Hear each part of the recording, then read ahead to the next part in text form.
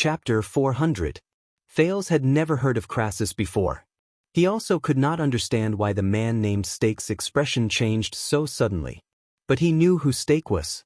6 years ago, on the night of Dragon's Blood, this man stood in front of the Archduke of Black Sand region with a radiant smile on his face. He negotiated with the infamous Chapman Lampard and asked for the right of ownership of the Prince of Constellation.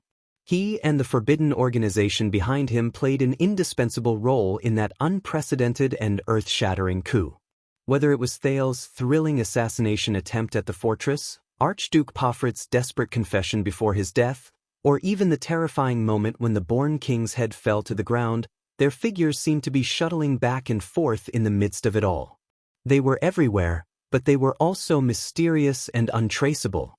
Every time they appeared, they brought blood and death with them. It was a ghastly sight to the spectators, and it was too late for the victims to regret it.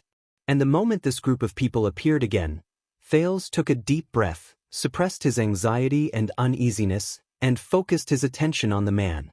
He did not even care about the look Quickrope gave him. In the field, Stake carefully observed the mercenaries around him.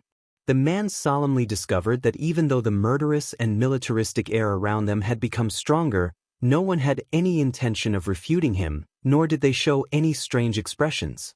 He did not lie. Stake's heart sank. He is indeed Crassus. Things were a little beyond his imagination. But, so you are this generation's Crassus. I have to say, I am a little surprised. Stake turned to Ricky. His tone became cautious and inexplicably cautious, like a thief glancing at his belongings outside the window. High-ranking people rarely take risks. High-ranking people? Thales shifted his attention to Ricky, but he could only see a rough, travel-worn face, the light leather armor commonly seen by desert mercenaries, and a crude and casual sitting posture. No matter how he looked at it, he was just an ordinary mercenary leader. The prince could not help but be puzzled. How is he a high-ranking person? Or should I say, Stake's gaze was fixed on Ricky. He changed the topic and said tentatively, "What you are going to do tonight is really too important. Even with your high status, you have to do it personally?" The mercenaries around them were silent, but many of them subconsciously looked at each other. The silence lasted for a few seconds. A smile appeared on Ricky's face, but it quickly disappeared. Indeed, an excellent leader doesn't have to take the risk and do everything himself. He nodded and said faintly, but he must never lack the courage and responsibility to do so. Stake raised his eyebrows and pretended to be enlightened. Extremely admirable. The man smiled shyly and said, "But this makes me quite worried. You clearly have such an important mission, but you lack the necessary," but Ricky did not let him continue. Otherwise. Ricky's gaze was fixed on Stake, but he continued to speak. He did not care whether Stake had spoken or not. As a leader, there will come a day when he will be reduced to trash behind the curtains. He will protect himself in a bubble of lies just to hide his cowardice and incompetence. He can only rely on hypocritical pretense and despicable means to win the trust of his companions, using empty threats and false incentives to maintain the obedience of his subordinates. Ricky's tone was very light, but it suddenly changed at the end. "Tell me, Houston recently?" Stake could not help but frown at his words. Thales, who was listening by the side, was stunned. "What? Houston recently?" He did not understand the monosyllabic word. But Stake's reaction made him quickly understand that it was a name. Ting. The moment he heard the name and saw Ricky's burning gaze, Stake's expression froze for a moment. But he quickly adjusted himself and smiled again. "Everything is well, Shadow Master." Stake bowed again. He looked at the mercenaries around him with a humble expression. "As well as you, Shadow Master."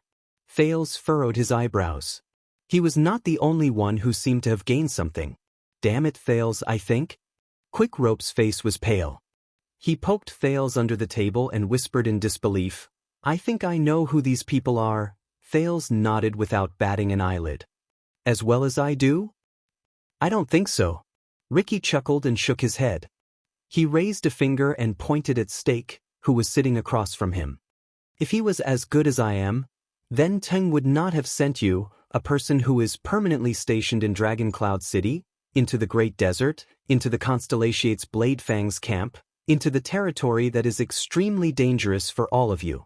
I don't remember Kessel the Fifth pardoning you. Compared to his previous kind persuasion, Ricky became fierce when he faced Stake. The tavern owner, Campa, who sat across from him could not help but break out in cold sweat. Stake furrowed his eyebrows tightly. That's not right. It shouldn't be like this.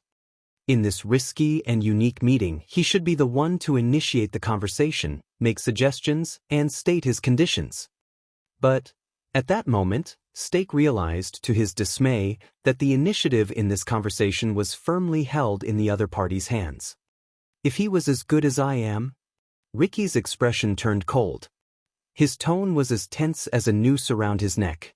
Then, he wouldn't have sent you to us like a stupid, arrogant blackmailer who knowingly delivered yourself to us at a moment that we valued so much, claiming that, I know what you're going to do, in a pretentious, secretive, and mystifying way of saying, I know what you're going to do. Ricky said in disgust, as if you really have us in your hands. Stake's pupils slowly shrank. Everyone you mean, do you remember, Stake? Beside Ricky, the middle-aged swordsman, Klein, stared at Stake, as if there was a stain on his face. His voice was hoarse. We have a score to settle. Stake put on a puzzled look. 6 years ago in Dragon Cloud City, you used our name to stir up trouble in the most dangerous place in Extet and did whatever you wanted. The middle-aged Northlander swordsman was like a leopard that had its eyes on its prey. Thanks to you, we lost a lot of people, including my students. Calamities, great dragons, rebellion, chaos, and even Dragon Cloud City's settlement after the incident. Those days were not easy. Do you think we will let you off so easily? Stake's gaze froze. The mercenaries became restless. They cast dissatisfied and hateful gazes at Stake. 6 years ago in Dragon Cloud City, beside him, Quick Rope's breathing became faster. He even clenched his fists. For some reason Marina, who was behind him, also looked like she was gnashing her teeth. She stared at Stake, who was being condemned by the masses. Stake sighed. I am deeply sorry about this. Please accept my apology. Klein said disdainfully and sarcastically, Apology? The mercenaries snorted in disdain. But Stake was not affected at all. It was as if he was a hypocrite who had nothing to do with it. After hearing about a tragedy in the distance, he pretended to be sad, to prove his humanity, and to gain understanding from others. We were also surprised by what happened that year, but I came here today with absolute sincerity. I want to propose a win-win proposal. But Ricky raised his head gently. There is no win-win between us. He flatly rejected Stake's words, causing the latter to be stunned. When you entered the door, we hated your arrogant face, hated the timing of your appearance, hated your self-righteous tongue, and hated the blood debt you left behind in the past. Ricky said coldly, and we are not interested in your so-called proposal or secret, which you pretend to be mysterious. Stake's expression immediately stiffened. Bastards who live in darkness and rot, flies who chase after chaos and the stench of corpses, Ricky said without any positive emotions as he stared at the frozen Stake. Now, do you understand our attitude? Stake clenched his fists. His face was full of disbelief. Why are you still wasting time here? At the same table, Masked Man sighed and knocked on the table. Our schedule today is very full. Klein, the Northland swordsman, snorted coldly. As he snorted, almost all the mercenaries in the tavern held their weapons with cold expressions. Some of them even took a step forward. In the face of the aggressive mercenaries, Stake was stunned. He subconsciously sized up his surroundings. Klein said coldly, Don't look elsewhere, Stake. I promise you, if anything happens before your head falls to the ground, your companions who are waiting outside will not be able to do anything. As a bystander, Thales quietly moved his head back a little. Quick Rope continued to stare at Stake. The tavern became completely quiet, but no one would think that the atmosphere at that moment was comfortable. Stake looked at the situation around him and frowned. Damn it. This group of brainless muscular men. But he could not turn against them. He could not. He still needed them. This group of damn. If you kill me here, the Constellations will immediately find out about your conspiracy here. The Constellations' eyes widened. Stake lowered his head with a serious expression. Your plan will not succeed. Ricky sighed. It seems like he doesn't understand. In the next second, a flash of sword light suddenly flashed. At a speed that surpassed what Thales could see with his naked eye, it instantly shot out of Klein's hand. Thales, who had been paying attention to the conversation and was caught off guard, felt his eyebrows twitch. But fortunately, the tip of the sword was not aimed at him. The sudden flash of sword light stopped in front of Stake's neck. A second later, Stake, who had reacted to the situation, could not help but take a step back. His face was pale. Asterisk whoosh. Asterisk the gust of sword wind had just blown past. Klein held a strange long sword with a blood groove and a hollow blade. The blade quietly stopped in front of Stake. The mercenaries seemed to be used to this. They were not bothered and laughed. Stake's breathing rose and fell, but he forced himself to remain calm and said, "Do you really want to do this?" Klein raised the strange-looking long sword and shook his head gently. "This is twilight. When it tears open your blood vessels." As he spoke, he moved his long sword forward slightly and pressed it against Klein's neck. Stake's pupils instantly shrank. "Damn it. All right, I understand." He instantly raised his hands, panted, and admitted defeat. Finally, Klein stopped his long sword. "Honorable Crassus and everyone else, it is your choice whether or not you want to listen to my suggestion, and I am willing to answer all your questions." His posture was humble and his tone was respectful. The three leading mercenaries looked at each other. "Very good." Ricky curled up the corners of his lips. "Compared to the nonsense you talked at the beginning, you're finally starting to speak like a human." Stake exhaled and re-examined the Crassus in front of him in indignation and uneasiness. Klein snorted coldly and put away his long sword, which was so fast that it could not be seen clearly. Ricky said faintly, "Tell me, how did you set your eyes on us?" A few seconds later, Stake sighed, as if he had accepted his fate. The Tower of Eradication. At this moment, Thales saw many mercenaries involuntarily clench their fists or weapons. Their breathing quickened. Klein and the masked swordsman frowned and looked at each other. Only their leader, Ricky's expression did not change. "Yes, I know." Stake touched his neck, gritted his teeth, and said, "We have eyes and ears there." Ricky continued to ask, "What did you hear?" "Not long ago, the Tower of Eradication was ambushed one night." Stake cautiously looked around at the mercenaries around him and observed their expressions. The enemy's origins are unknown, they are powerful, and there are many of them. The line of defense and alarms were broken through layer by layer. The invaders were only forced to retreat when they attacked the House of Legacy, Stake said in a tone as if he was telling a story. "According to our people, during the invasion, some supernatural and unusual powers also appeared." Thales' eyebrows twitched. "Wait, not long ago. Tower of Eradication was ambushed, supernatural." The Prince of Constellation blinked, and in horror he recalled a lesson a long time ago. At that time, the person who was about to go on a long journey said to him, "No way? Is it what I think it is?" This is one of the few vicious incidents in the history of the Tower of Eradication. Even if the Grey Sword Guards kept it strictly confidential, it was difficult for them to cover up everything. All 8 major sects suffered heavy casualties. Even Constellation's Red King's army besieged Sharp Blade Valley 200 years ago was not as exaggerated as this. Stake sneered and looked at the dozens of mercenaries. "You did it, didn't you? At least you were involved? You worked with Blood Bottle Gang, and they recruited many psionic warriors from the Western Desert." The mercenaries around them were in a commotion. Blood Bottle Gang. Thales covered his head in his heart. He felt that his guess was getting closer to the truth. Klein shook his head. "It has nothing to do with you. After that, you fled into the desert and returned to Bladefang's camp. You hid in Blood Whistle, and one of our spies in the desert recognized you." Stake continued to speak. But Blade Fang's camp wanted to send their troops to the desert. After they issued the blockade order, your mercenary group did not disperse, even though there was no more business. Instead, you continued to recruit people from all over the place. So I thought that no matter what you encountered in the Tower of Eradication, you did not intend to give up. That is why I sent someone to leave a message for you. We will visit tonight. Masked Man snorted in disdain. Ricky and Klein did not say anything.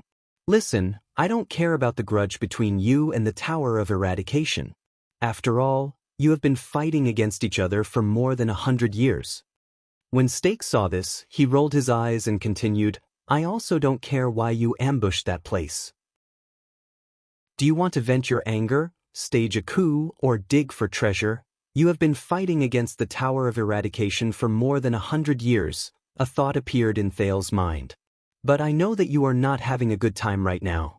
The invaders must have paid a hefty price to make the famous Tower of Eradication, which stands firmly between two powerful countries, suffer such damage. Stake's eyes brightened. He raised his hand and spoke in a high-spirited tone, as if he had forgotten the awkwardness and humiliation just now. Now, no matter what you want to do, you will definitely lack manpower, especially when you want to break the infamous prison of bones in Constellation's Blade Fang's camp and launch an unprecedented prison raid. What? Thales could not react for a moment. But the others were different. At that moment, be it Ricky, Klein, or Masked Man, all of them suddenly raised their heads. They stared at Stake, who was in front of them. It was as if they could not believe it. The mercenaries also became restless. There was a slight uproar. What are they doing? Quick Rope whispered to Thales in disbelief. These people, they want to raid the prison of bones, that damn place? There must be something wrong with their brains. In the field, Stake continued to speak. This will not be an easy task. However, in the next moment, the familiar flash of a sword came. Klein's long sword was once again pressed against Stake's throat. Who told you that? The middle-aged Northlander swordsman asked coldly. Damn cockroach. It was the Masked Man. Ricky frowned. How did you know? Stake, who once again fell into misfortune, panted rapidly.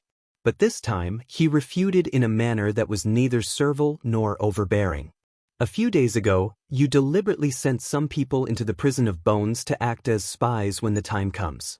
Stake snorted coldly and said, Tonight, you decided to gather here.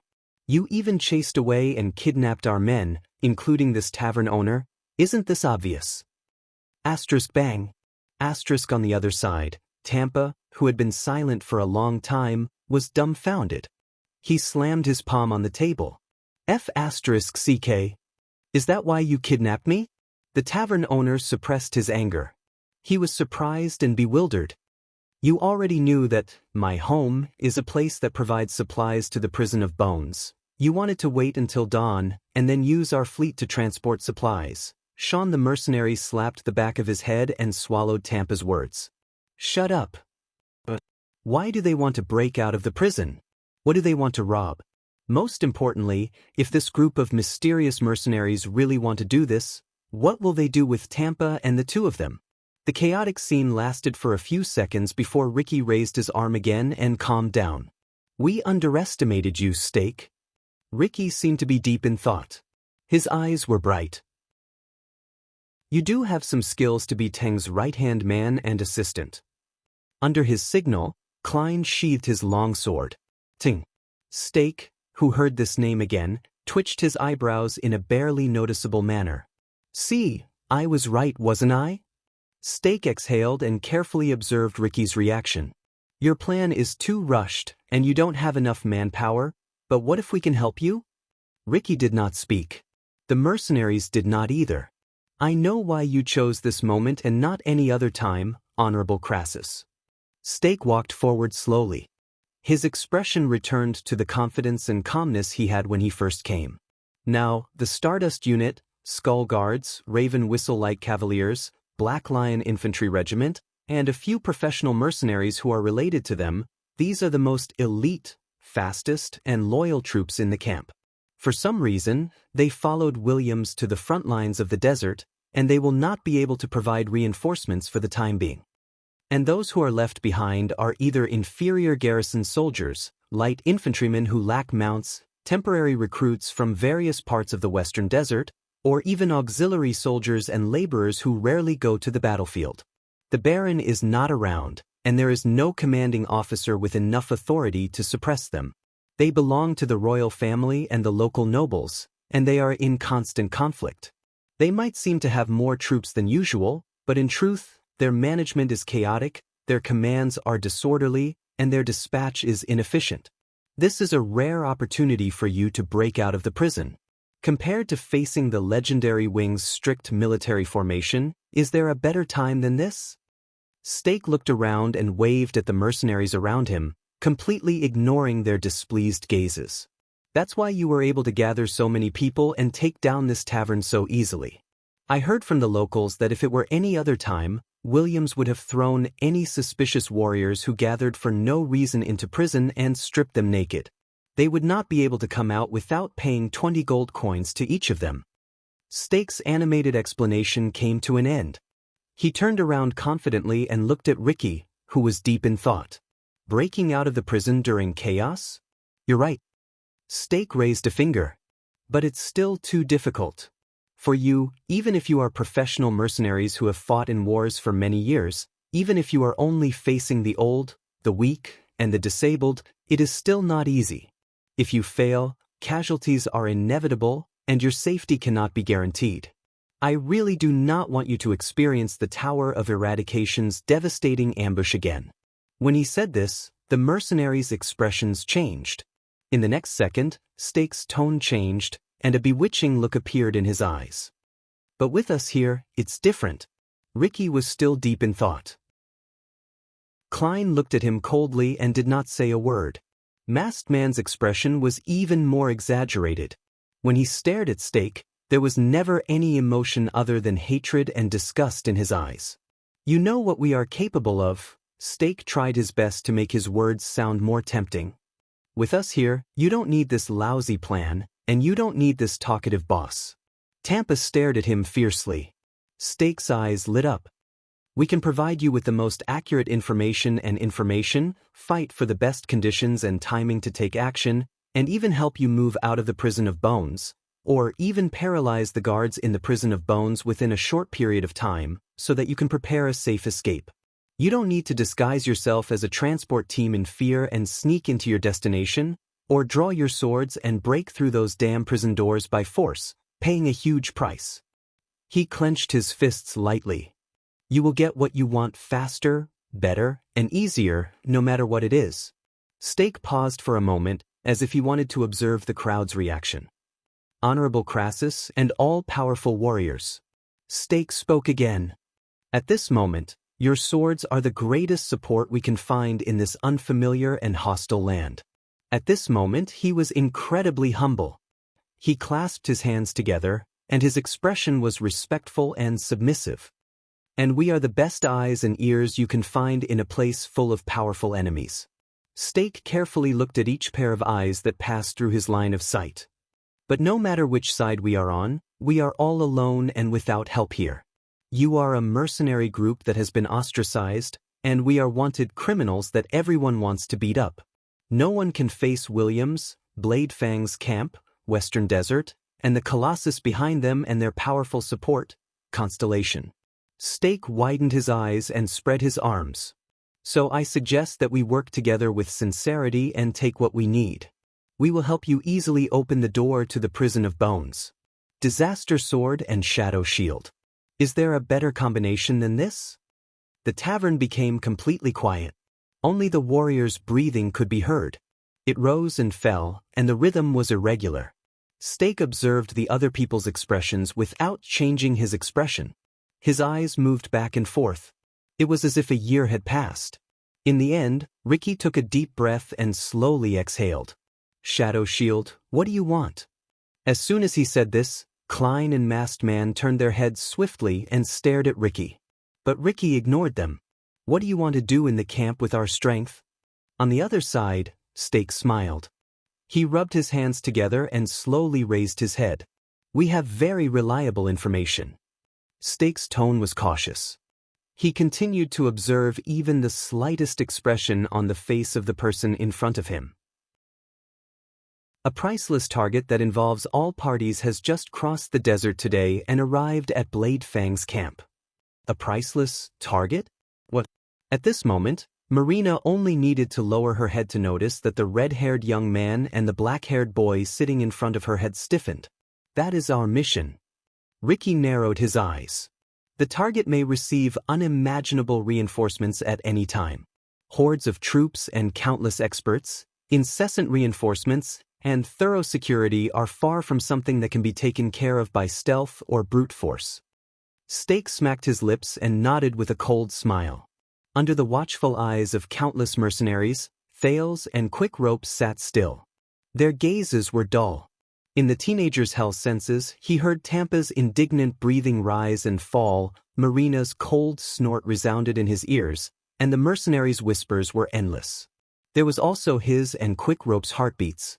Only faster and faster, heavier and heavier. And we, the Honorable Crassus, and all of you, Stake lowered his head, as if he was treasuring some secret. What we need to do is to work together and take down this target in the camp, who is not easy to deal with, but has great rewards. Thales and Quick Rope fixed their gazes on Stake. They were anxious and terrified, but they did not dare to show even a hint of their terrible mood. Under many people's puzzled and hesitant gazes, Stake looked like a question maker who revealed the answer to a riddle at the last moment. With a malicious smile, he said softly, "The second prince of constellation, the only heir to the supreme king. Thales, Jidstar." At that moment, the Prince of Constellation's expression froze. Even his breathing stopped at that moment. Beside him, Quick Rope showed a gratified smile, as if a heavy burden had been lifted from his shoulders. Chapter 401. The tavern in my home was so quiet that even the sound of a pin dropping could be heard.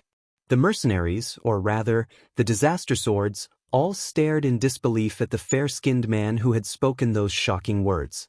The heir of Constellation. While countless people sucked in breaths, Sean, the mercenary behind Marina, snorted. I thought that it would be crazy enough for us to break out of the prison. Thales saw that after Stake revealed the shocking target, Crassus, Ricky furrowed his eyebrows to the extreme. Klein, the Northlander beside him, stopped wiping his scabbard, and the cold glare in Masked Man's eyes became even more threatening. Thales had also heard of the disaster swords before. But he had heard of another name more often, the Tower of Eradication. After the Battle of Eradication, it was a legendary holy land that tirelessly trained all kinds of warriors for humans and passed down skills for thousands of years to prepare for war. Among the people Thales knew, be it Cohen, Miranda, Waya, or the others, all of them had stayed in the Tower of Eradication for quite some time and learned their skills there. Over the years, the place was so famous that everyone was used to calling the swordsman who had the power of eradication and used the long swords, favored by the nobles, the swordsman of eradication. It did not matter if you were in the employment camps at the borders or the local city defense teams, as long as you mentioned that you had stayed in the Tower of Eradication, you would quickly become a hot commodity for all major employers. And the disaster swords, that was how Stake called them. This name made Thales feel extremely uneasy. Based on what Waya had heard, they were the Tower of Eradication's mortal enemies. So, Thales sighed in his heart. They could plan a prison break in Blade Fang's camp without hesitation, and even come into contact with the Forbidden Shadow Shield. It's over, Second Prince. Tampa looked as if he had given up on himself. No matter what, can you not say such a big thing out loud? I still want to come back safely and sell my wine. Thales and Quick Rope exchanged a glance. They were experiencing the completely different emotions in each other's eyes. Stake, who was the center of attention, calmly accepted everyone's gazes, as if he did not care. Your discipline and organization are really beyond my imagination. He rubbed his hands together. Facing so many strange gazes, he smiled humbly and said, even in front of so many people, facing such a big secret, you are not worried at all. Tampa's sorrowful complaints and Stake's mumbles were interrupted. You want him to die. The masked man who did not speak much suddenly stood up. He slowly approached Stake, and his wrinkled eyes shone with a brilliant light that was difficult to look at. The Prince of Constellation? Thales gulped. If possible, try to capture him alive. Stake smiled. He was as gentle and humble as ever. Captured alive? The masked man walked in front of Stake and looked down into his eyes. Are you saying that we are going to break through the encirclement in Constellation's military station and capture a prince? Then, we are going to risk the pursuit and encirclement of their countless armies and evacuate safely with that precious hostage? Thales noticed that there was a hint of indignation and anger in his words. Marina couldn't help but say, "That's impossible." Stake frowned as he stared at the masked man. Under his aggressive stance, he slowly retreated and tried to guess the man's identity. "I didn't say that it's easy." The man from Shadow Shield shrugged and avoided the masked man. He smiled and glanced at the mercenaries in the tavern. But at least it's not as difficult as breaking into the prison of bones. At that moment, the masked man suddenly extended his hand. Slap. He pressed down on Stake's shoulder. Stake's face instantly turned pale. The part of his body that was pressed down trembled slightly. He shuddered violently and grabbed the masked man's arm with his left hand. He wanted to push him away. But the man's arm did not move, as if it was made of metal.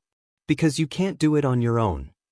Masked man slowly exerted force in his hand, causing the trembling Stake to be unable to help but suck in a sharp breath. "So you want us to die as bait and buffer to help you achieve your goal?" Stake stared at the masked man in disbelief, but the mercenaries watching by the side only frowned. No one said anything to stop him. The atmosphere in the tavern became increasingly suffocating. Thales, who was watching by the side, became increasingly anxious. What should I do in this situation?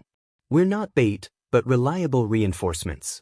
Stake gritted his teeth and endured the masked man's suppression and coercion, but he still insisted on speaking. At the same time, we'll provide you with our resources.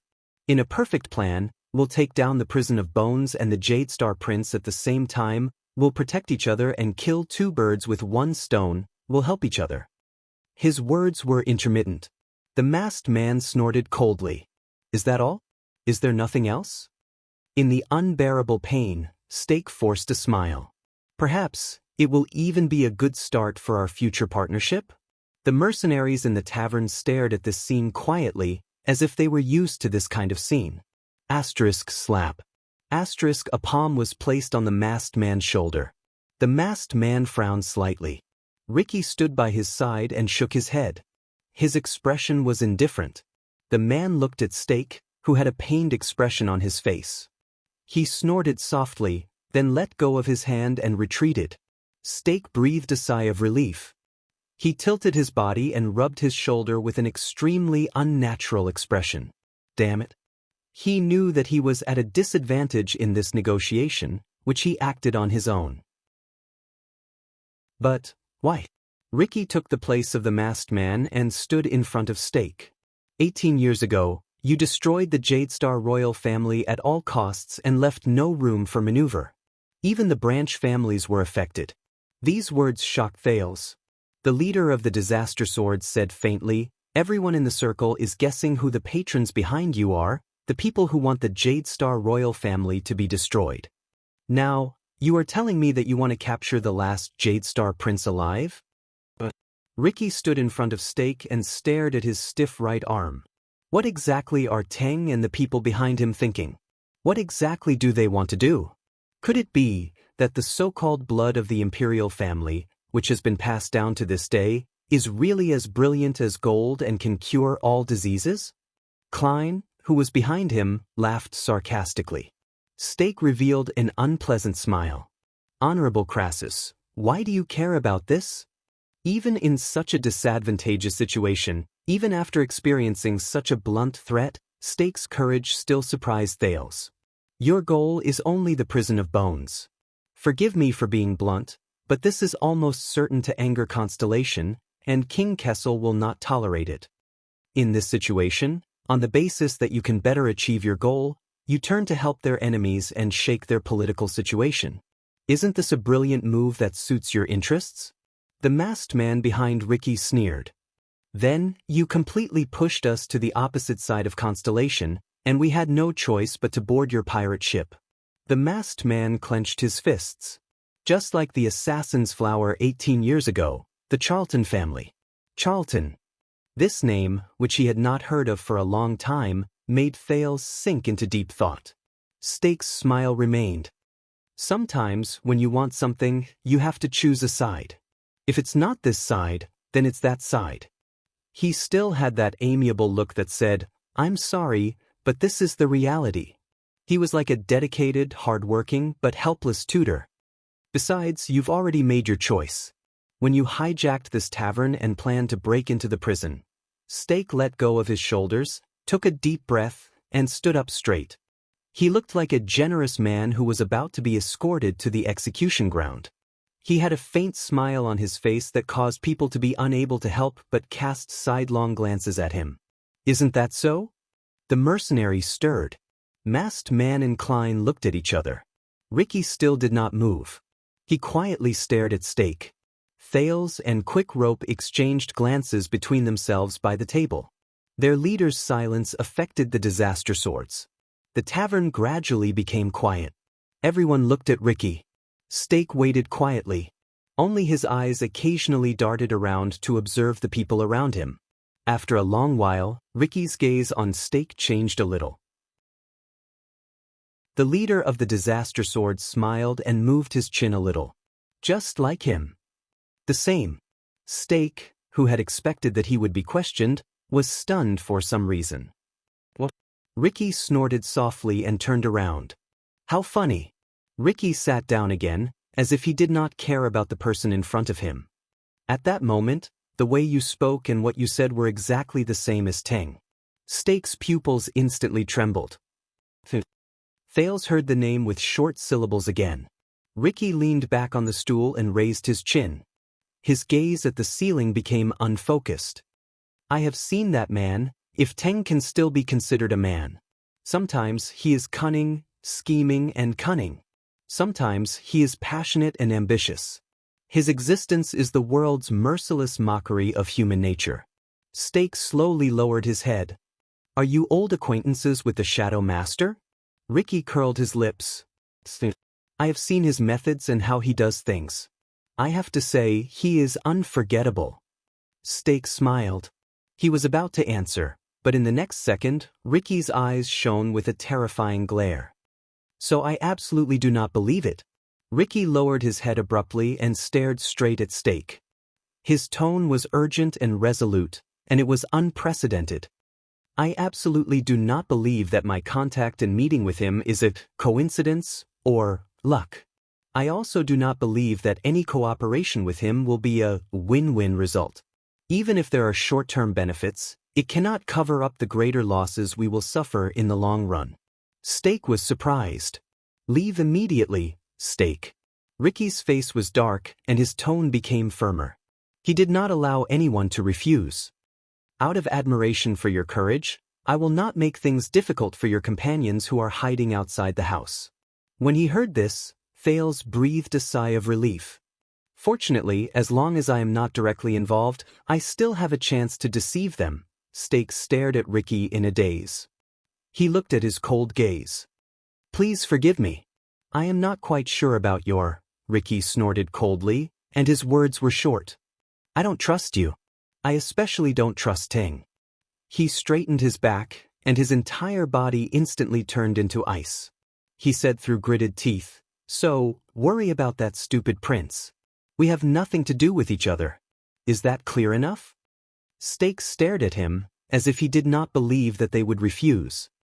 But there was surprise and hesitation in his tone. You are alone and without help. The process of breaking into the prison of bones will be very difficult. Even if you are lucky enough to succeed, Constellation will not have a place for the disaster swords in the future.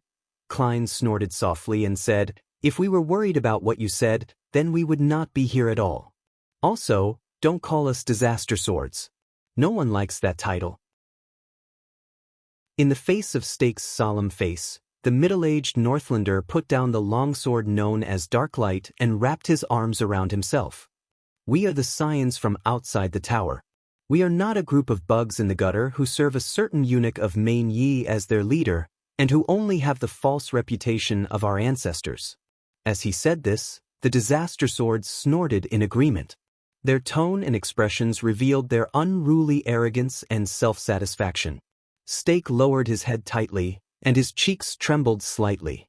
Ricky snorted softly, as if he did not know whether to laugh or cry. He waved his hand at Stake. "You can go now." A few mercenaries came forward on their own accord and surrounded Stake from 3 sides. But in the next second, Stake raised his head swiftly. "Wait a minute." Stake seemed to have figured something out. At that moment, there was an inexplicable hint of hesitation and struggle on his face. "I have a rough idea of what you think of the Lord of Shadows, but this—" Ricky shook his head and did not even look at him. "I said you can go now." Masked Man snorted in disdain, while Klein continued to pay attention to his dark light. The mercenary, Sean, came forward. "You heard what he said, Worm." Sean looked at Stake coldly. "Are you going to help yourself, or do you want us to help you?" Even though he said that, he did not have the slightest intention of letting Stake help himself. 2 sturdy mercenaries reached out and grabbed Stake's shoulders, intending to drag him out. At that moment, an inexplicable hint of determination appeared on Stake's face. He raised his head abruptly and looked over the mercenary's shoulders at Ricky, who was unmoved. "What if this has nothing to do with Teng?" These words made Ricky move slightly. "What if this is not some *T cooperation, but just a deal between you and me and Stake and Crassus?" These words made Ricky turn his head around. "What?" As he asked the question, the mercenary's grip on Stake lessened. Ricky narrowed his eyes, as if he was meeting Stake for the first time. "What do you mean?" Stake broke free from the mercenary's grip, and regardless of how disheveled he looked, he struggled forward. "As I said, what happened today, whether it is the kidnapping of the prince or the cooperation between us, has nothing to do with Teng." Stake gritted his teeth, and his expression was resolute. "Master of Shadows, no, Teng doesn't know what happened here at all." When he said this, Klein widened his eyes in shock. Masked Man even let out a soft gasp of surprise. Only Ricky did not move. But his tone changed. "I have to say, you captured my interest," the leader of the disaster swords said slowly. "What happened to Teng?" In the suffocating silence, Stake showed a forlorn smile and shook his head in resignation and regret. "Teng is done." Ricky's eyes shone brightly. His body unconsciously leaned forward. "Say that again." Klein and Masked Man exchanged a surprised look. Thales originally had a headache over his future, and was not interested in the grudges between these mysterious organizations. Until Stake's next sentence. 6 years ago on that day. Stake turned his head around abruptly and stared at Klein with slight excitement. "You know, Klein, you and I were in Dragon Cloud City at that time. On that day when the Great Dragon and the calamities descended, we witnessed the upheaval that shook the Western Peninsula." Thales felt as if his heart had skipped a beat. Even Quick Rope did not move. On that same day, when everyone's eyes were focused on King Nuven's death and the ownership of the Dragonscale crown, many things that the world does not know happened in the dark side of Dragon Cloud City, Stake said angrily. The lights flickered, and the tavern became quieter. Ricky nodded. His gaze was focused. "Continue." Stake snorted coldly and glanced at the mercenaries around him. He looked at their various expressions before he said coldly, "On that day, Teng lost to the Black Prophet." That day, whether it was intelligence interception or direct confrontation, Teng lost to the Black Prophet. All of Shadow Shield's channels in Dragon Cloud City have been destroyed. Even something as important as assassinating King Nuven has gone awry. Li Span and the Archdukes knew about the existence of the conspiracy a long time ago. The remaining forces in Dragon Cloud City even escaped the siege of Black Sand region with the secret help of the Secret Intelligence Department and regrouped. We, who are in Dragon Cloud City, are practically blind. We can't even spare manpower to chase after the Walton family's granddaughter or capture the Prince of Constellation. Lampard was even forced into a corner and could only put himself in danger. None of the backup plans we left behind for the archdukes to force them to obey Lampard and frame Constellation. Our plans in the Northland through Lampard have almost all failed. The mercenaries started to whisper among themselves. Thales frowned and ignored the shocked expression Quickrope sent him. The disaster swords frowned together. What? Based on what Stake said, that night. That early morning. Dragon blood. What happened that day? Ricky did not react. He stared at Stake coldly and waited for his next words. That's not all. Stake's eyes were as cold as ice. That day, the Secret Intelligence Department found him. Teng was ambushed in Dragon Cloud City. The Secret Intelligence Department caught him red-handed, Stake said coldly. There was an indescribable emotion in his voice. They gave Teng a fatal blow that severely injured him and left him on the verge of death. At that moment, the 3 disaster swords trembled. That man's forces, including the trusted aides of the Far Easterners who followed him since Mane of Night, suffered heavy losses. Ricky turned his head and looked at Klein. Klein shook his head to show that he did not know anything. Ricky frowned. There was suspicion in his eyes. In the face of his scrutinizing gaze, Stake laughed without being able to discern his emotions. Sometimes, I even suspect that for the Black Prophet, the power struggle in Extet was just something he did along with the situation. He smiled wanly and said tiredly, that night, Shadow Shield, especially Teng himself, was the kingdom's Secret Intelligence Department's first target. Chapter 402. In the tavern, while everyone sucked in breaths, Ricky said slowly, What's secret? What's secret? Thales stared at Stake, unable to shift his gaze away. His curiosity and bewilderment towards that night won over the uneasiness and fear in his heart. Stake did not answer immediately. The man from Shadow Shield looked around. When he saw that everyone was attracted by this topic, he bowed in satisfaction and smiled. That is why I came here today.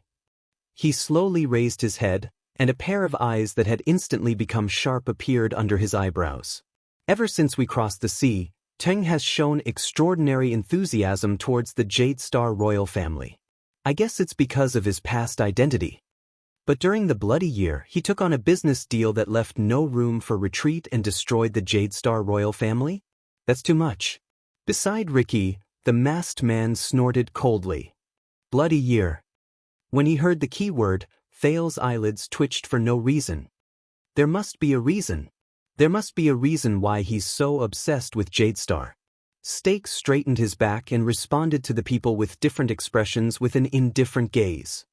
6 years ago, as the person in charge of us in Northland, I issued an order. If there's a chance, assassinate the second prince of Constellation who came to visit. Quickrope poked Thales in the dark. Thales lowered his eyelashes and pretended not to see the reproachful look that Quickrope sent him. Why is it you again? Stake continued speaking, attracting everyone's attention. But in the end, this order was stopped by Teng. He even acted out of character and took the risk to show himself, just to prevent his subordinates from doing anything rash. He wanted the prince alive. For this, he even sent me to negotiate with the Archduke of Black Sand region. Ricky frowned and tapped his fingers lightly on the table. 18 years ago, he almost madly assassinated a member of the royal family, and now he's doing his best to ensure the prince's survival. Stake showed a mysterious expression. The change in Teng's attitude before and after can only mean one thing. He raised a finger, and his tone became serious. That prince's existence must mean something. Thales could feel his fingernails clenching his palms tightly. The mercenaries started to whisper amongst themselves. Stake did not care. He only stared at Ricky, who had the highest status. If I take him down, I can find out Teng's secret, find out why he is so interested in the Jadestar royal family, and find out the truth behind why he madly accepted that huge business deal during the Bloody Year. What do you mean? Do you want to uncover this secret with us? The commotion among the mercenaries grew louder. Thales could even hear Marina gritting her teeth behind him. The Northland swordsman, Klein, leaned over and whispered something into the masked man's ear, but the masked man only shook his head gently. Until Ricky raised a hand expressionlessly, silencing the whispers around him. Where is Ting? The leader of the mercenaries did not harp on the so-called secret thrown out by the other party. How is he now? When they returned to this topic, Stake's face seemed to be covered by a haze. He and Ricky stared at each other quietly, but the latter's calm expression revealed his attitude and focus. Stake could only sigh slightly. I don't know if he's alive or dead. The three leaders of the disaster swords frowned at the same time. But I can tell you that his situation is bad, very bad. Stake clasped his hands together and quickly took over the conversation. Since then, Teng has not appeared in the organization for a whole 6 years. Even I rarely receive his orders, even if I do, he said solemnly. Including me, more than one person in the organization has begun to doubt the Shadow Master's current situation. When he heard Stake's words, Ricky sucked in a soft breath. So, Disaster Swords Crassus showed a strange expression. Shadow Shield is now a headless viper. The masked swordsman added in annoyance, this makes them even more dangerous. You never know where their venom will splatter. Klein snorted softly. Stake could only respond with an awkward smile. Then what are you doing here? Ricky shook his head. Uncover his secret and inherit his unfinished mission? Stake's smile slowly disappeared. Needless to say, after Teng's disappearance, Shadow Shield is at a critical turning point. Stake coughed. As I said, taking down the prince is the key to solving the puzzle. It is a summation of Teng's actions over the past decade. Masked Man snorted softly. It sounds like you are very dissatisfied with your master? Dissatisfied? Stake's expression first changed, then he shook his head resolutely. No, I came here to save Shadow Shield, who has nowhere else to go, from despair and trouble. We can't continue like this.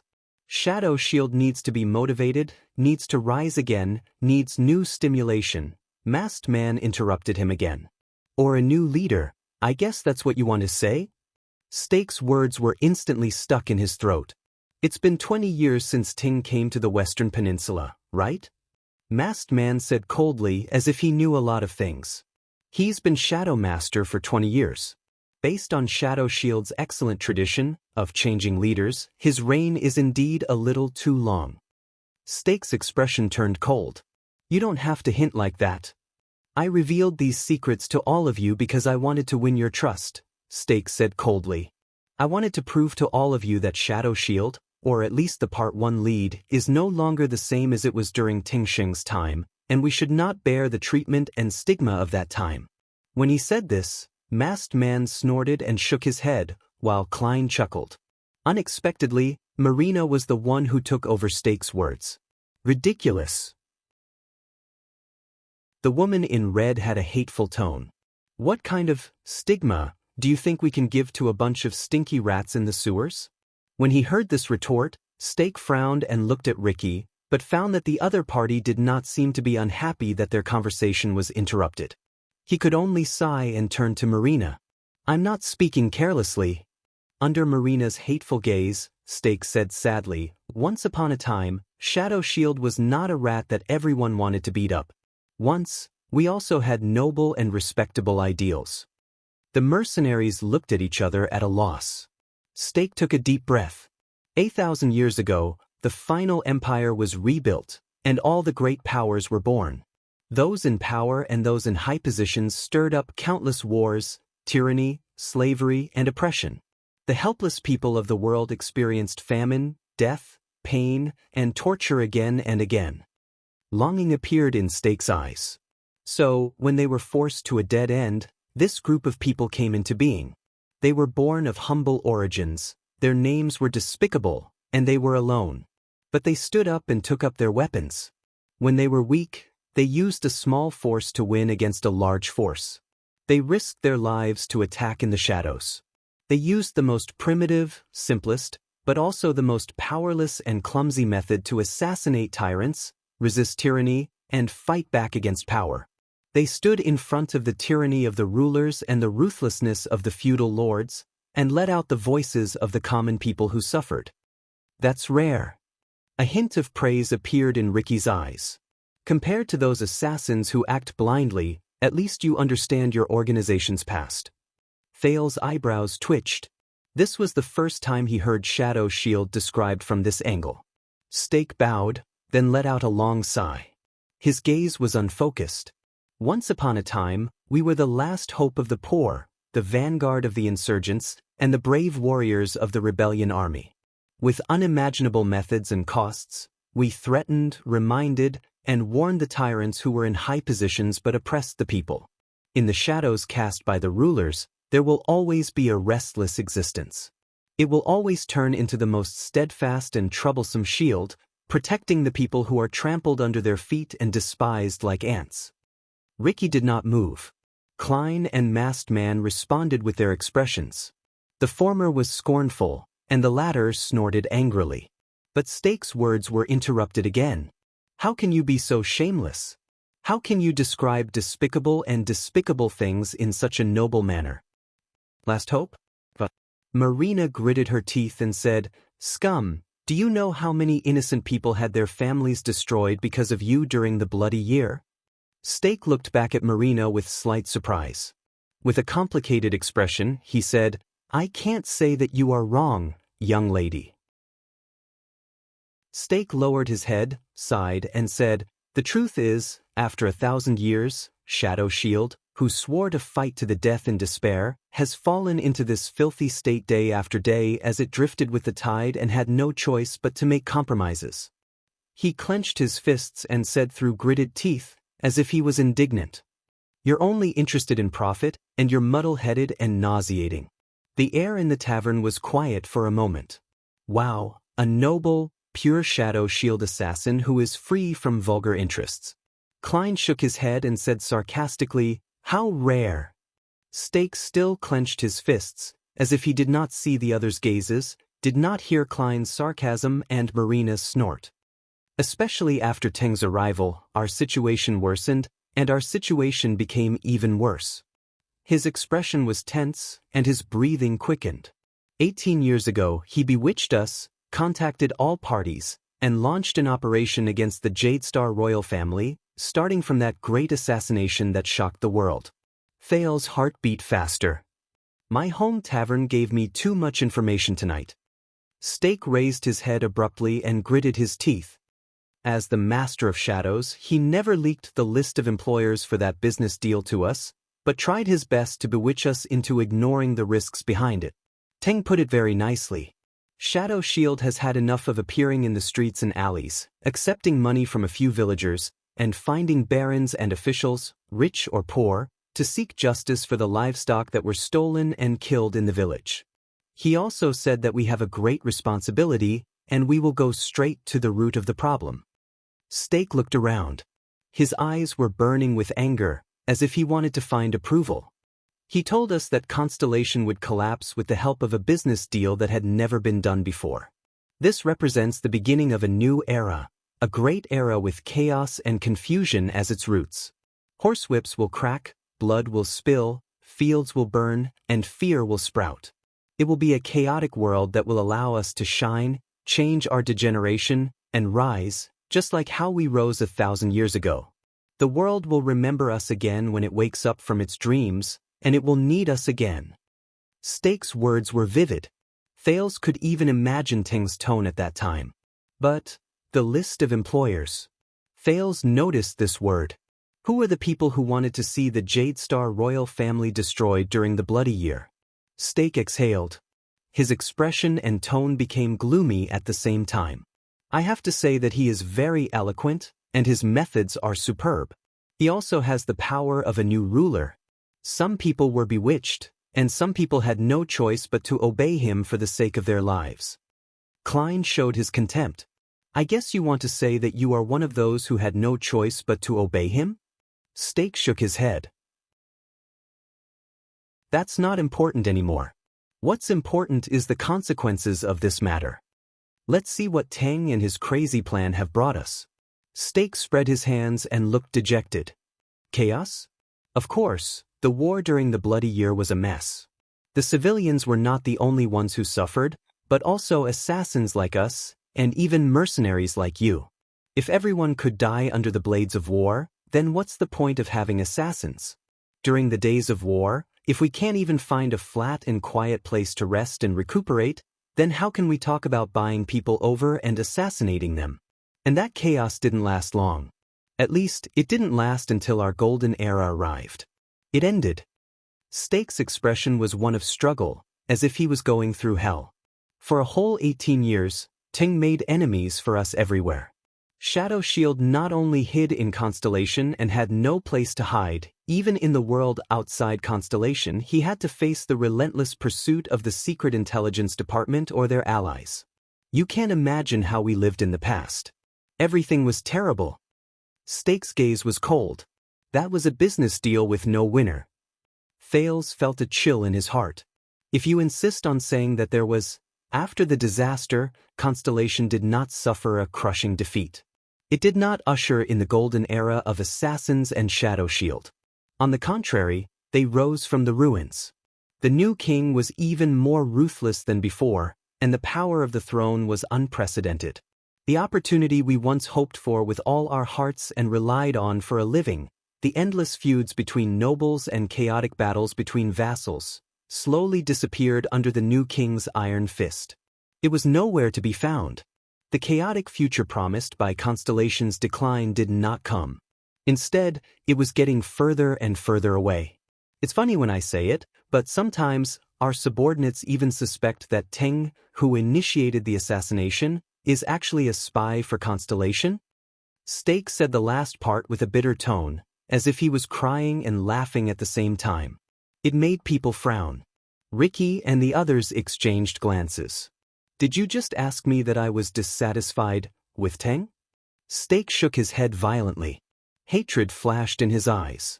No, the word you chose is too simple. It is not enough to describe how we feel about Teng. Teng brought this to Shadow Shield over the past 20 years. It was a disaster.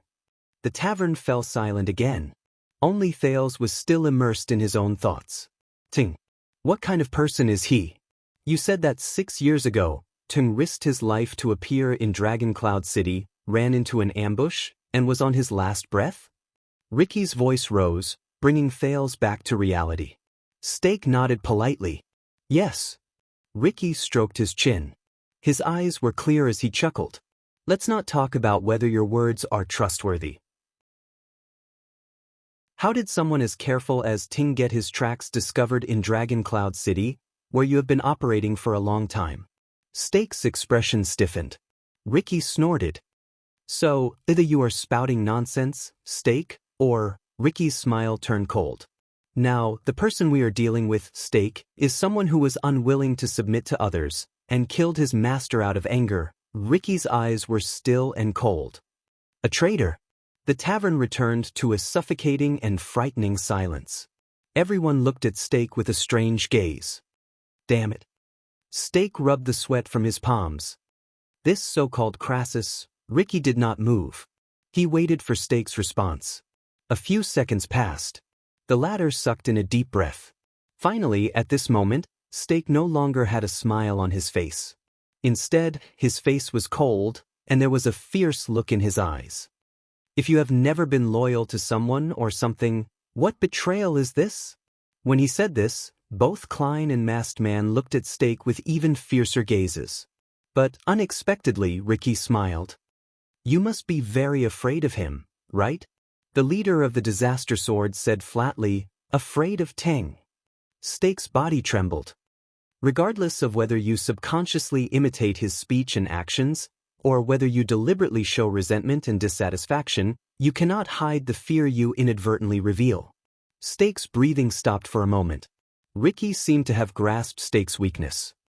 To you, he is like an insurmountable mountain, a boundless shadow, isn't he? The reason why you want to know his secrets so much is because you can't wait to surpass him, surpass Teng. Stake gulped softly. His lips trembled, but he did not make a sound. He seemed to be struggling. It was as if all his eloquent arguments had lost their color at this moment. In the end, Ricky looked at him, clicked his tongue, and shook his head. Come. Ricky did not ask further. Instead, he leaned against the back of the chair and snapped his fingers. It's time to talk about our cooperation. Steak was startled, as if he did not expect Ricky to return to the main topic he wanted to talk about so easily. Then, Ricky clenched his fists, and there was a cold glare in his eyes. For the sake of possible cooperation, why don't you tell me something about the prince? Thales, who was listening by the side, froze. He tried his best to act as natural as possible. How did you find him? A few seconds later, Steak took a deep breath and smiled. A moment later, a man dressed in plain clothes was led into the tavern. The new guest was dressed in light clothes. He was travel-worn, and there was fatigue on his face after a long journey. But even when he faced the hostile swordsman in the tavern, he still maintained his bearing and pride. He walked in neither servile nor overbearing, and immediately found the person in the tavern who kept his word. Steak was all smiles. Let me introduce you. This is Baron LaSalle Weeder.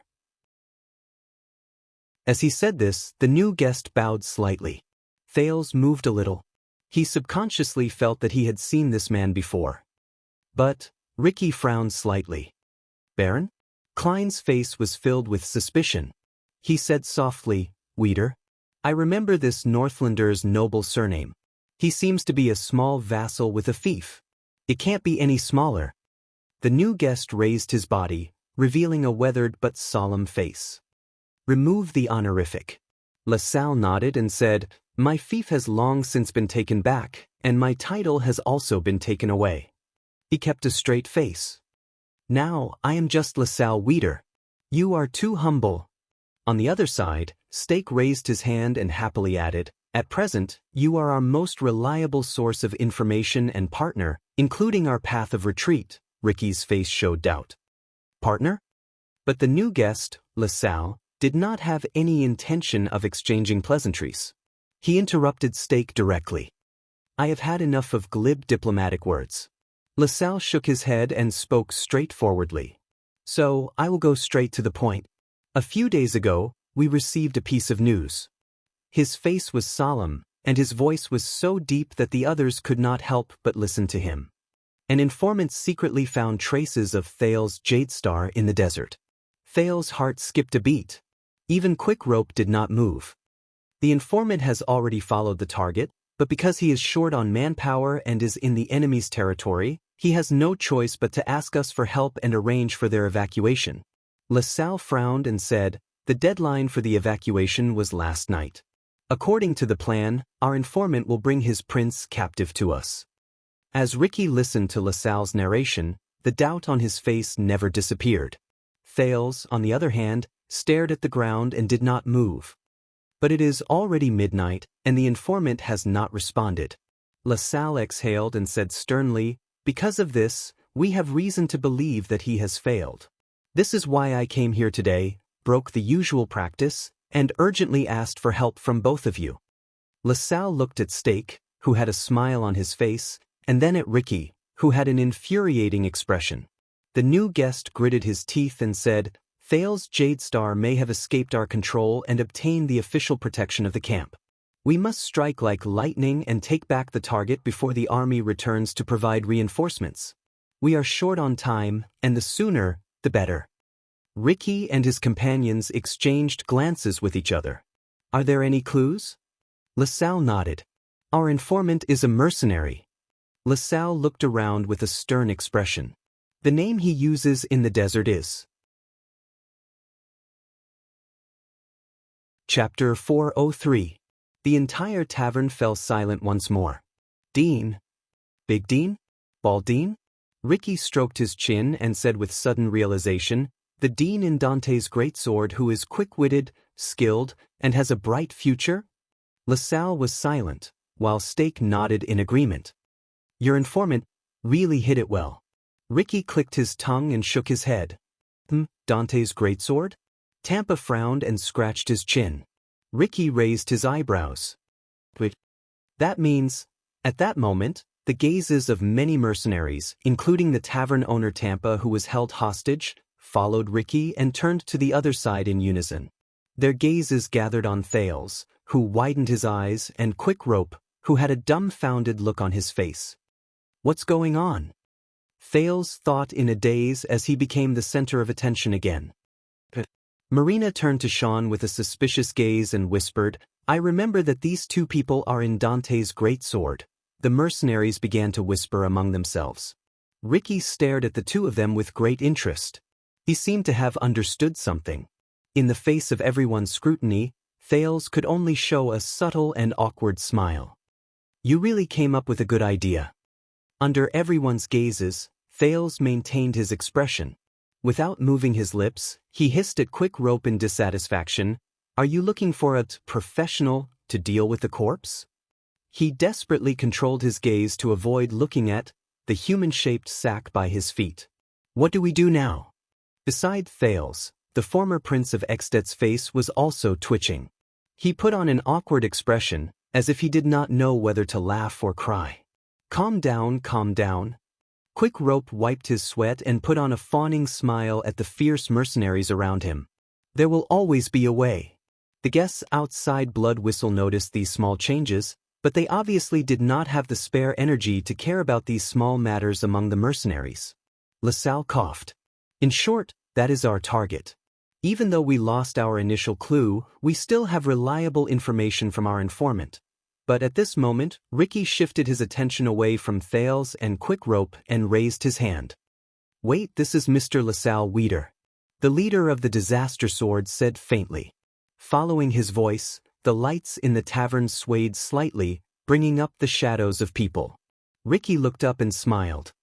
"We haven't agreed to cooperate with you yet." LaSalle was stunned. The man, who had the air of a noble, put on a stern expression and looked at Stake. "When you informed me, I thought you had convinced them?" Stake spread his hands and put on a helpless smile. "The road to happiness is strewn with setbacks." LaSalle's brows furrowed and relaxed, perfectly suppressing his dissatisfaction. "We didn't reach any agreement, Mr. Weeder," Ricky said with a smile. "In fact, we suddenly welcomed you uninvited guests on the eve of our operation. You wanted to cooperate with us. Even now, we are still very surprised." Clay snorted softly, echoing Ricky's words. The mercenaries around him pressed down on their weapons, looking displeased. Stake waved his hand at LaSalle. "So you must be there in person. I alone am far from enough." When he saw the hostile expressions on the Disaster Sword's faces, LaSalle came to a realization. He understood the atmosphere of the scene. "All right." He nodded and quickly sorted out his emotions. His taut face revealed a sense of competence. Thales found it strangely familiar. Blood Whistle, or should I say, Disaster Swords? LaSalle raised a finger. "I think we must come to a consensus." Ricky showed an interested expression and gestured for him to continue. "You intend to rob the prison of bones." LaSalle looked around and raised a second finger. His expression was stern. "And we aim to capture the Prince of Constellation. In Bladefang's camp, these two things cannot be done separately." Ricky narrowed his eyes slightly. "If you invade the prison of bones tonight," LaSalle said solemnly, "then in just a few hours, the entire Bladefang's camp will be startled awake. Then, in just a few hours, all of Bladefang's camp will be alerted. Thousands of regular armed forces of the kingdom will flood this place like a tidal wave. They will bring with them cordons, search teams, patrols, and all the trouble you can imagine. After that, it will be impossible for my people to deal with the Prince of Constellation." LaSalle gestured at Stake, and the latter nodded humbly in agreement. Thales was even more puzzled about their relationship. LaSalle changed the topic. "Similarly, if we kidnap the Prince of Constellation tonight, before dawn, the alarm in the camp will ring. Any suspicious forces, gatherings, and even mercenary groups will become the first targets of the Constellations. At that time, if you want to attack the prison of bones again, it will be even more difficult than ascending to heaven. The conclusion is very clear. We are like two people tied to the ends of a rope. If we don't exert our strength in one direction, if we do our own thing regardless of the consequences." LaSalle turned around. His words were full of force. "That will just be two futile efforts. No one will get what they want." Ricky, Klein, and the others exchanged glances. They saw the wariness in each other's eyes. "So, everyone, do you understand why we came here uninvited and late at night?" LaSalle ignored the weapons around him and said loudly, "Do you also understand the need for us to work together?" No one answered him. Only Stake patted his left wrist with his right hand and smiled in support. Ricky stared at the new guests with a solemn gaze. He did not speak for a long time. Then, LaSalle coughed impatiently and urged him to speak. "You are very eloquent." Ricky gestured with his chin and said faintly, "You don't look like someone from Shadow Shield." "Or you?" LaSalle immediately froze. He did not answer. But Masked Man beside Ricky spoke. "I remember now." Masked Man cast a sidelong glance at LaSalle and snorted coldly. "Klein, you just said that this man's surname seems to be from a small family in Dragoncloud City?" Klein snorted in response. Ricky turned to his companion. Masked Man said faintly, 6 years ago, King Nuven appointed a rather virtuous low-level noble as Extet's envoy to Constellation. He entered Renaissance Palace to seek justice for Prince Mariah, who died in a foreign land. That envoy's name is the same as this man's." At this moment, LaSalle was slightly shocked. But he was not the only one who panicked. On the other side of the tavern, Thales hid his surprise in a low cough. Beside him, Quick Rope had an aggrieved expression that said, "Why is it me again?" Thales remembered now. Him, Thales Jadestar, and LaSalle Vida. It was indeed not the first time they met. "So..." Thales stared at LaSalle in a daze, then at Stake. Extet Shadow Shield. The people who were here today were all his old friends from 6 years ago.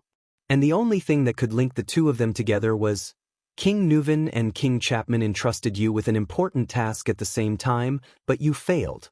Tell me, Baron Vida." Masked Man said in disdain, "For a Northlander, a failed and humiliating diplomatic mission must have troubled you a lot, right?" LaSalle Vida's face instantly turned livid. Stake coughed and came out to calm his cheeks. "Can we..." But LaSalle interrupted him. "I don't deny my failure." The former Extet envoy clenched his fists and said solemnly, "That is indeed a stain in my life." His voice trembled slightly. "And I have paid the price. I am no longer a baron." Masked Man snorted and shook his head. "I'm guessing that Dragoncloud City did not deprive you of your title for no reason. And Black Sand Region could not give you any more compensation." Masked Man walked slowly to LaSalle and looked down into his eyes. After all, no one likes a traitor who appears to be loyal to Dragoncloud City on the surface, but secretly colludes with Black Sand Region. He said coldly. The moment he said this, LaSalle raised his head abruptly. The former envoy glared at Masked Man in anger. But Masked Man did not seem to notice. He continued to chuckle and said, "So you can only come to a foreign country and be in charge of some shady affairs." LaSalle clenched his fists tighter and tighter. Ricky, Klein, and the others watched this scene with indifference. But Stake frowned by the side. A Shadow Shield assassin who betrayed the Shadow Master, and a Northland noble who betrayed the former king. Masked Man continued to mock him. Traitor and traitor, what a good combination. LaSalle snorted loudly. "It's not up to you to judge me, mercenary." He gritted his teeth and glanced at Blood Whistle in the tavern. "Based on what you said," LaSalle said angrily, "tonight, no matter which side we are on, we are all shameful traitors. At the end of the day, you are just traitors of the Tower of Eradication." Before his voice faded away, asterisk clang. Asterisk asterisk clang. Asterisk more than one sound of weapons being unsheathed rose at this moment. Marina already had both swords in her hands.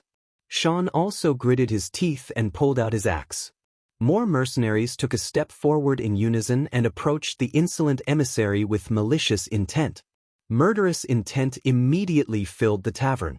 The uneasiness was so strong that Thales resisted the urge to reach for his weapon. "Take it easy, everyone." Stake's voice rose among the murderous mercenaries. "We are not here to fight." At the moment when swords were drawn, Ricky raised his right hand gently, as if he was used to it. He shook his hand gently. The mercenaries of Blood Whistle felt indignant, but they obediently withdrew their weapons and returned to their original positions. Their gazes on LaSalle became increasingly hostile. "I understand now." A noble who no longer has his glory, but is indignant. He can only do some unimportant general affairs at the borders, Ricky said calmly. He wants to rely on a rare achievement to win back his master's trust. LaSalle inhaled softly, as if he was unwilling to admit this fact. So, LaSalle Weeder, you represent Chapman the First, Extet's kinslayer king. Ricky's tone was slightly solemn, and the content of his words caused quite a commotion among the mercenaries. They whispered to each other, and the shock on their faces was clear on their faces. Thales felt Quick Rope tremble beside him. But Thales subconsciously felt that something was off. Something doesn't seem to match up. LaSalle is King Chapman's envoy, and his informant is Dean. Dean discovered Thales' tracks, so he informed LaSalle. And LaSalle noticed that something is wrong from Dean missing his appointment, so he wants to save the situation? That's not right. Something is definitely wrong. Ricky sized up LaSalle and said, Your king intends to draw us to his side? LaSalle raised his head and showed a faint hint of arrogance. If you can work with us, LaSalle said softly, and bring valuable spoils of war back to Extet together to prove that you are a force that can fight, His Majesty will definitely not be stingy with his rewards and rewards. Ricky raised his eyebrows, as if he was a little surprised. But soon he, Klein, and Masked Man looked at each other and laughed. The mercenaries also sneered. As they laughed, LaSalle's expression became more and more tense. Finally, the disaster swords had enough of laughing. Stake, no wonder you have the confidence to play these tricks behind Teng's back. Ricky shook his head and sighed. When did you and your shadow shield get together with that cold-blooded king who killed his own brother? When did they get together? Thales suddenly remembered the day 6 years ago, when he and Saroma saw the Archduke of Black Sand region talking to Stake while they were in Lampard's carriage. LaSalle frowned hard. But Stake was grinning from ear to ear. He did not seem to be offended at all. As I said, I can not only provide you with a way to break out of prison. Stake raised his hands and turned around to greet everyone in the tavern so that they could see his smile. I can also bring you a way to escape from the threat of Constellation. Perhaps it will also be your choice to rely on for protection in the future. From then on, you will no longer need to hide, run for your lives, fear, and worry. The mercenaries began to whisper among themselves again. Ricky muttered and repeated, "Rely on for protection?" Stake nodded. By his side, LaSalle straightened his clothes solemnly. "Once it is done," LaSalle said sternly, "I promise you that you will definitely have a place under His Majesty's command, and with Extet's protection and support, you will not have to be afraid of Constellation's threats and revenge, no matter how big the trouble is." Ricky pondered for a moment. The prerequisite is that we must submit to him and become Chapman Lampard's watchdogs and shepherd dogs? He looked straight at Stake. His smile was still on his face, but there was an undisguised chill in his eyes. "Tell me, Stake, what price did you sell yourself and Shadow Shield for?" His words were blunt, and even someone as thick-skinned as Stake could not help but stiffen. But Stake quickly reacted. He coughed softly and rubbed his hands together.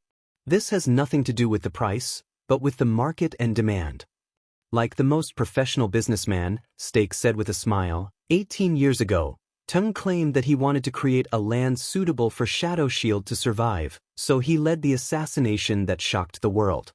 Masked Man snorted in disdain. Thales clenched his fists. Ever since he stepped on the path of becoming a prince, many signs had shown that the Jade Star royal family's assassination during the Bloody Year was strange, had far-reaching implications, and affected the fates of many people. And the source of that assassination was right in front of him. But Teng was wrong.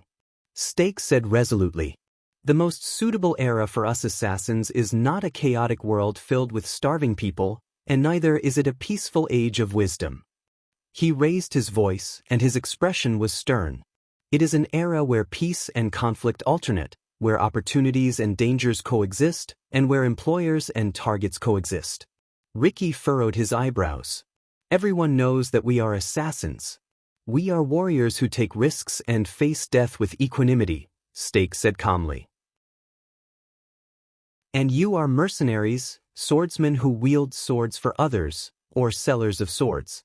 It doesn't matter what you want to call yourselves.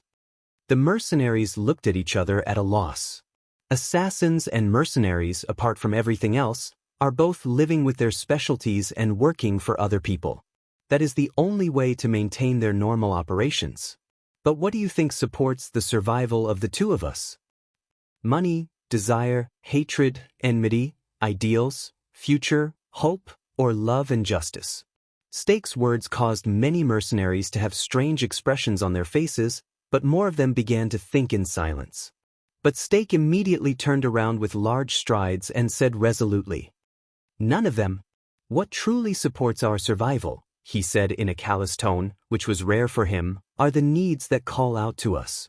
Stake's expression was stern as he said in a low voice, "It is power." He stretched out his right hand and slowly clenched it in the air. Power is the foundation of our survival, just like how war is to heroes, and bones are to famous generals. Ricky's expression became more and more solemn. Stake turned around, as if he wanted to convince everyone in the tavern. Those without power want to seize power and seize it, while those with power want to expand and centralize it. So they come to us. They either hire or bribe us, and we use methods that break the rules to fill the power vacuum, or consume too much power. And us? We are a group of vicious beasts that feed on power. We seek survival in the ambitions and grand plans of the rebels or rulers. Whether it is you or us, whether we are assassins or mercenaries, we are born to live in the cracks of power. Thales quietly listened to the Shadow Shield assassin's philosophy. Klein frowned, and Masked Man spat on the ground even more straightforwardly. Teng might be a madman. His arrogance and overestimation of his own abilities brought about his own doom in the end. Stake was unmoved. He continued, but the initial intention he used to convince us was not wrong. We, Shadow Shield, need an era that is suitable for us to live in, so we should take the initiative to create it instead of waiting for the era to eliminate us. And what we really need is power to demand us, a power that is powerful but still needs us. This is what can guarantee our survival. Stake turned around again and faced the three disaster swords. There was an unusual fanaticism in his eyes. That is why we need such power. A ruler who has a country, an army, land, and people at the same time to buy and hire our services and maintain our existence. But he cannot be too strong, so strong that he tries to control us and annex us, just like how Constellation controls the kingdom's secret intelligence department. But he cannot be too weak, so weak that he cannot support us or protect us, just like the pitiful vermilion tail guards of Enlenzo Dukedom. Stake put up a finger, twitched the corners of his mouth, and nodded. This is the secret that allows assassins and mercenaries to live forever. The assassin ended his speech, but the mercenaries looked at him suspiciously. So, this is the power you found for us? The Kinslayer King? Ricky raised his eyebrows. Stake exhaled in resignation. Thanks to Ting, Constellation is already our destined enemy, and Constellation is recovering and rising. This is really not good news for us. In this case, I guess that we don't have many choices left. Stake showed a mysterious smile, as if he had remembered something. And I have to say, King Chapman is a very special king. Besides, Chapman the First fits our standards very well. He is strong and powerful. Not long ago, he completed the purge of Black Sand region and became the suzerain of Extet. Secondly, Extet is in internal strife. Although he is at the peak of his power, he is also in trouble. The Archduke is eager to fight, the enemies outside are eyeing him covetously, and the disputes in his territory are difficult to settle. And King Chapman's ambition is unfortunately all-encompassing. He will need us. As Stake spoke, he exchanged a glance with LaSalle, who nodded. Have you solved your doubts?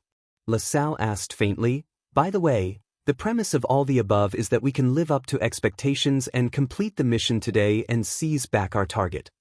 But Ricky obviously had other opinions. Power is the foundation of our livelihood? He rubbed his chin. Interesting way of putting it. But you left out half of it, Stake. Stake raised his hand to show that he was all ears. LaSalle frowned, as if he was dissatisfied with the group's lack of cooperation. Ricky leaned forward and pointed his index finger at LaSalle. The Kinslayer King, or any other power, will slowly seize our throats when they develop step by step. And when they become completely powerful, they will not leave us with too many choices. His gaze slowly became focused. He will turn you into the secret room and the secret intelligence department who spread rumors, and turn us into the white blade guards and royal guards who guard the door and sweep the floor. If you are unwilling, Masked Man snorted angrily and crossed his arms.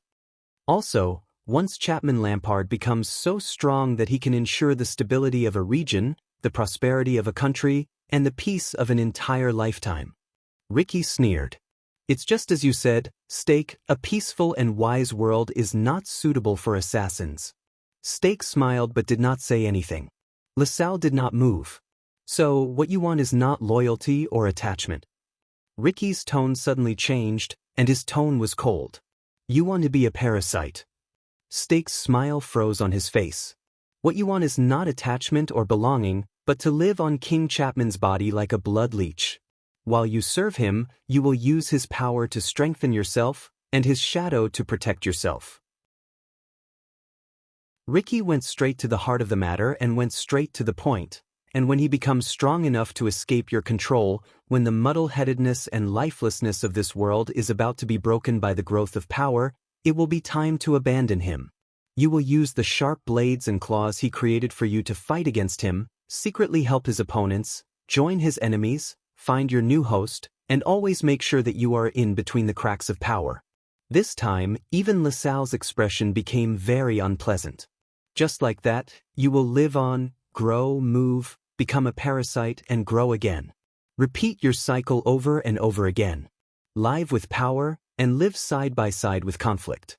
Wherever there is power, there will be shadow shield. Masked Man snorted softly to show his approval.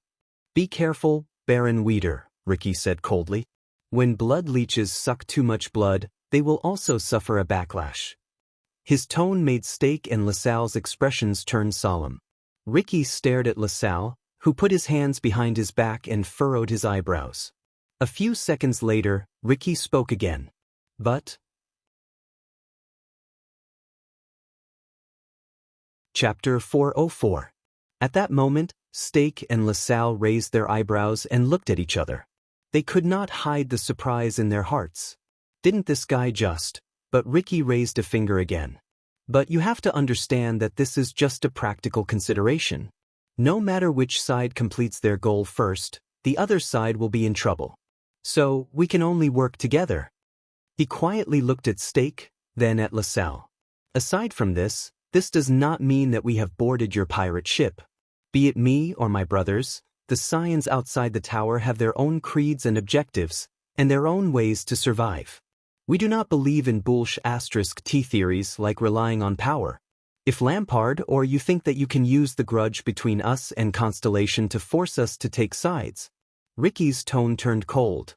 Then you have made a mistake. Masked Man snorted and said, a huge mistake. The lights in the tavern swayed again.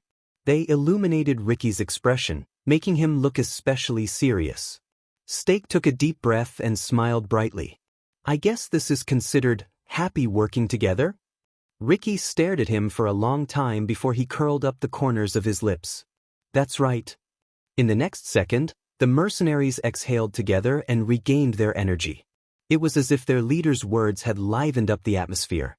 Then let's do it, Stake said with a beaming smile. We'll start with the prince.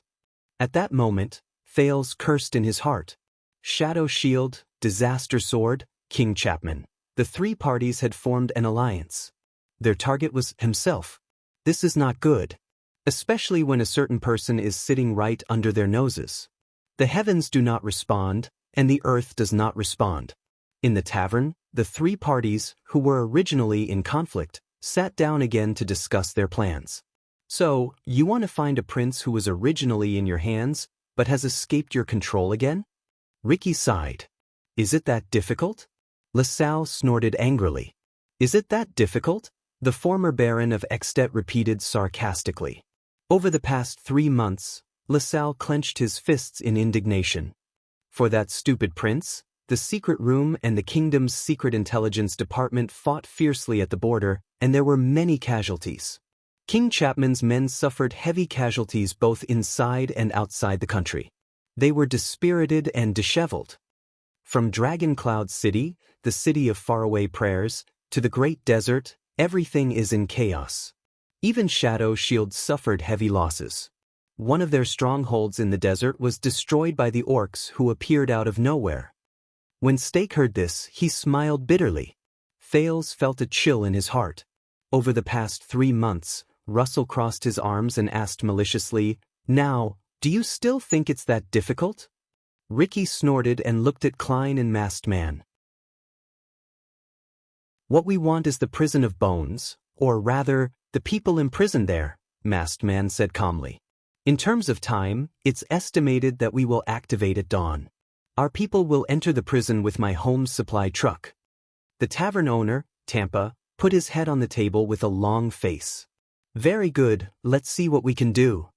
Stake scratched his chin and said, On the other side, LaSalle flatly rejected the plan. "We haven't found that prince, Thales Jadestar. Once you attack the prison of bones, you will alarm the camp." Thales groaned in his heart, but he had to pull himself together and listen carefully to their discussion, trying to find an opportunity. "You must delay the operation for 1 or 2 days, LaSalle said through gritted teeth.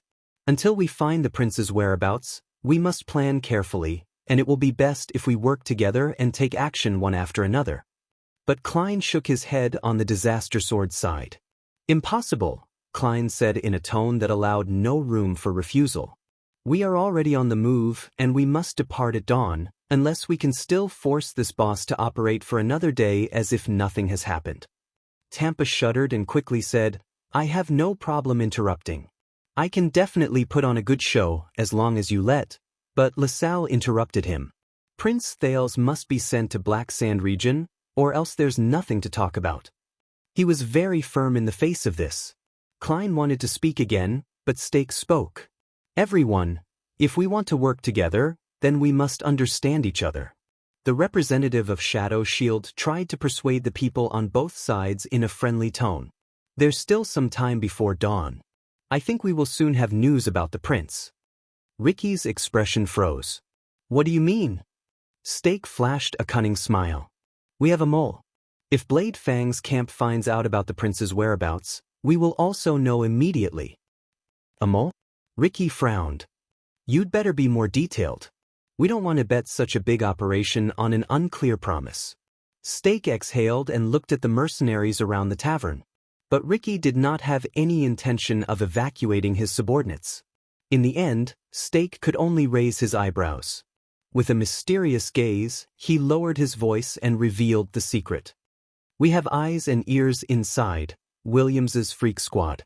When he said this, the people around him were stunned. Even Thales was shocked. "The group of psionic freaks who came out of the prison of bones?" Masked Man's tone was full of doubt. "Are those scums reliable?" Stake shrugged. "Of course they are. Our mole is one of William's most trusted captains. There's no problem with our information channel." Ricky raised his eyebrows. "William's people can ensure his loyalty?" Stake took 2 steps forward and revealed a cold smile. "In truth, we don't need his loyalty, because he still needs to rely on us to get a windfall and treat his wife and daughter's hereditary terminal illness. We only need his loyalty to his family." "You're using this to threaten him?" LaSalle frowned and said, "Once he gets out of our control." Stake stretched out a finger and waved it in the air. "Of course it's not just this," Stake said coldly. "You know, we have to secretly poison his wife and daughter on a regular basis. It costs a lot of money." The meaning behind his words made everyone feel a chill in their hearts. "Despicable," Masked Man commented in disdain. Stake bowed. "Thank you," he said without shame. "This is a compliment to us." Thales sighed in his heart. "They told us everything from the plan to the details of the operation without holding anything back. This means that they're not going to let innocent people like us leave." Thales glanced at Quick Rope, who had an innocent look on his face, and shook his head. "Perhaps they're not that innocent." Ricky coughed to attract everyone's attention. So, you're relying on this to wait for news from the prince? Stake blinked. Ricky looked at him and smiled. How about this, we have another mole. Stake's eyes lit up. Oh!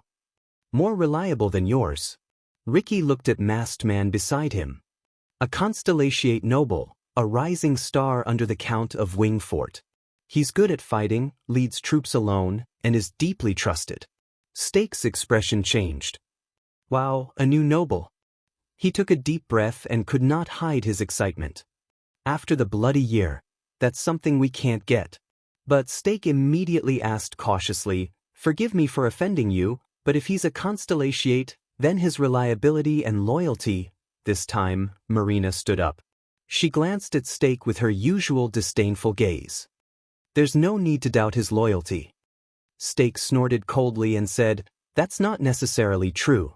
I just told you our secret, and do you also need to? But before he could finish, Marina interrupted him angrily, no need. The woman in red, who wielded two swords, gritted her teeth and said, he's my fiancé, or at least he used to be. Stake's eyes widened. Even Thales was shocked. Wait, fiancé? If Marina is the fiancé of a constellatiate noble, then that means. But before he could think about it carefully, masked man spoke in a cold voice, is this enough? Love and engagement. This is far more reliable than the despicable methods you use to control people's hearts. Stake seemed to have understood something and he nodded. May I ask for your name? Marina froze for a moment. She looked at Ricky. You have nothing to hide from your past, good girl. Ricky nodded at her and flashed a kind smile. You have obtained a new life, and you only live for yourself. Marina seemed to have gained some strength from his words. She took a deep breath, turned around, and puffed out her chest. I am Marina. At this moment, the woman in red exuded an unfamiliar solemn air. Marina Norfolk. Thales frowned. He was unfamiliar with this family name. But the others were different. Wait, Norfolk, this family name. Stake frowned and remembered something. He did not have to be confused for too long. 18 years ago, you despicably assassinated the Duke of Star Lake, John Jadestar, in Zodra. Marina trembled. She tightened her grip on her swords, stared at the shadow shield assassin in front of her, and coldly told the truth. Then, you framed his personal guard, my uncle, Cyber Norfolk. John Jadestar. Thales shuddered slightly. That's Starlight, god of war. The people related to him, the Fortress Flower and the veteran Gened, appeared before his eyes. Stake stared at the woman in red in disbelief. Because of this crime of treason, my grandfather, grandmother, father, mother, brother, almost everyone in the Norfolk family was executed by the newly crowned Kessel V in that year. Marina's voice trembled.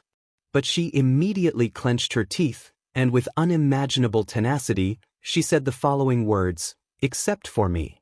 The last of Norfolk. The tavern was silent for a moment. With an indescribable expression, Stake nodded. Now, I know why you are so angry with me. Sean patted Marina's shoulder and pulled her to the side, who was trembling. Stake fell silent. LaSalle looked at them, and was also speechless. For a period of time, only the breathing of the mercenaries could be heard in the tavern. Ricky sighed. Very good. So, now we have 2 moles. I will immediately give the order. He waved his hand. Masked man immediately nodded. But before that, Ricky changed the topic. His gaze followed the change in his tone. Speaking of which, what a coincidence. In the next second, Ricky's gaze turned gloomy. He shifted everyone's attention to the 2 guests who had not spoken for a long time. The 2 Dante's greatsword, over there have been listening for a long time. They should have some reaction by now, right? At that moment, Thales shuddered. Quick Rope also froze. Dante's greatsword. It's over. He still remembers.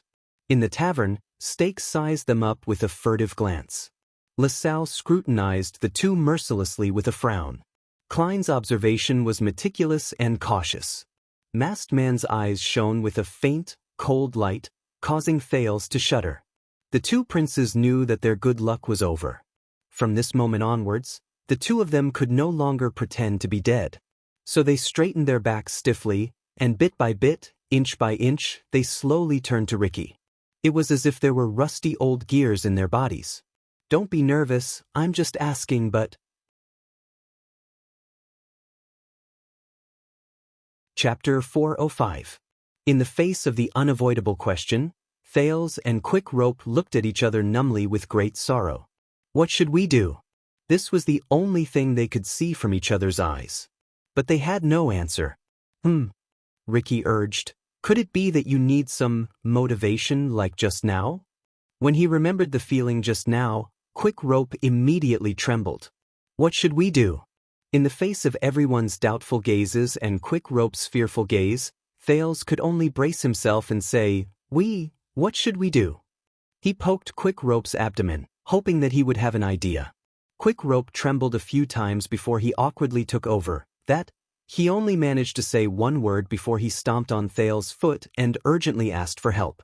Ricky was amused by their performance.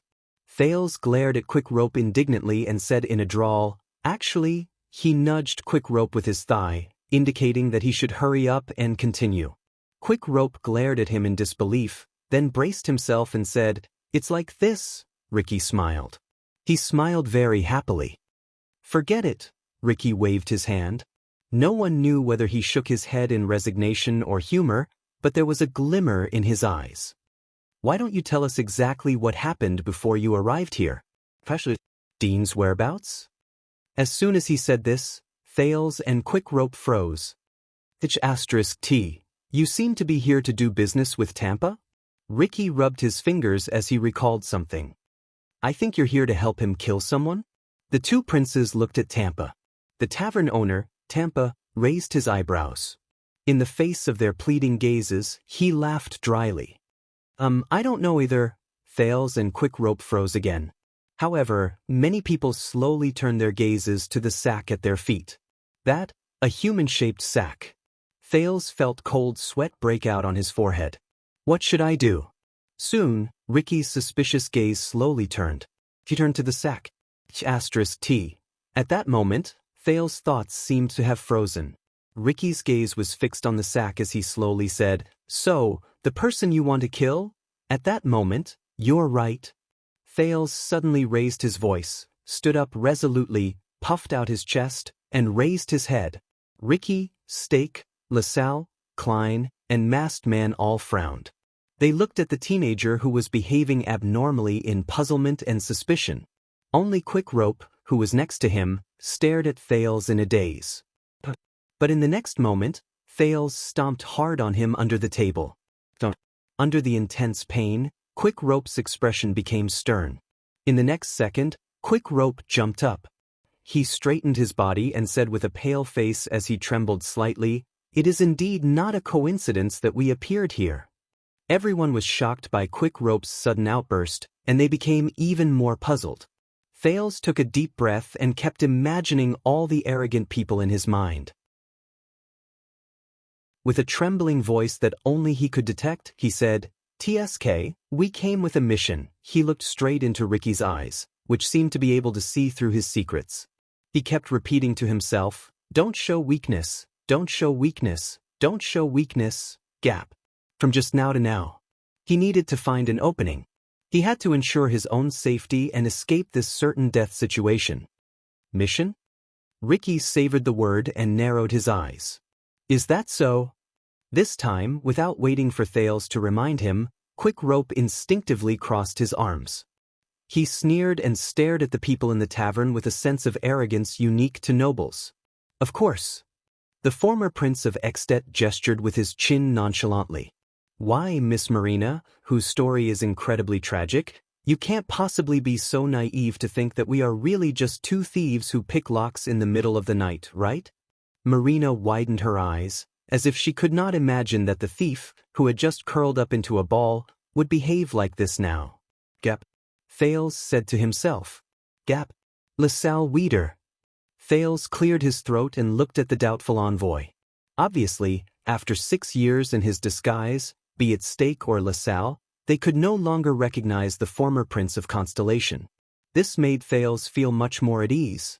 He used the tone of a certain dead man in his imagination and said proudly, "You are King Chapman's man, but are you really sure that Dean took the initiative to contact you in the desert? Just to capture the prince and bring him back to Black Sand region?" LaSalle frowned slightly, and his gaze on the two people froze slightly. Quick Rope glanced at Thales from the corner of his eyes, and the latter understood the meaning in his gaze. "Please don't cause trouble." Thales coughed softly. Dean's mission was never to search for Prince Thales. As far as I know, not long ago, Dean himself was not sure whether his target was Thales Jadestar. LaSalle moved slightly. This made Stake and Ricky unable to help but glance at the former Baron. "You are not with Dean at all," Thales said in a smug tone. "Tell me, did you intercept Dean's information? Or did you bribe his contact?" LaSalle frowned fiercely.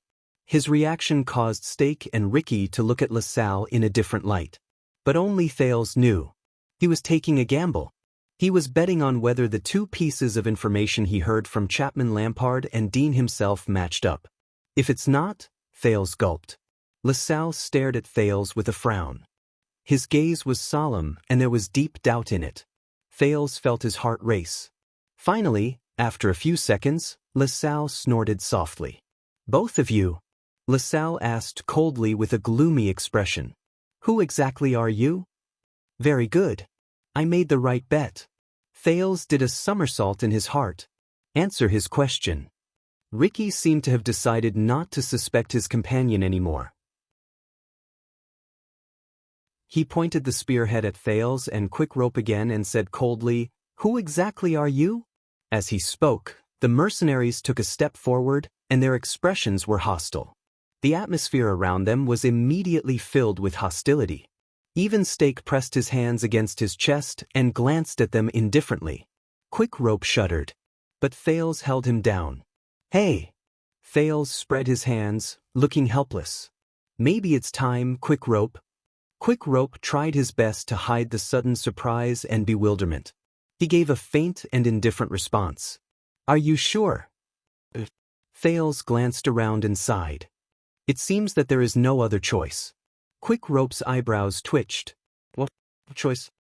But he suppressed his questions, shrugged, and threw the topic back to Thales in a very cooperative manner. "Then let's do it." Under everyone's wary and suspicious gazes, Thales whistled. Under the illumination of the light, he revealed a cold and malicious smile. "The stars shine, and the dim places are dark." When he said this, everyone in the tavern, including Quick Rope, was stunned. But almost at the same time, the people who heard him had solemn expressions on their faces. Ricky gritted his teeth, Stake took half a step back, and LaSalle could not hide his surprise. But without exception, everyone pressed down on their weapons. Asterisk clang. Asterisk asterisk swoosh. Asterisk quite a number of people had even drawn their blades. "But that's not right." Thales shuddered and quickly nudged Quick Rope. Quick Rope, who was almost scared stiff, had an idea. He continued the second half of Thales' sentence. "The dragon soars in the sky, and the shadows under its wings are endless."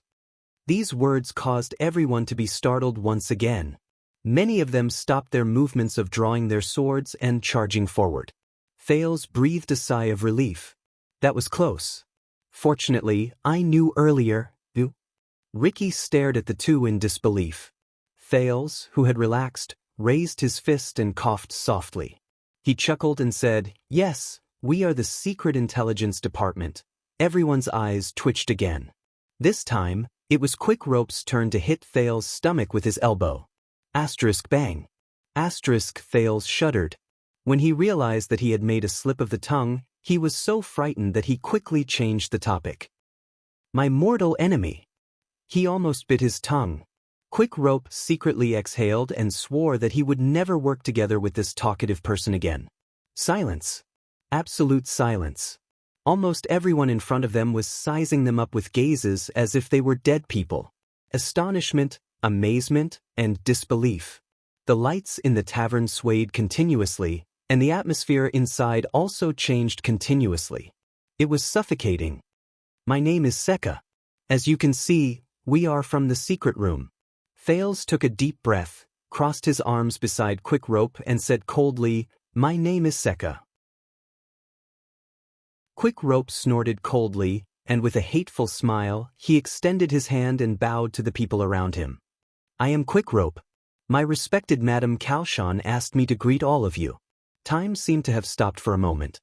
At that moment, whether it was Ricky, Steak, or LaSalle, their expressions were as unpleasant as they could get. A few seconds passed. "Impossible." Ricky took a deep breath, as if he was adjusting his fluctuating emotions, and said to Thales, "With your age, isn't it a little too early for you to be a secret agent?"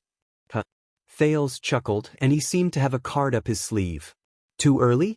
You might not know this, but Madame Kalshan has been taking on missions since she was 8 years old, and she has been dealing with the kingdom's secret intelligence department." Ricky furrowed his eyebrows tightly.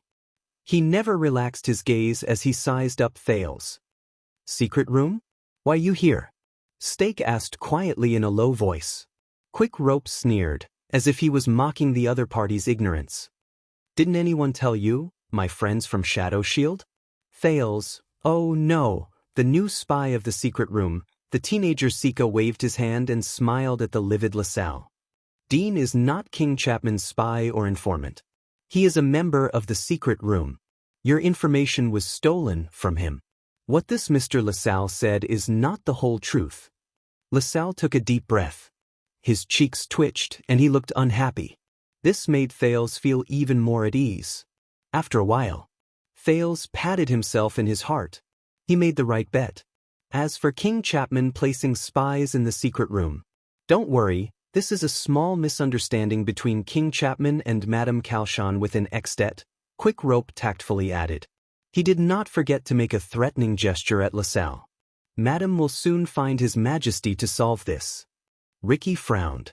His gaze when he looked at LaSalle was no longer the same as before. Even Steak frowned. "You did not answer my question," Steak said in a dark tone. The atmosphere became a little oppressive. Thales let out a puff of air. "We've lost contact with Dean for a while." He patted the table, completely unconcerned. "So we had to come and see for ourselves." Quick Rope arched his shoulders and curled up one side of his lips. "But since we've already heard the news of your conspiracy..." At that moment, everyone in the tavern looked at them nervously.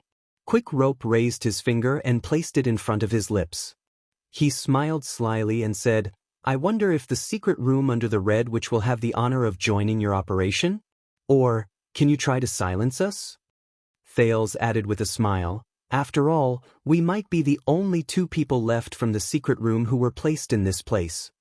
At this moment, Ricky and the others' expressions became even more unpleasant than before.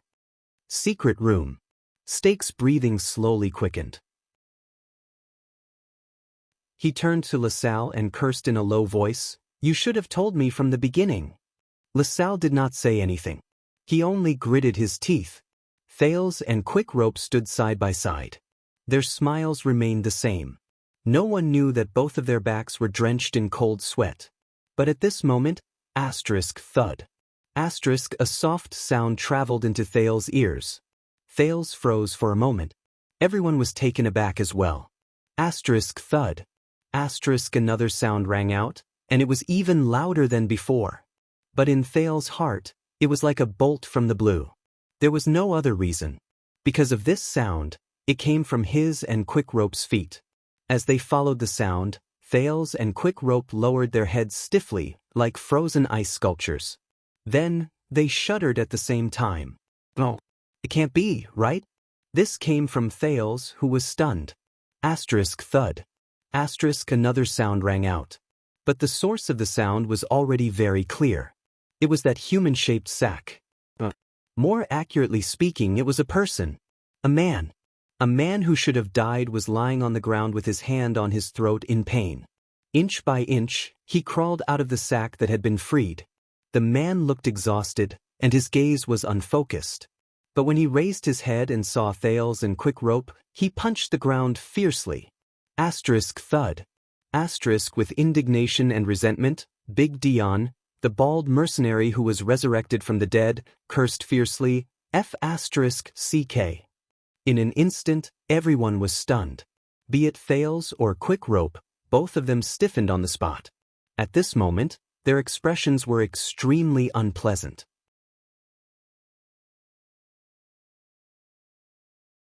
Chapter 406.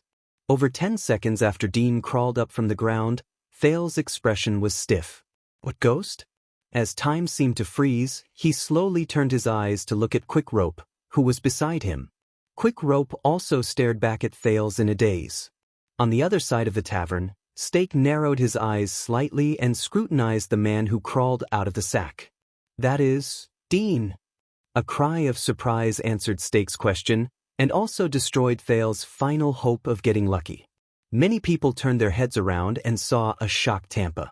The owner of my home pointed at Dean, then at Thales and Quick Rope, who were smiling awkwardly.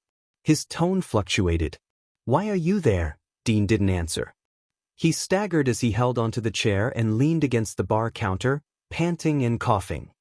"Fuck," Dean cursed again. It was obvious that many of the mercenaries knew Dean's men. In an instant, a low-key commotion broke out in the inn. The leaders of the three parties quickly exchanged glances, confirming that the strange phenomenon at this moment was not caused by the other party. During the brief moment of chaos, Thales and Quick Rope bent their backs and lowered their heads in tacit understanding. They moved closer to each other. The two of them stared at each other, all sorts of feelings welling up in their hearts. Thales parted his lips slightly and gestured at Dean with his chin. "Hey, I thought you killed him?" Quick Rope was also like a puppet. He stiffened his chin and answered softly with a fake smile on his face.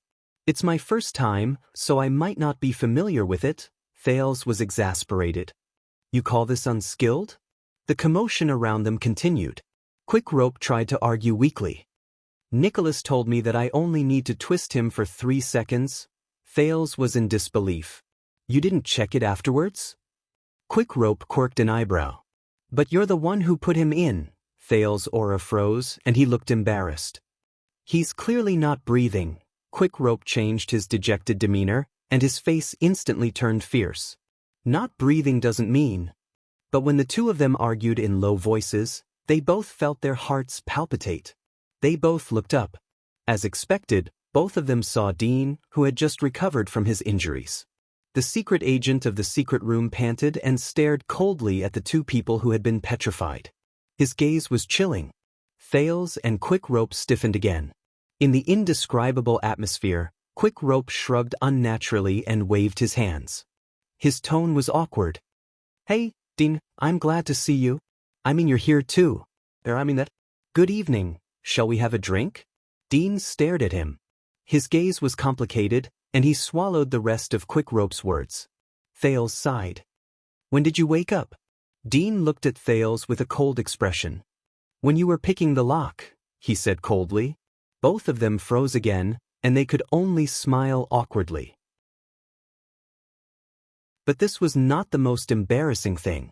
A loud cough interrupted the whispers in the tavern. "Done."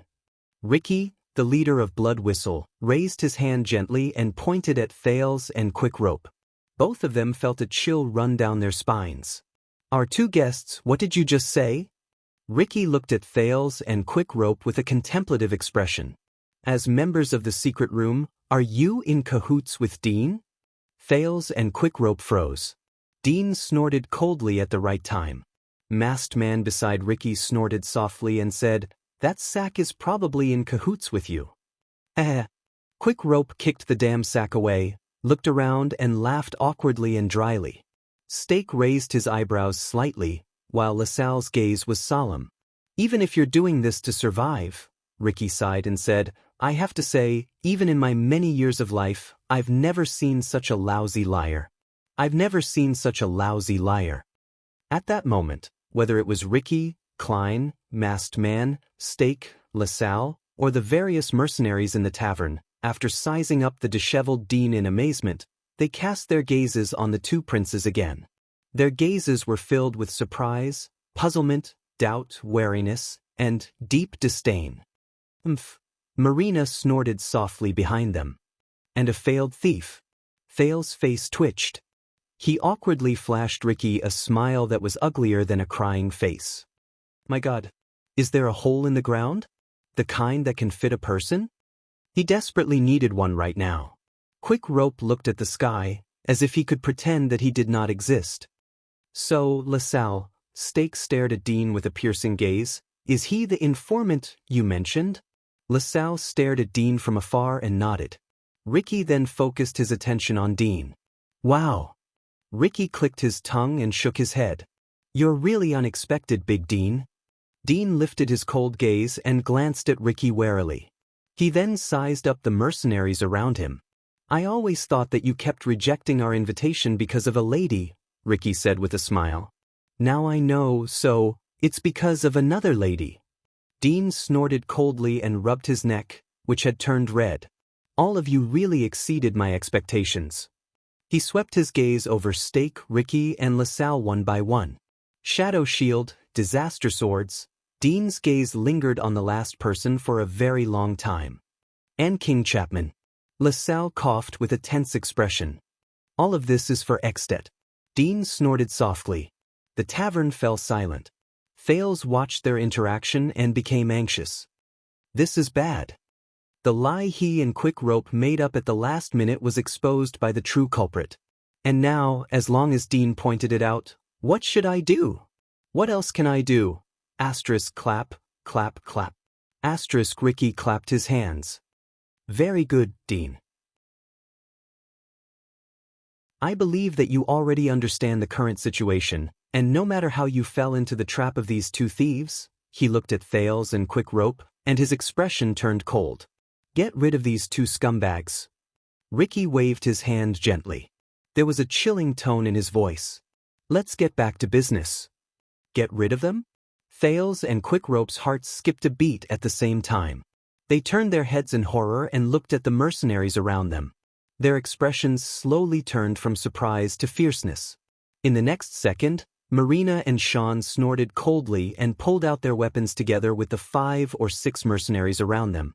Damn it. Thales and Quick Rope looked around. Their faces turned pale, and they subconsciously took a step back. Their backs were pressed against each other. Have you had enough acting, boy? Marina's expression was cold. She spun the 2 swords in her hands.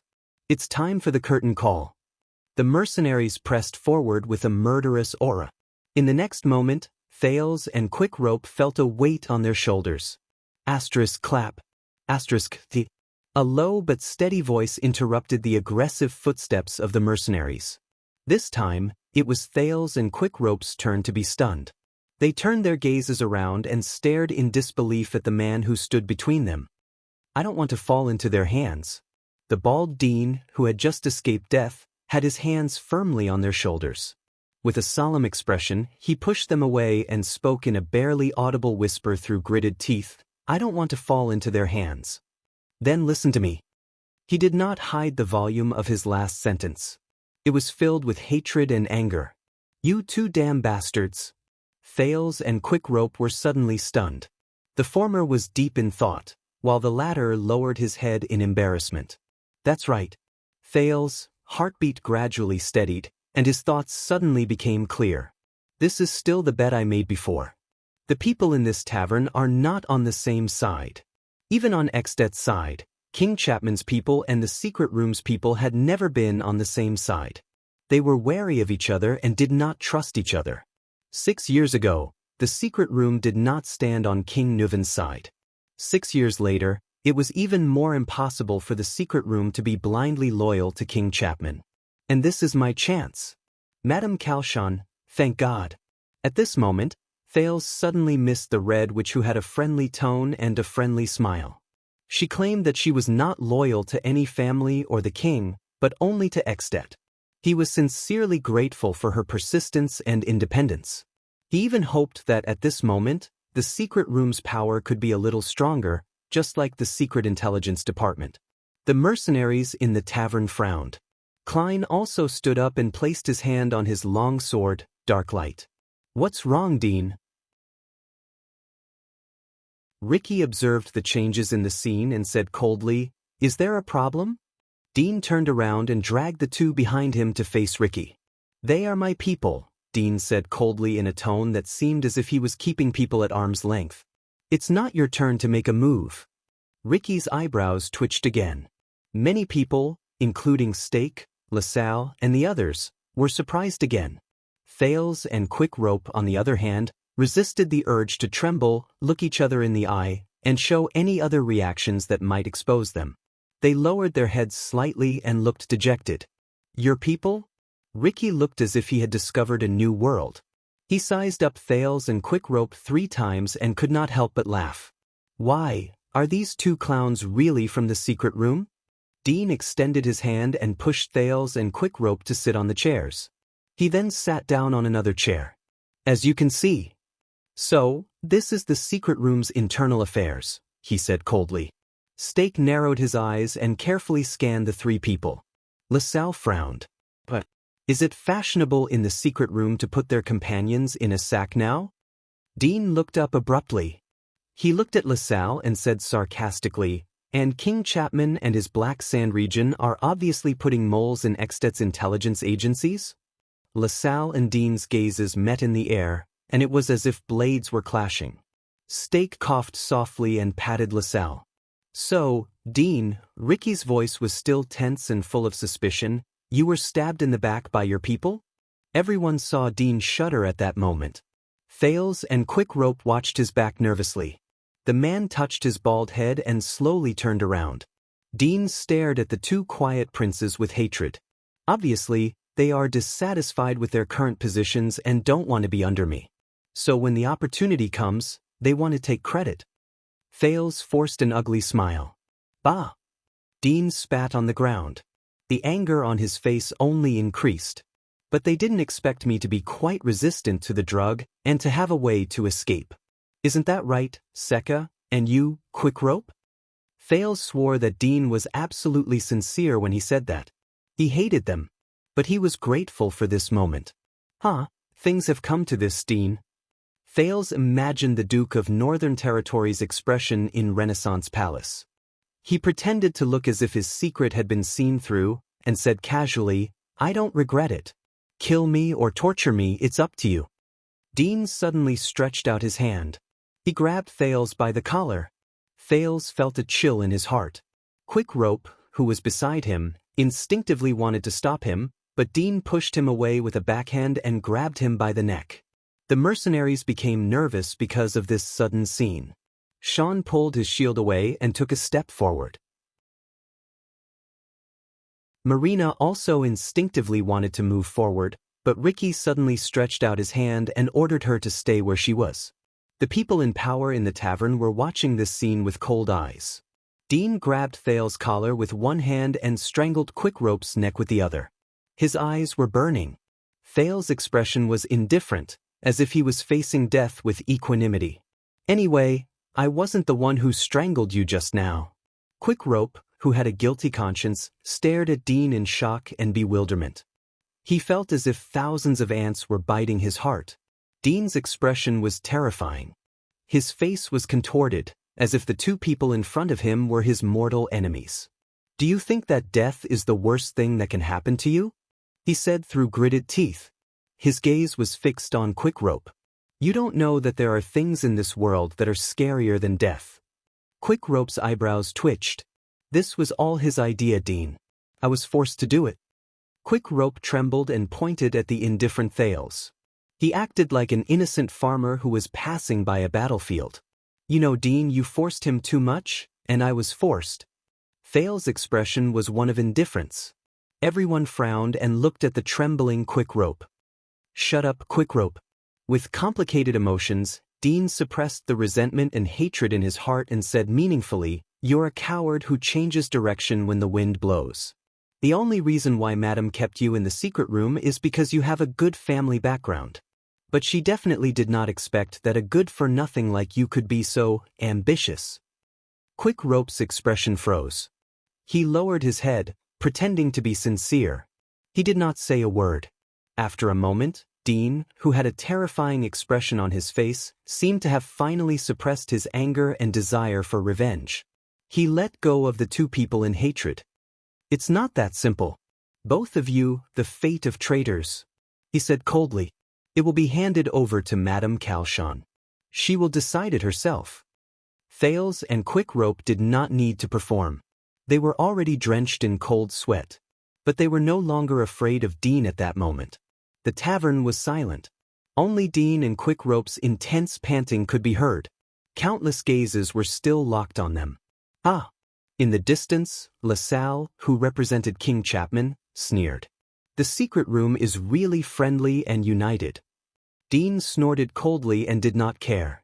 When he heard this, Thales felt inexplicably relieved. Fortunately, at least.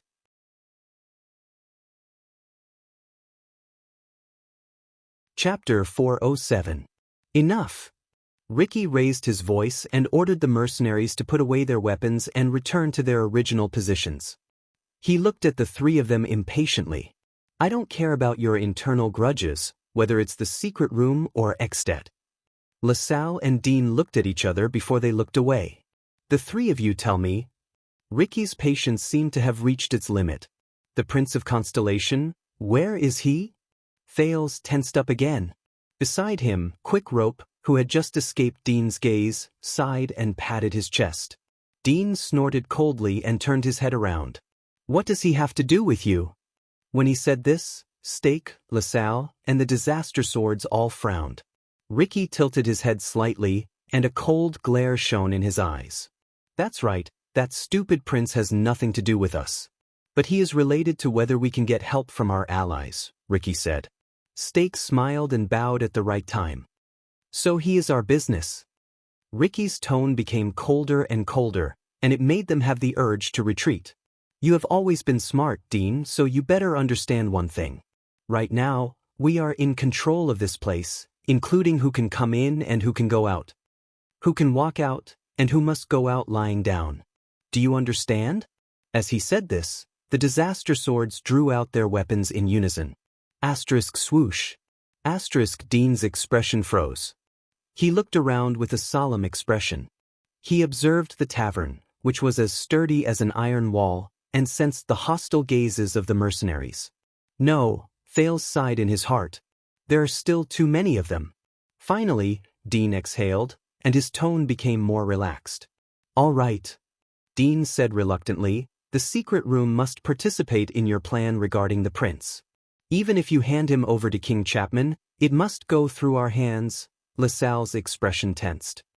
If the secret room is still Extet's, then you should not. Asterisk bang. Asterisk there was a loud sound of a heavy palm slamming on the table. It made Thales and Quick Rope tremble. That's your problem, Ricky said word by word. His tone was as cold as winter frost. I don't asterisk King care at all. The atmosphere in the tavern instantly tensed up, as if someone was pulling on a thin rope. I don't care which one of you captures the prince. I don't care if you roast him or eat him alive. I don't care if you skin him or break his bones. I don't care if you kill him or *CK him. But do you know, whoever stops us from accomplishing our goal is our enemy. Mortal enemies.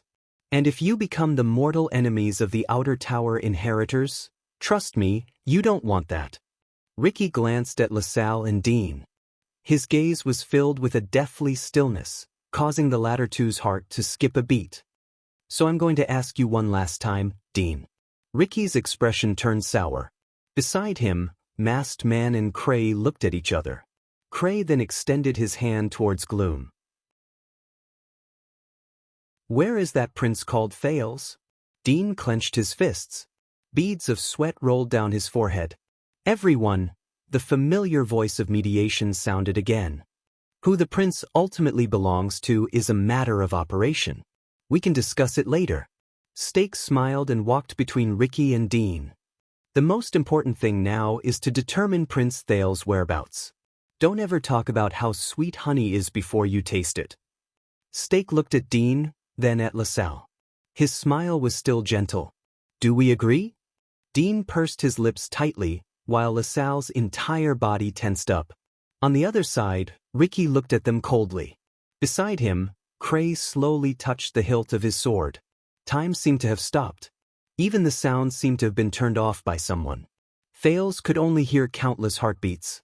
As the dead silence continued, they became more rapid, including himself. Finally, after what felt like a century, Dean took a deep breath and slowly exhaled. I met him in the desert, the prince called Thales.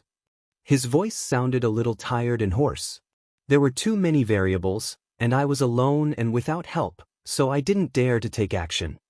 This time, it was Thales' turn to be nervous. Cray snorted softly and lowered his weapon. And then, Ricky said faintly, the prince. Dean furrowed his eyebrows. Thales bit his lip gently. He's very cunning, that prince. Dean clenched his fists. He recalled something, and the muscles on his face tightened. He's very cautious, malicious, good at acting, and full of schemes. He befriended a merchant named Seth Tormerdon in the desert, and followed his merchant caravan into Blade Fang's camp. He raised his head. Yesterday. Thales secretly sighed in relief. Tormerdon. Ricky's gaze shifted. That poor peasant who talks about the glory of nobility all day long? Dean nodded. He still owes me a sum of money for hiring him. Don't forget to get it back. But obviously, his lies were not so easy to pass. But this is not what your information said. LaSalle stared at Dean from afar. He stared at his compatriot, who had secrets about him, and said softly, You said, we have the Prince of Constellation. Retreat tonight. At this moment, Dean tensed up. Even Thales' breathing trembled a little. Dean slowly raised his head. His eyes were filled with anger. I'll deal with you after this, LaSalle, Dean said coldly, no matter how you and your master stuffed the rat into the secret room and intercepted our information. As for you taking matters into your own hands here, be it the lady or the king, their expressions will not be pleasant. Taking matters into my own hands? LaSalle snorted and retorted, You're the one who reported yesterday that you found traces of the Prince of Constellation, aren't you? Everyone. When he saw that it was about to turn into an internal conflict among the extensions, Stake had no choice but to raise his hands again to maintain order in the meeting. Can we focus on the topic? Dean and LaSalle then averted their gazes. Dean. Ricky seemed to be deep in thought. Tell me you caught him, didn't you? We have the Prince of Constellation? Dean curled his lips. He looked very indignant. Almost, he said through gritted teeth.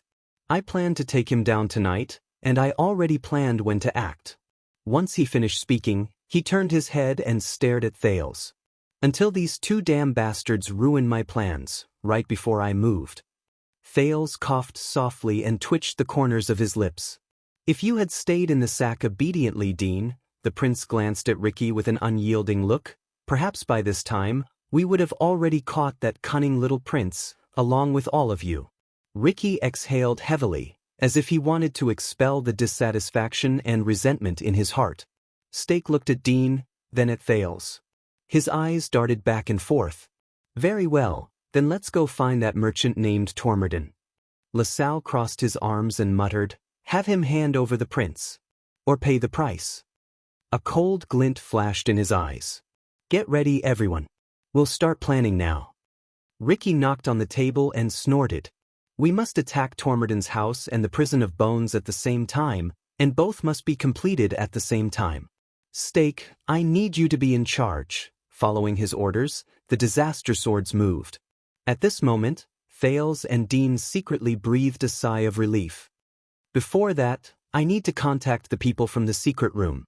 Dean looked very indignant as he stared at Quick Rope and Thales.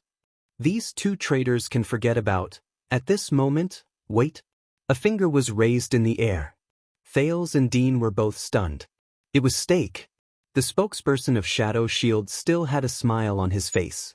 The tavern instantly fell silent. Ricky and the others, who were formulating their plans, raised their heads. This distinguished guest of the secret room, Dean. Stake gestured amiably at Dean, then pointed at Thales. Tell me, did they attack you to replace or take all the credit for your work? Dean's heart froze. Thales also gritted his teeth. It's the same as you, isn't it? Dean said calmly. Stake of Shadow Shield, the person who betrayed the Shadow Master. But Stake ignored his sarcasm. Instead, he continued asking, And you met the prince in the desert. Because you were not confident, and you were alone and without help, You did not dare to take action? Dean snorted softly. I don't want to repeat myself. This time, Ricky felt that something was wrong. He looked at Steak, then at Dean. What's wrong? Steak waved his hand, signaling him to calm down. But look at you, Dean. You don't look like you're alone and without help. Steak's expression was rich. His gaze kept switching between Dean, Thales, and Quickrope. Even though your two subordinates don't look very reliable. Not only did they wake up halfway through the drug, they even had to come here to ask for help when they wanted to destroy the corpses. Tisk tiskay. Steak chuckled. How pitiful. As a spy, no matter how amateurish they are, there should be a limit. Thales and Quickrope's expressions were very unpleasant. Laugh all you want, Dean retorted calmly. I don't deny that there are good and bad people in the secret room. We are not like the Secret Intelligence Department, where we have a rich royal family that provides endless support for hundreds of years. However, there are too many people in the world who laugh at Madame Calshon and the secret room. You are just one of those ignorant people. Steak let out a soft cry and shook his head apologetically. No, please don't misunderstand. I have never doubted the famous Red Witch. It's just that this made me very interested in your two subordinates. Steak seemed to be really apologetic. He hunched his shoulders, tucked his chin in, and chuckled at Thales. Especially when the mastermind of the conspiracy against you is just a 14 or 15-year-old boy. When he heard this, the muscles on Thales' arms tightened. Everyone turned to look at him. Steak was like a bard, and his voice was full of emotion. Perhaps this teenager, who started his career in the secret room at the age of 10 and has a promising future, is also cunning, vicious, cautious, good at acting, and even very scheming? At that moment, Thales felt a chill in his heart. His pupils, which met Steak's, shrank. sh*t, h*t. When he heard these adjectives, Dean clenched his fists. The others did not react as quickly, but they soon thought of something while feeling puzzled. Dean's expression became very unpleasant. But he soon realized that the initiative in this meeting was no longer in his hands. Oh right, I remember now. LaSalle's voice rose slowly. 6 years ago, when I went on a diplomatic mission to Constellation and brought back Prince Mariah's body, all I heard was news about the second prince. About how mature he was, how quick-witted he was, and how he managed to refute a group of highly respected nobles at the age of 7 or 8. LaSalle's gaze was cold. Dean, I was almost fooled by you. The leader of the Disaster Swords was silent, but he made a gentle gesture to Klein. What are you hinting at? Dean raised his head. His expression was unprecedentedly serious, and he was about to step forward. In the next second, a sword flashed. The Northland swordsman, Klein, raised his dark light sword. His voice was airy. And you will die. Dean looked at the blade in front of his chest in surprise. But he noticed that at some point in time, Ricky's gaze on him had become cold, and the masked man beside him was smiling coldly. Steak clicked his tongue. I have to say this. He put his hand into his bosom, took out a small scroll, and slowly unfolded it. When you cut your hair, change your attire, and no longer look neat and tidy, but are in rags, Steak sighed and gently threw down the scroll in his hand. It's quite hard to recognize. Thales lowered his head stiffly and looked at the scroll. It was a sketch. The drawing was of a thin, neat teenager in his teens. His face was delicate, and his expression was indifferent. It was as if he had a card up his sleeve. Please forgive my rudeness. Steak flicked the dust off his body, turned to Thales in a solemn and gentle manner, and bowed deeply. I am Steak from Shadow Shield. It is my honor to meet you with my own eyes. Dear Prince Thales. His tone was respectful, and his posture was humble. At that moment, the sound of people sucking in breaths came from the tavern. The leader of the Disaster Swords, Ricky, stood up from his chair as if he was facing a great enemy. His gaze was fixed on Thales. Klein frowned in disbelief. He looked at the portrait on the ground, and then at the teenager, whose face was ashen. The masked man's eyes were as sharp as knives, as if they wanted to cut Thales' face. Marina could not hide the surprise in her eyes. She could not believe that the thief who picked the lock just now was the prince of a kingdom. LaSalle stared at the prince with a complicated expression. He stared at the culprit who caused the Extet diplomat group to suffer a crushing defeat in the past. Dean gritted his teeth and stared at the blade in front of his chest with an enraged expression. Quick Rope sighed in pain and covered his face. Thales slowly closed his eyes and shut out everyone's reactions. He did not move for a long time. After a few seconds passed, he slowly opened his eyes. The prince sighed heavily and leaned against the back of his chair. With an indescribable sense of fatigue and relief, he gave Stake a feeble middle finger. F***CKU.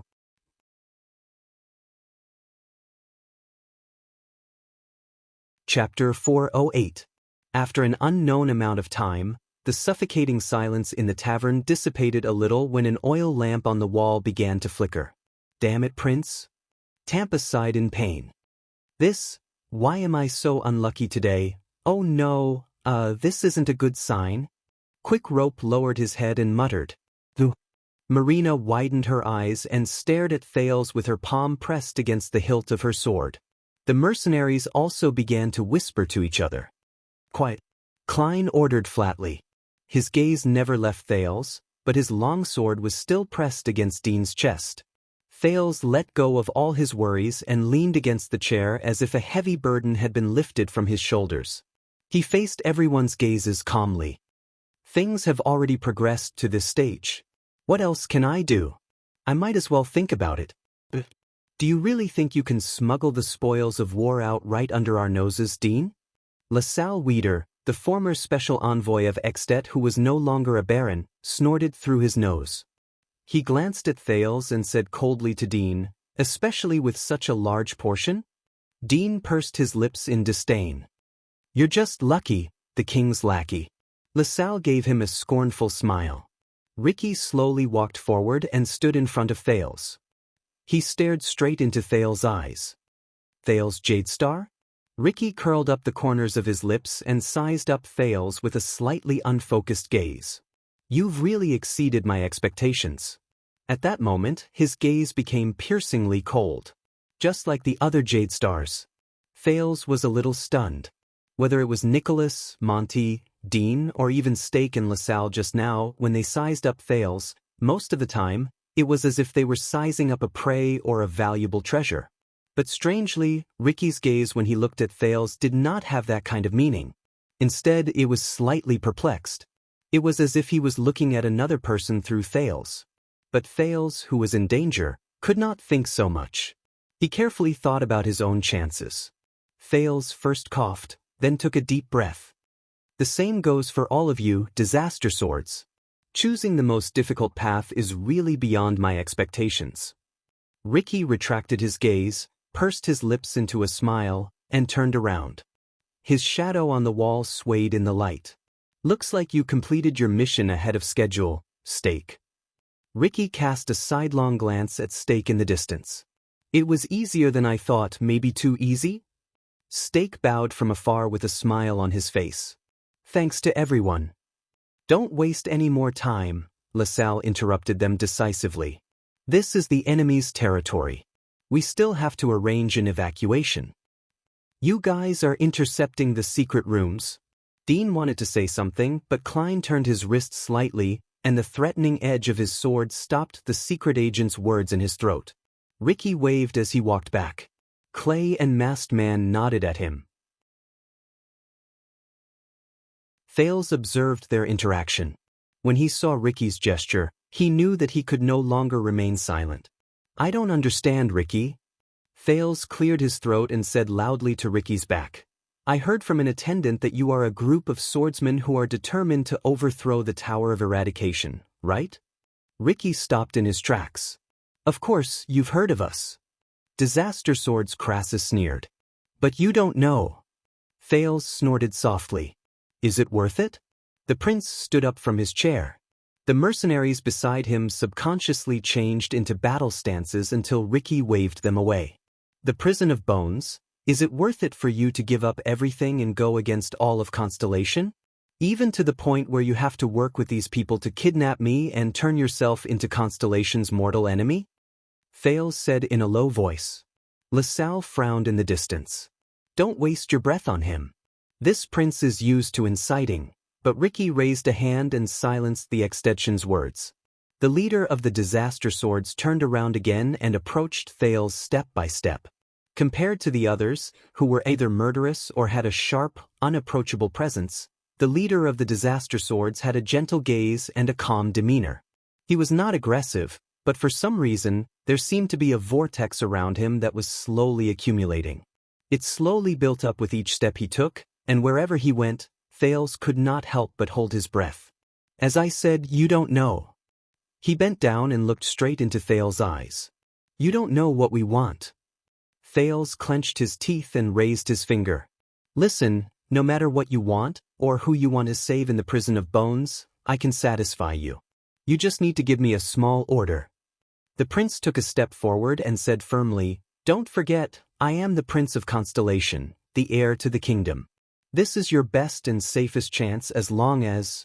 But Ricky only smiled mysteriously and shook his head. Masked man behind him said in a low voice, You can't. His tone was cold.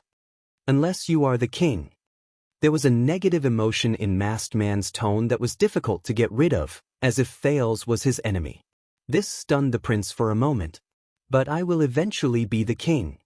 Thales snapped out of his daze and tried his best to seize the opportunity.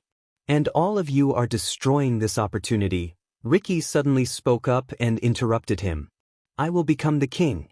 I heard this from another Jade Star, Ricky said flatly. Guess what happened to him? Thales was stunned for a second. Ricky straightened his back and looked down at Thales. Even if you really become king one day, Thales Jade Star, when that time comes, everything will change regardless of whether it's us. His eyes dimmed slightly. It's still you. In comparison, I prefer to choose the present.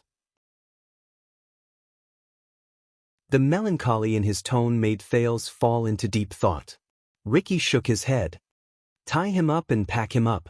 The leader of the Disaster Swords regained his calmness and mercilessness. This made Thales nervous. Oh no. What to do? Ricky glanced at Quick Rope beside Thales and frowned.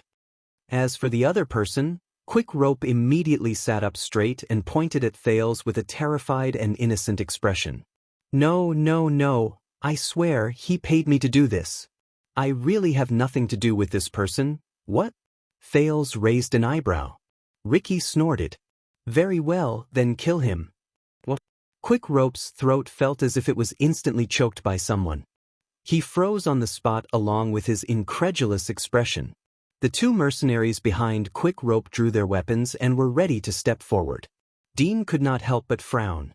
Really have nothing to do with... Quick Rope looked at the mercenaries and forced the word relationship to stay in his mouth. He repeated in shock and in a mechanical manner, really have nothing to do with... In the next second, the dumbfounded Quick Rope seemed to have made up his mind.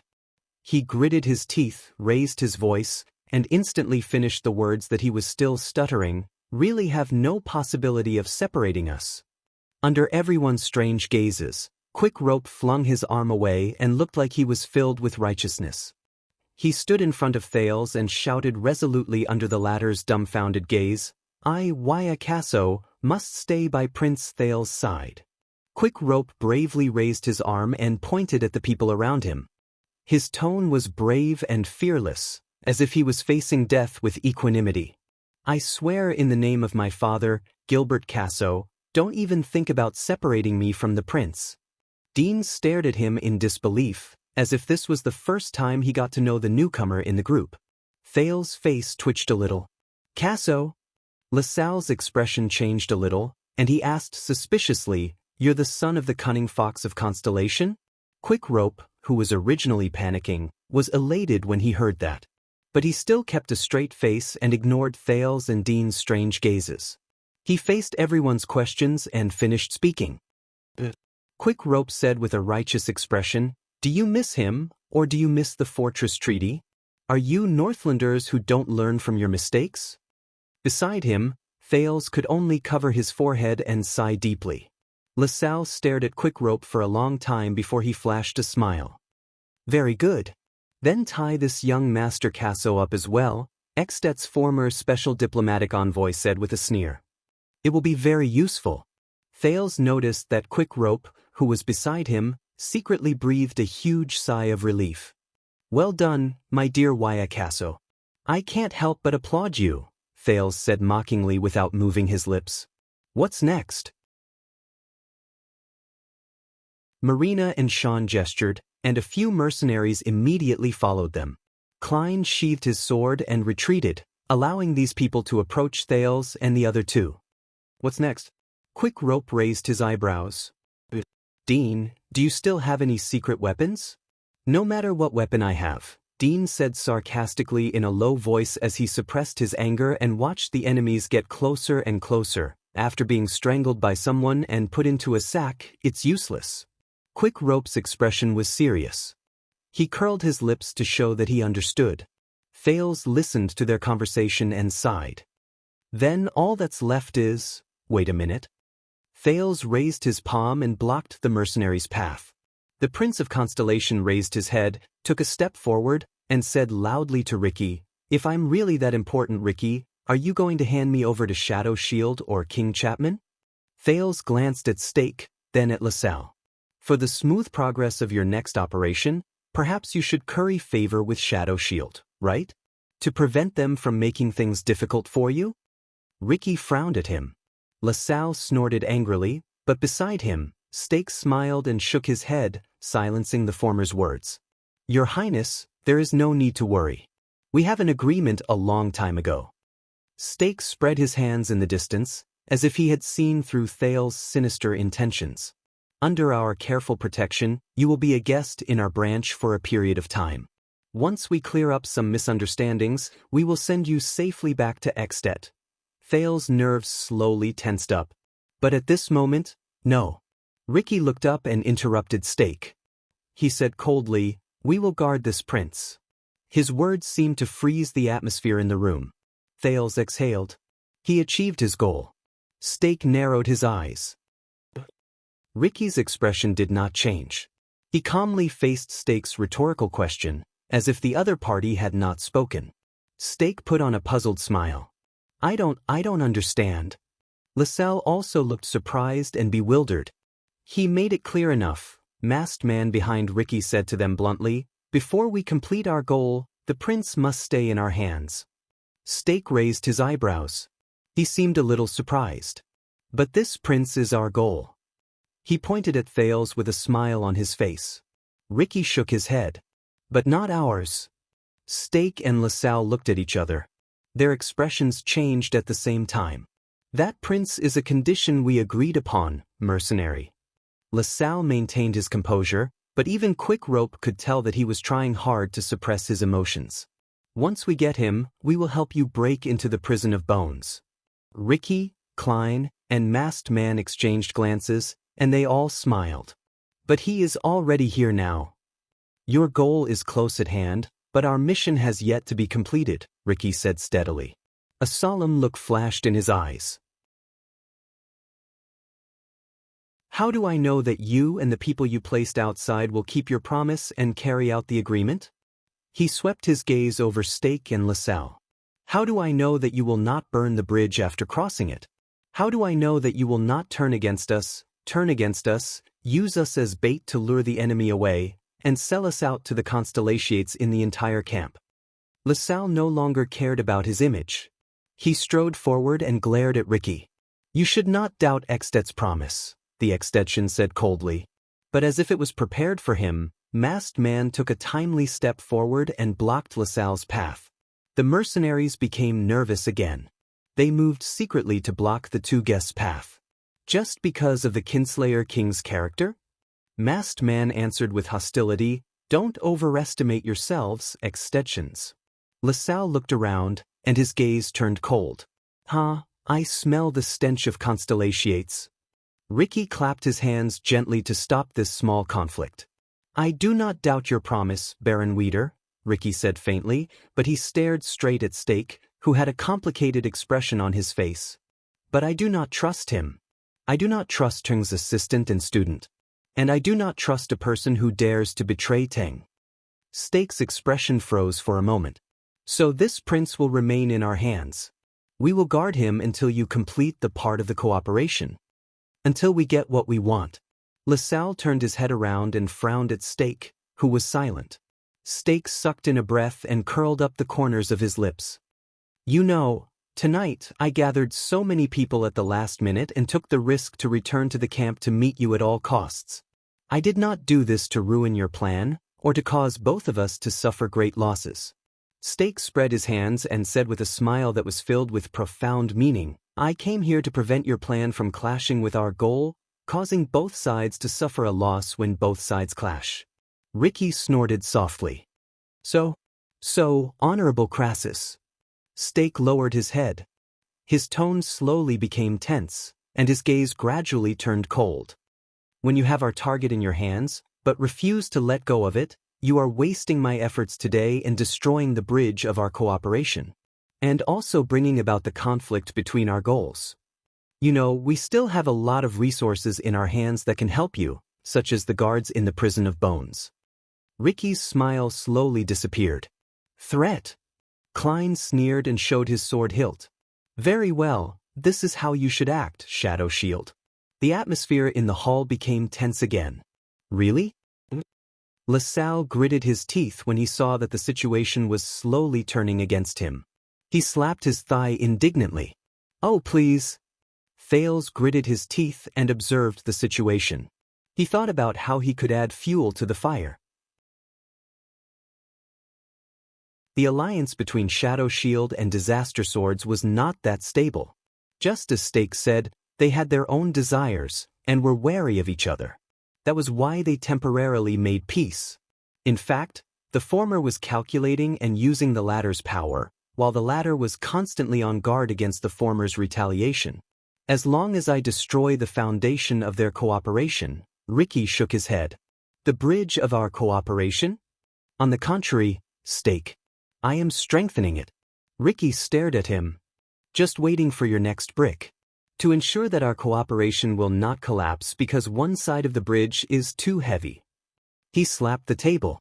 In the next second, the mercenaries around them, including those by the railings on the second floor, stood up and stared at Stake coldly. Stake furrowed his eyebrows tightly. He put his hand into his robe and clenched a secret signal whistle.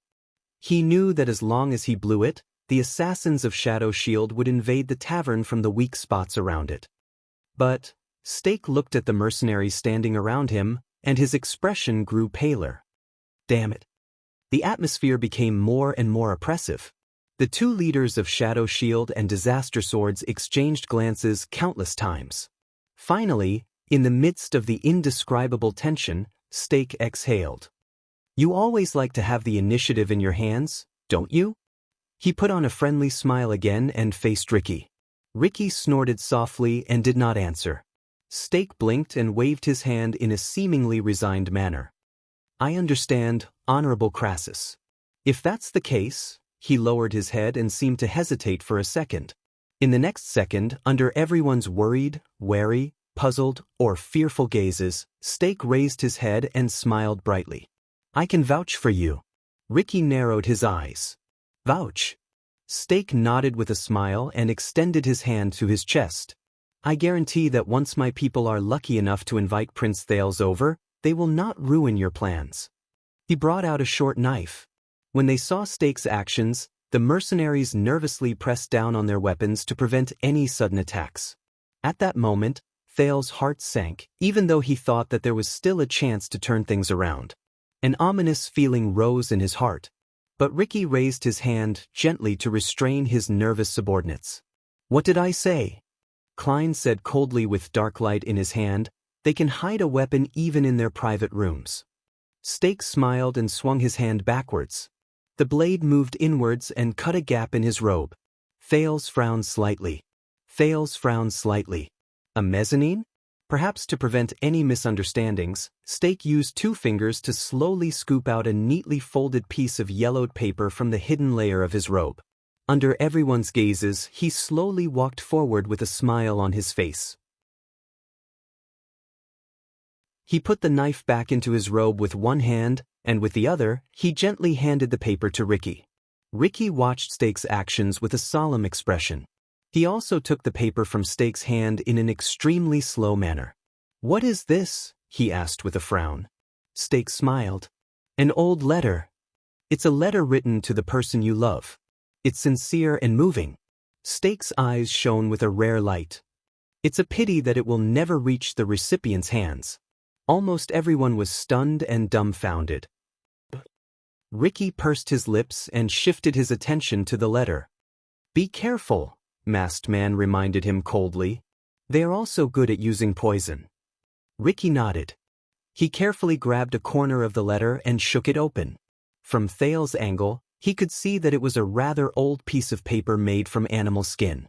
It was obviously not something cheap.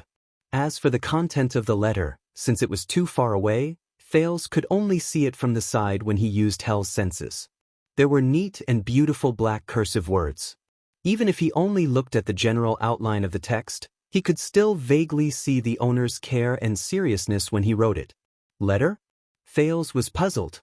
Ricky scanned the letter roughly, then immediately raised his head and frowned. "Why?" Stake seemed to have expected Ricky's reaction.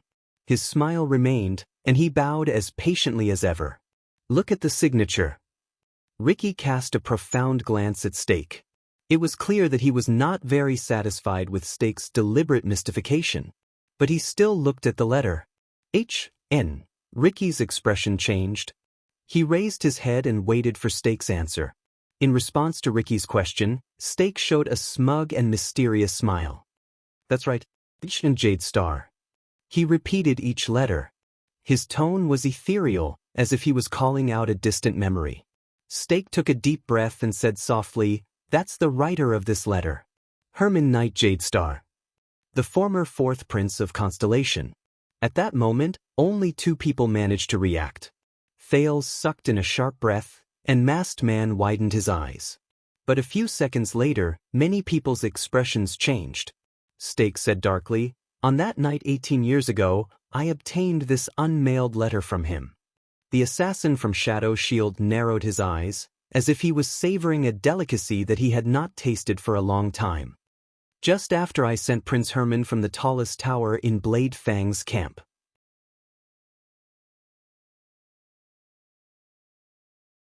Chapter 409. At that moment, Thale's breathing stopped. 18 years ago, Herman Knight Jade Star? Blade Fang's camp. Ricky's pupils shrank. "You."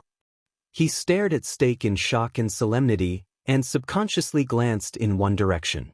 "Ghost Prince, it's you." Stake straightened his robe, revealed a perfect smile, and nodded. "It's me." Soon, everyone's gazes toward Stake changed. Even LaSalle was no exception. From wariness and disgust, to wariness and shock. Thales stared at Stake blankly. "Let's put it this way. Look, everyone has a past. And the reason why Teng promoted me to one of his assistants and sent me to be the person in charge of Shadow Shield in Dragon Cloud City," Stake said with a smile. He spread his hands and flashed a strange smile. "There's a reason." He turned to Thales, still smiling. But the prince only felt that this man's smile suddenly became chilling.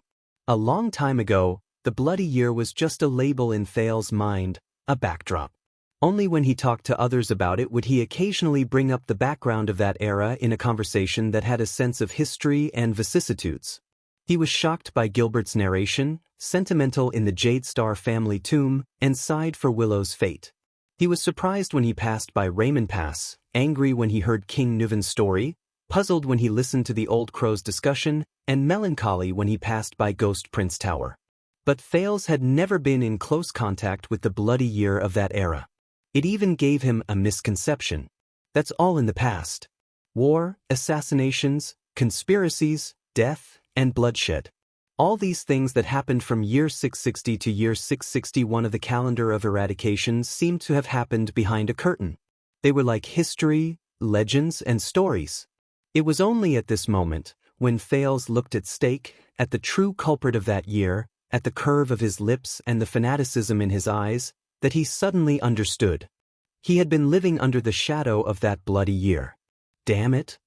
LaSalle could no longer maintain his noble demeanor. He clenched his fists in front of his chest and stared at his companion in shock. Masked Man's eyes bulged. He stared at Stake with bloodshot eyes and trembled slightly. The mercenaries were in an uproar. But Stake did not care about them. Is this guarantee enough? Stake stared at Ricky and the latter's solemn expression.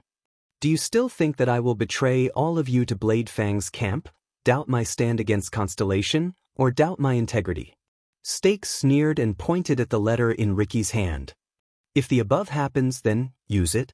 Send me to the list that Kessel and the Black Prophet missed out on. Send me to the Secret Intelligence Department's endless search and pursuit. The entire tavern fell silent. It felt like a century had passed. Ricky took a deep breath to calm himself down. Not bad. He nodded with difficulty, as if there was a heavy weight hanging on his neck. It is indeed a substantial guarantee. Let your people in. Ricky seemed a little touched. He folded the letter again and carefully tucked it into his bosom. His voice was a little gloomy. After we take the prince away, we still have a lot of things to do. Thales felt a chill in his heart. Stake smiled sincerely. He bowed respectfully. It is my pleasure. At that moment, Thales watched in a daze as Ricky waved at his subordinates. He watched Stake take out a whistle in a pleased manner and blow it silently. Under Ricky's orders, Marina and Sean walked towards the three of them with furrowed brows. The prince's shock and fear still lingered in his heart. Herman. The fourth prince. The ghost prince, he suddenly remembered Old Hammer's sigh. He landed face first, but soon, the sin of Hell's river surged through his body. With a shudder, the absent-minded Thales immediately snapped out of his daze. No, he raised his head in a daze. Ricky's sternness, Stake's smile, and LaSalle's solemnity were all in his eyes at that moment. Thales panted as he watched the people from Disaster Swords hand over his ownership to Shadow Shield. His heart tensed up. No, it's not over yet. Shadow Shield, I can't go with them. Thales thought and gritted his teeth. He turned his head and observed his surroundings. Then, with a firm expression, Thales whispered to Dean and Quickrope behind him. Cover me. Quickrope, who was also panicking, frowned. What? Dean, on the other hand, looked at Thales' gaze and guessed his intentions. He could not help but say, Are you crazy? Thales clenched his fists. He stared at Stake's satisfied expression from afar. Trust me, Thales said through gritted teeth. Their secret conversation ended there, because Marina had already arrived behind Thales. The prince pushed Dean and Quickrope aside and took the lead to meet Marina and the mercenaries behind her. Put your hands behind your back, your highness, and it won't hurt so much. Marina said coldly to Thales. There was a malicious look in her eyes. But Thales snorted softly and slowly approached Marina. Marina, am I right? I think you must be very angry right now. The prince sighed and said, Your whole family was wronged and died with a crime they should not have committed. Today, your actions will make that crime a reality. Marina trembled slightly. She clenched her fists and took a deep breath. Jadestar? Marina snorted softly and went forward. She stared at Thales at a close distance and said disdainfully, You look no different from a normal person, don't you? Her gaze slowly turned cold. What makes you so important that even if you shed a drop of blood, countless innocent people will die with you? Thales took a step closer and winked playfully. Maybe it's because our blood glows? Marina frowned when she sensed the provocation in his words. Asterisk clang. Asterisk Thales felt a chill in his heart. The swordswoman in red drew the sword in her right hand and slowly raised it from the side of her body to approach the prince's face. Marina sneered, Then let us see your, I'm sorry. Thales put on a stern face and abruptly said. She probably did not expect him to surrender so quickly. Marina was slightly stunned. What? Thales sighed and said, Blame Kurtz. Go blame Kurtz. She's the one who taught me. Marina frowned in puzzlement. Kurtz. However, in the next moment, Marina felt the prince seize her sword-wielding wrist. Marina's combat instincts, which had been trained for many years, made her instinctively want to swing her wrist with a backhand. However, a strong force erupted from Thale's hand and pulled her forward. Marina, who instantly lost her balance, felt a chill in her heart. This force is far from what this thin and weak teenager before me can produce. Marina was about to raise her elbow to fight back, but what happened next was far beyond her expectations. Thales took a step forward as if he was dancing and pulled the swordswoman in red into his arms. In that second, Marina felt the prince's bright and lively eyes suddenly widen. Even his eyelashes could be seen clearly. He was so close that she could see his pupils. Her lips trembled slightly, and she touched another piece of softness. It's a little dry, a little rough, and a little warm? Marina was slightly stunned. In the next moment, that piece of softness moved slightly and covered her lower lip. It brought about an even stranger sensation. It's smooth, moist, and warmer? This is gray. His eyes. At that moment, Marina looked at the prince's eyes at close range, and this thought popped up in her head. It's gray. It's really rare. At that moment, everyone who saw this scene was stunned. But just a fraction of a second later, poor Marina realized the situation she was in. No, no. In an instant, the shocked and angry Marina pressed her palm against Thale's chest and pushed the prince's face away from her. Asterisk slap. Asterisk under the surprised gazes of the people around her, the exasperated Marina gave Thales a hard slap with the back of her hand. The poor prince staggered backwards, but he did not forget to squeeze out a smile before he turned around and ran. Marina felt the lingering sensation on her lips and the gazes around her. Humiliation and anger surged in her heart at the same time. She was actually, her face contorted. She raised the sword in her right hand and said angrily, "You be asterisk starred, huh?" Marina, who was about to hit him on the back, looked at her empty right hand and was stunned. Where's my sword? Thank you." The prince's words traveled to her along with the sound of the wind as he turned around. At that moment, Sean, who was behind Marina, turned pale with fright. "Be careful." It was only then that Marina snapped out of her daze. At some point in time, one of her twin swords had already appeared in Thale's hands.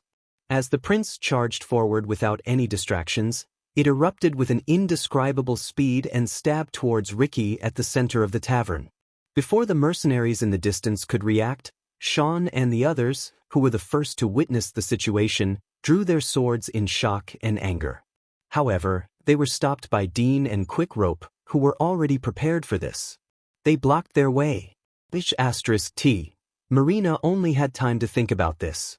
On the other side, whoosh, Thales gritted his teeth, raised his long sword horizontally, and moved his feet. He felt the strong sound of the wind brought about by the sin of Hell's river as he charged forward. There was only one person in his eyes. Ricky frowned and raised his head to look at Thales, who suddenly attacked. The sudden turn of events startled everyone, but the battle-hardened warriors reacted extremely quickly. Klein flipped his wrist, and with an even faster speed, dim light pierced towards Thales from the side. Boom. The sin of Hell's river poured down like a river and filled Thales' legs. The power of eradication, which was imitated from the twist of fate, poured out, and as his joints rubbed against each other violently, it pushed Thales' trajectory away. He bypassed Klein's interception. Klein cried out in surprise, but he could only let the tip of his sword slash past the side of Thales' legs. Thales felt the intense pain in his knees and ankles. He roared and broke through the interception that was impossible to break at all costs, and swung his sword at the unarmed Ricky. There were too many of them. Too many. He only had this one chance. He had to seize it. He had to. In front of him, a hint of surprise appeared in Ricky's eyes. Beautiful move. Ricky only had time to say 2 words. Thales' sword suddenly arrived in front of his eyes. His sword stabbed into Ricky's chest. Bang. In the next moment, Thales felt as if he had crashed into a huge vortex. A turbulent force came from all directions, pressing down on his sword-wielding arm. The prince could not help but fall forward, and he could no longer control the sword in his hand. Oh no! He only had time to think that. Asterisk bang! Asterisk in the next second, Thales's vision blurred. He felt pain in his knees and elbows, and he fell to the ground. Thales grunted and pushed himself up, but he felt a chill on his neck. He looked up in shock. At some point in time, the sword he snatched from Marina was already in Ricky's hand. Thales was stunned. How can this be? The leader of the disaster swords had an indifferent expression on his face. He knelt on one knee and pressed the tip of his sword against Thales's neck. On the other side, Quick Rope and Dean, who were subdued by the mercenaries, sighed at the same time. Beautiful move. Ricky, who had defeated Thales with one move, sneered and finished the second half of his sentence. Stupid idea.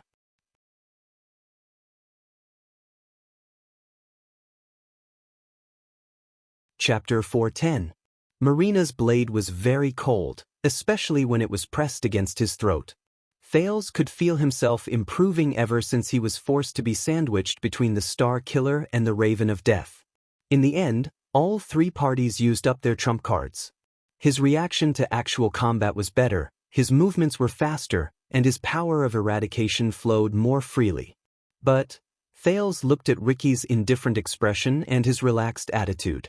He had no choice but to move his neck along with the other party's blade. Damn it.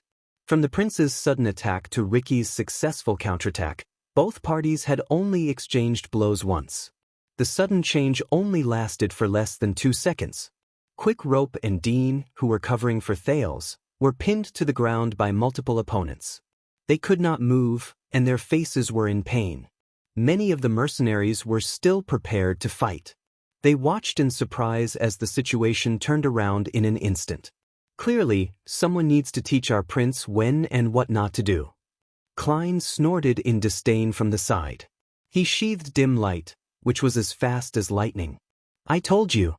The former Baron LaSalle, who had calmed down after the shock, looked at the disaster swords around him in dissatisfaction. This prince is very troublesome. Stake frowned at Thales, who had failed in his counterattack. Restless little fellow, isn't he? Bastard. Marina gritted her teeth. Her face was red as she held her sword and walked forward. She was prepared to take down the bold prince and teach him a lesson. But at that moment, asterisk slap. Asterisk the prince turned over without a care. He stretched out his right arm and firmly grasped his enemy's sword hand. Ricky's expression changed. He looked at Thales in surprise. Even Marina's footsteps paused. Hey, disaster swords. Thales' arm muscles tensed. He pushed the sword away from his throat with all his might. His voice trembled slightly as he wrestled with Ricky. It's not over yet. However, at that moment, the prince felt that Ricky's wrist was like a 1,000-year-old tree that had taken root, or a huge rock that weighed 10,000 pounds. It could not be pushed away, nor could it be shaken. I heard that you're very interested in Black Sword, right? Thales tried his best not to think about the cold sword on his neck. He forced a smile. Unfortunately, I'm also very interested in him. Ricky watched Thales struggle like a cornered beast and frowned. He seemed very dissatisfied. A smart person should know when to give up. Following Ricky's words, a strange power flowed out from his wrist. Thales' expression suddenly changed. At that moment, Ricky's power of eradication flowed into his entire body through Thales' palm. Thales felt as if he had been thrown into a cauldron, covered with a lid, and set on a flame. Scalding hot. It stung. It was heavy. In a trance, his blood emitted an uneasy muffled sound. His skin was slightly irritated, and the bones in his body couldn't move at all. It was as if someone was tightly clamping him down and putting him under great pressure. With Thales' hell senses, the power of eradication in Ricky's body was like countless deep whirlpools that devoured everything in its endless, rolling undercurrents. Once one fell into it, there was no way to escape or leave. What is this? Thales thought in agony. At that moment, Ricky's cold voice slowly traveled into Thales' ears. Such as you. Ricky watched with satisfaction as Thales' face turned from red to white. His breathing froze, and he watched as Thales' eyes lost focus under his terrifying power. Thales trembled slightly, and his grip loosened. Every time, Ricky pursed his lips and thought in a bored and indifferent manner. It's the same every time. When their power of eradication surged into their opponent's body. He shook his head in disdain. But just as Ricky was about to push away the powerless Thales, the prey under his sword suddenly trembled slightly. Asterisk thud. Asterisk under everyone's gazes, the prince, who was already at the end of his tether, suddenly sucked in a sharp breath, extended his left hand, and grabbed Ricky's collar tightly. Ricky's pupils instantly shrank. Thales gritted his teeth and exerted force in his hand to close the distance between them.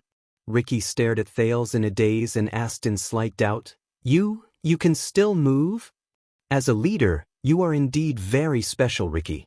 Thales' breathing became more rapid. Sweat broke out on his forehead, but his face was flushed, and his words were smooth.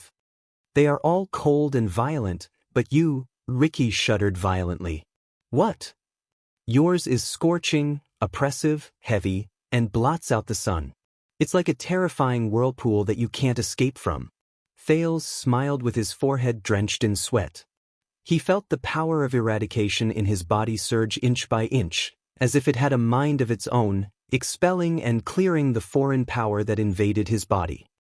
But that ominous energy is still the same. The disaster swords. The power of eradication began to spread in Thales' mind. It was boiling and excited. When he heard Thales' words, Ricky widened his eyes in shock. How did you? Thales gripped Ricky's wrist and collar tightly. He resisted the influence of the power of eradication on him, and suppressed the urge and desire to immediately counterattack. Damn it. Not enough. Not enough. I still don't believe it. As he thought, Thales grunted with his forehead drenched in sweat. He observed the characteristics of Ricky's power of eradication. Just like how he imitated the twist of fate not too long ago, he urged the power in his body to change. Scorching. As Thales thought about this, the sin of hell's river in his body began to flow on its own. It emitted a terrifyingly high temperature in his senses. Oppressive. The power of eradication roared and covered his blood vessels, muscles, bones, and almost all his tissues. It was like a dark cloud blotting out the sun, leaving not a single gap. Heavy. An inexplicable pressure descended on Thales' body. As the power changed, it became more obvious, as if it had substance. It blotted out the sun. Soon, the sin of hell's river spun around a center, as if it wanted to tear him apart, but also as if it wanted to devour everything. At that moment, Thales had the illusion that no matter what kind of attack it was, as long as he was still immersed in the vortex formed by the power of eradication, he could easily withstand it. Thales exhaled in pain. He could vaguely hear his body protesting against the chilling sounds of friction, as if it was a machine that could not bear the weight of a heavy load. No one knew that in less than a second, he had experienced the terrifying ups and downs from the peak of a mountain to a deep valley, and then from the depths of the earth to the clouds. Compared to the twist of fate, which he was almost familiar with, this time, the transformation of the sin of hell's river gave him a greater burden and cost than he imagined. But Thales tried his best to pull himself together and looked at the enemy in front of him. The teenager took a deep breath and tightened his grip on Ricky's wrist. He smiled as if he had been relieved of a burden. Just like this. Soon, the newborn sin of hell's river, which had completed the transformation in his days, poured into Ricky's body. At first, Ricky looked puzzled, but as the unusually familiar power gradually surged into his body, the man's breathing became more rapid. This is scorching, oppressive, heavy, blotting out the sky. Just like, as he looked at Thales' smile and sensed the feeling coming from his body, there were no words that could describe Ricky's current expression. No. He widened his eyes and shook his head subconsciously, as if he could not believe what was happening before his eyes. Impossible. Thales coughed in pain, and the young power of eradication immediately dissipated. His hand left Ricky's collar and fell limply to the ground. The onlookers did not know what was going on. As they listened to the conversation between the two, they were surprised and bewildered. The anxious Sean wanted to walk forward, but Ricky waved him away. "What's wrong, Ricky?" Klein asked tentatively. But the leader of the Disaster Swords only shook his head slightly and did not answer. He was still immersed in disbelief and surprise. "I know." Thales looked as if he was on the verge of death. His expression was dazed, and he forced himself to stay awake. He gritted his teeth and said, "I know why all of you want Black Sword." Ricky's shock slowly disappeared, but his frown deepened. He began to face the truth before him. "For you?" Crassus of the Disaster Swords asked in a low voice. But Thales only sucked in a deep breath and shook his head. "Believe me, Ricky, you don't want Black Sword." The prince's face was full of exhaustion. "You want me. I'm the one you really need." The teenager fixed his gaze on the man. "Me." The lights in the tavern were much dimmer than before, making Ricky's expression look incredibly solemn.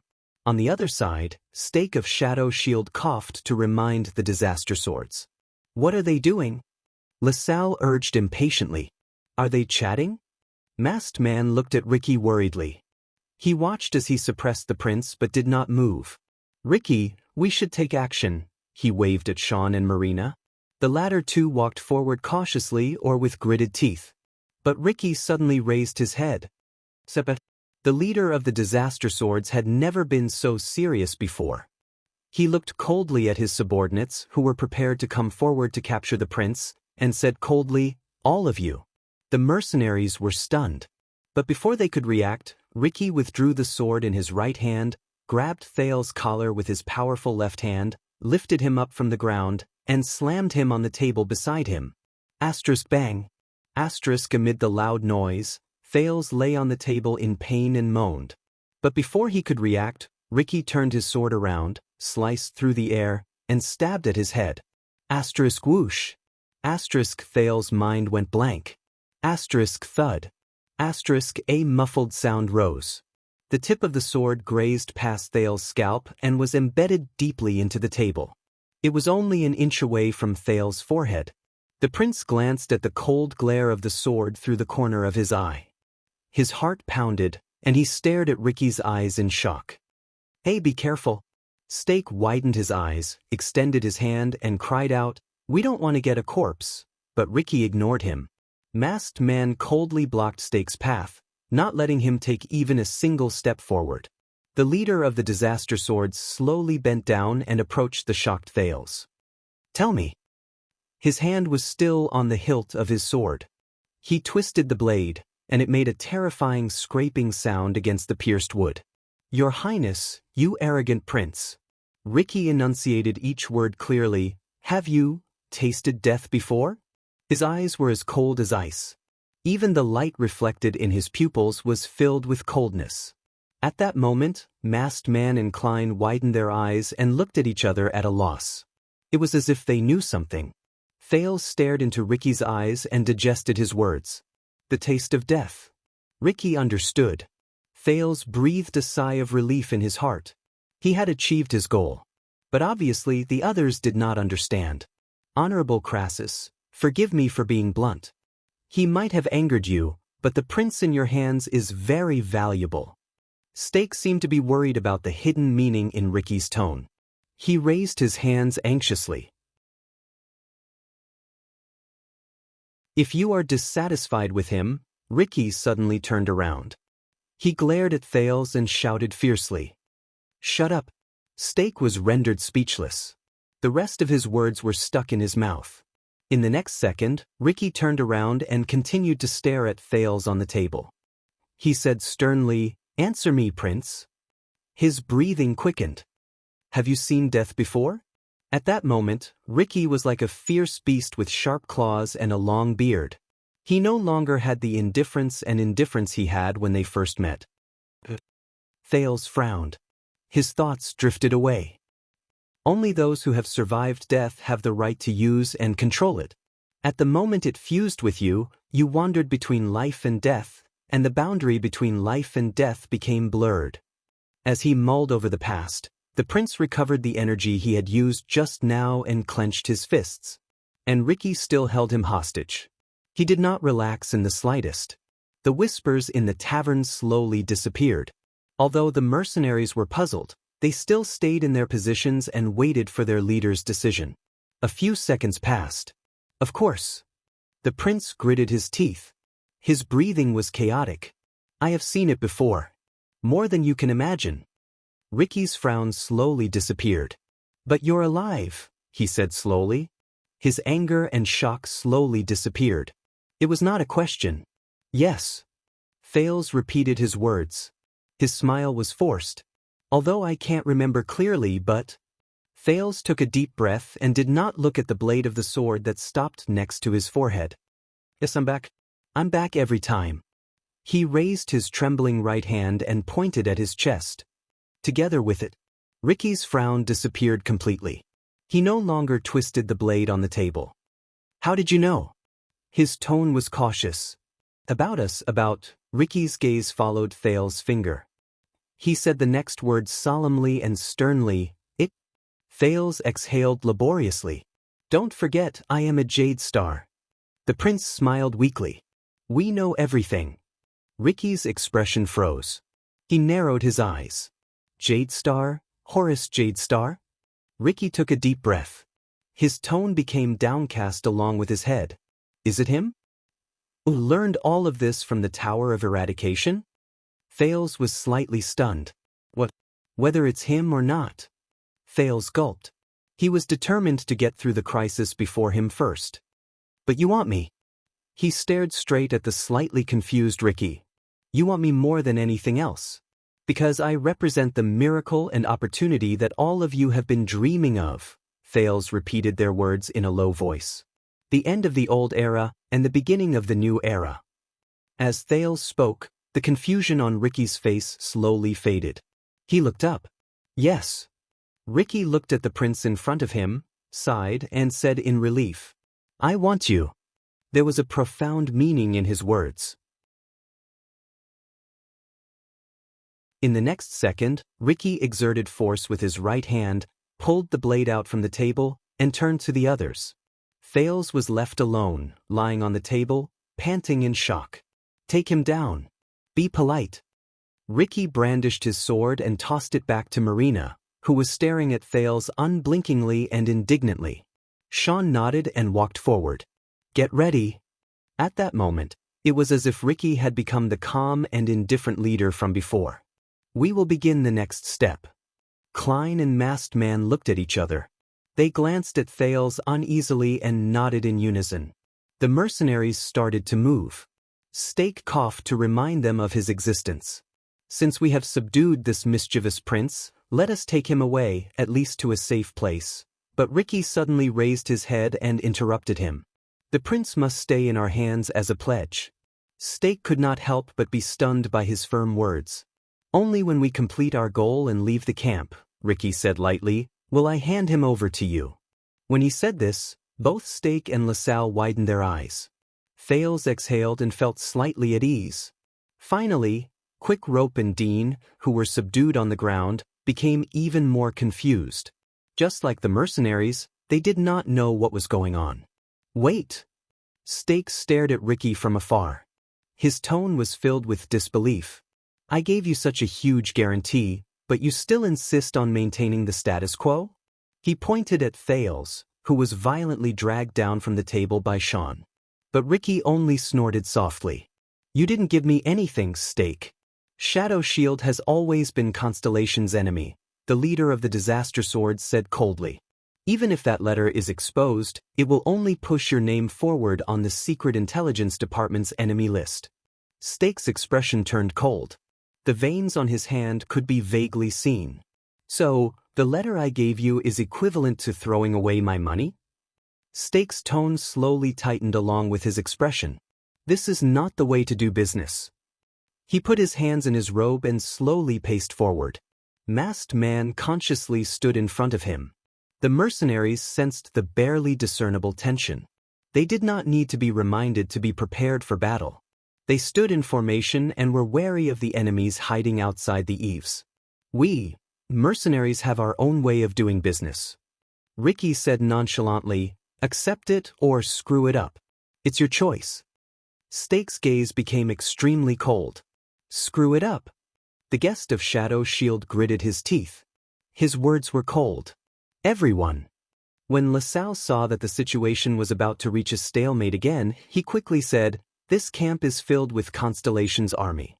If we drag each other down, no one will be able to walk out of here safely, and we won't be able to achieve our goal." Ricky smiled in response. "We did what we promised you. The prince is here." "I think you don't mind us temporarily detaining the goods," Ricky said loudly, but intentionally or not, he glanced at a few corners at the top of the tavern. "Until you pay the rest of the money?" Stake stiffened. He knew that the places Ricky looked at just now were the places where the assassins of Shadow Shield had been hiding outside the tavern for a long time and were ready to attack at any moment. But Stake clenched his fists in indignation. "You don't think I'm blind, do you?"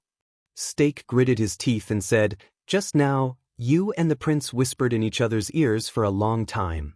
Sean had just roughly tied Thales up. He noticed that Sean was carrying Thales' luggage on his back. When he heard this, he was stunned. Stake glared at Ricky, who looked calm and composed. "You weren't really tempted by the prince's words and reached some kind of deal with him, right? Such as, some kind of deal between you and Constellation, such as the prison of bones?" Ricky stopped what he was doing. LaSalle stopped talking as well. He stared at the others with deep distrust in his eyes. Masked Man frowned. "Then it'll be very ugly," Stake said coldly. "Do you think that Shadow Shield would come all the way here just to let you take away our target so easily?" Ricky took a deep breath, turned around, and met Masked Man's gaze. He laughed. "Ah!" Masked Man laughed as well. It was as if he had heard the funniest joke in the world. "I can understand. You gave us that letter, so you were very indignant. You felt as if you were being taken advantage of." Ricky laughed very happily. He waved his hand. "Are you still worried that we will judge the situation and turn around to collude with Constellation? Make all of you fall short of success?" Stake's expression became more and more unpleasant. Ricky walked forward, moved past Masked Man, and arrived in front of Stake. "But what I want to say is, Stake, just like you, we were destined to be enemies with Constellation a long time ago." Stake was slightly stunned. Ricky stared at him and said faintly, "As a reward for your letter, and as a reward for your sincerity," with a calm expression, he crooked his finger behind him. "Samuel?" While Stake, LaSalle, Thales, and the others were puzzled, Masked Man snorted coldly and walked forward. He stretched out his hand and pulled down his mask without hesitation. The lights flickered, and the Masked Man's face was indistinct. It was a face that had been through the vicissitudes of life. The man looked to be in his 40s or 50s. His cheekbones were high, and his sideburns were faintly visible. Stake scrutinized him with a puzzled expression, as if he did not know what to do for a moment. "You are—" Masked Man shook his head in disdain. But LaSalle's expression changed beside Stake. "That is." The former Baron of Extet stared at the man and shuddered slightly. Many mercenaries, including Quick Rope, looked at each other in confusion. They were extremely puzzled. Thales tried his best to stretch his neck, but he could only see Masked Man's side profile. "Damn it, who is that guy?" But Thales was immediately stunned. Side profile. Yes, he could only see Masked Man's side profile. But that was enough. There was an obvious and ferocious brand on one side of the man's face, from his chin to his cheekbone. His skin and flesh were turned inside out, and blood was everywhere. It was like Thales stared at the brand on the man's face in a daze. Just like the two brands on Raphael Lindbergh's wrists from the kingdom's secret intelligence department 6 years ago. They were the Arund families, but the prince was shocked again. He recognized it. The imprints on the Masked Man's face had a regular pattern and a shape. That is, Thales could not believe his eyes. But Masked Man quickly spoke and ended Thales' doubts. "This is the letters from the ancient empire. It represents the Jade Star royal family. It was branded a long time ago," he said coldly as he gently touched the ugly and terrifying brand on his face. Stake shuddered violently. Masked Man said coldly, "The person who is branded with this brand is a sinner who was personally ordered by the Supreme King of Constellation to be punished. He will bear the shame and sin that will never be forgiven, and he will never be able to redeem himself." Stake took a step back with a surprised expression. Ricky crossed his arms and sneered slightly. Klein looked as if he had known about this for a long time and was not surprised. Marina listened to Masked Man's confession with a complicated expression. Thales stared at the man named Samuel in a daze. He could not describe the feelings in his heart. Stake remembered something and asked with uncertainty, "You said your name is Samuel?" Samuel, who was no longer masked, snorted softly.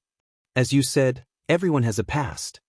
Samuel turned around and faced the people in the tavern. "After the war 18 years ago, aside from all of you assassins who deserve to die, there was also a group of people in Eternal Star City who were sentenced to prison by the newly crowned King Kessel." Samuel slowly walked forward. His tone was cold. All of them were skilled, experienced, and powerful warriors who were born into nobility. They once made a glorious oath to protect the noblest descendants of the kingdom.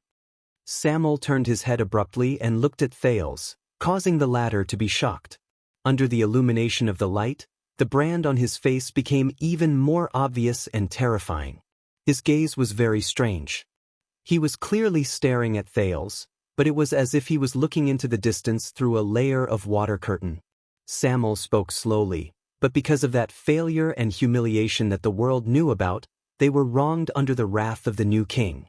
They were charged with grave crimes, and from then on, they could only waste their lives in the miserable underground. They could never be free, and they could never see the light of day. Samuel raised his head. His tone was one of pride and pain. "I am Colin Samuel from Eternal Star City. I am the youngest son of Viscount Luca Samuel," he said in pain. "I was once the vice flag bearer of the Royal Guards of Constellation. I was the personal guard of the late King Adi II. I was the glorious Emperor's Praetorian Guard." He stared at Thales with a complicated gaze. "I was also a member of the Royal Guards who guarded Renaissance Palace during the Bloody Year." Thales stared back at him in a daze. His emotions were in a mess. "Royal Guards? Isn't that—" Samuel gritted his teeth and clenched his fists. In the almost suffocating atmosphere, he said angrily, "After the unfair trial, he was also the only one among the 46 Royal Guards who refused to plead guilty and were sentenced to life imprisonment in the Prison of Bones. He was the only one who managed to escape. They are felons who have no place in the whole of Constellation." Stake did not speak anymore. He only looked at Samuel with a profound gaze. The tavern was silent. Then Ricky spoke again. "Compared to your letter, which was more of a gimmick than a practical one, this is our guarantee, Stake. It is impossible for us to work with Constellation. So the prince will stay in our hands and even act with us," Ricky said coldly. "His safety, and whether he can be handed over to you smoothly, all depends on the success of our next operation. And here I am, thanking both of you for your generous help in advance." Ricky's words were filled with hints. Stake and LaSalle frowned. Ricky snorted softly, turned his head around and ignored them. The leader of the Disaster Swords swept his gaze over the solemn mercenaries. His gaze swept past Thales' face, whose emotions were complicated. "Let's go."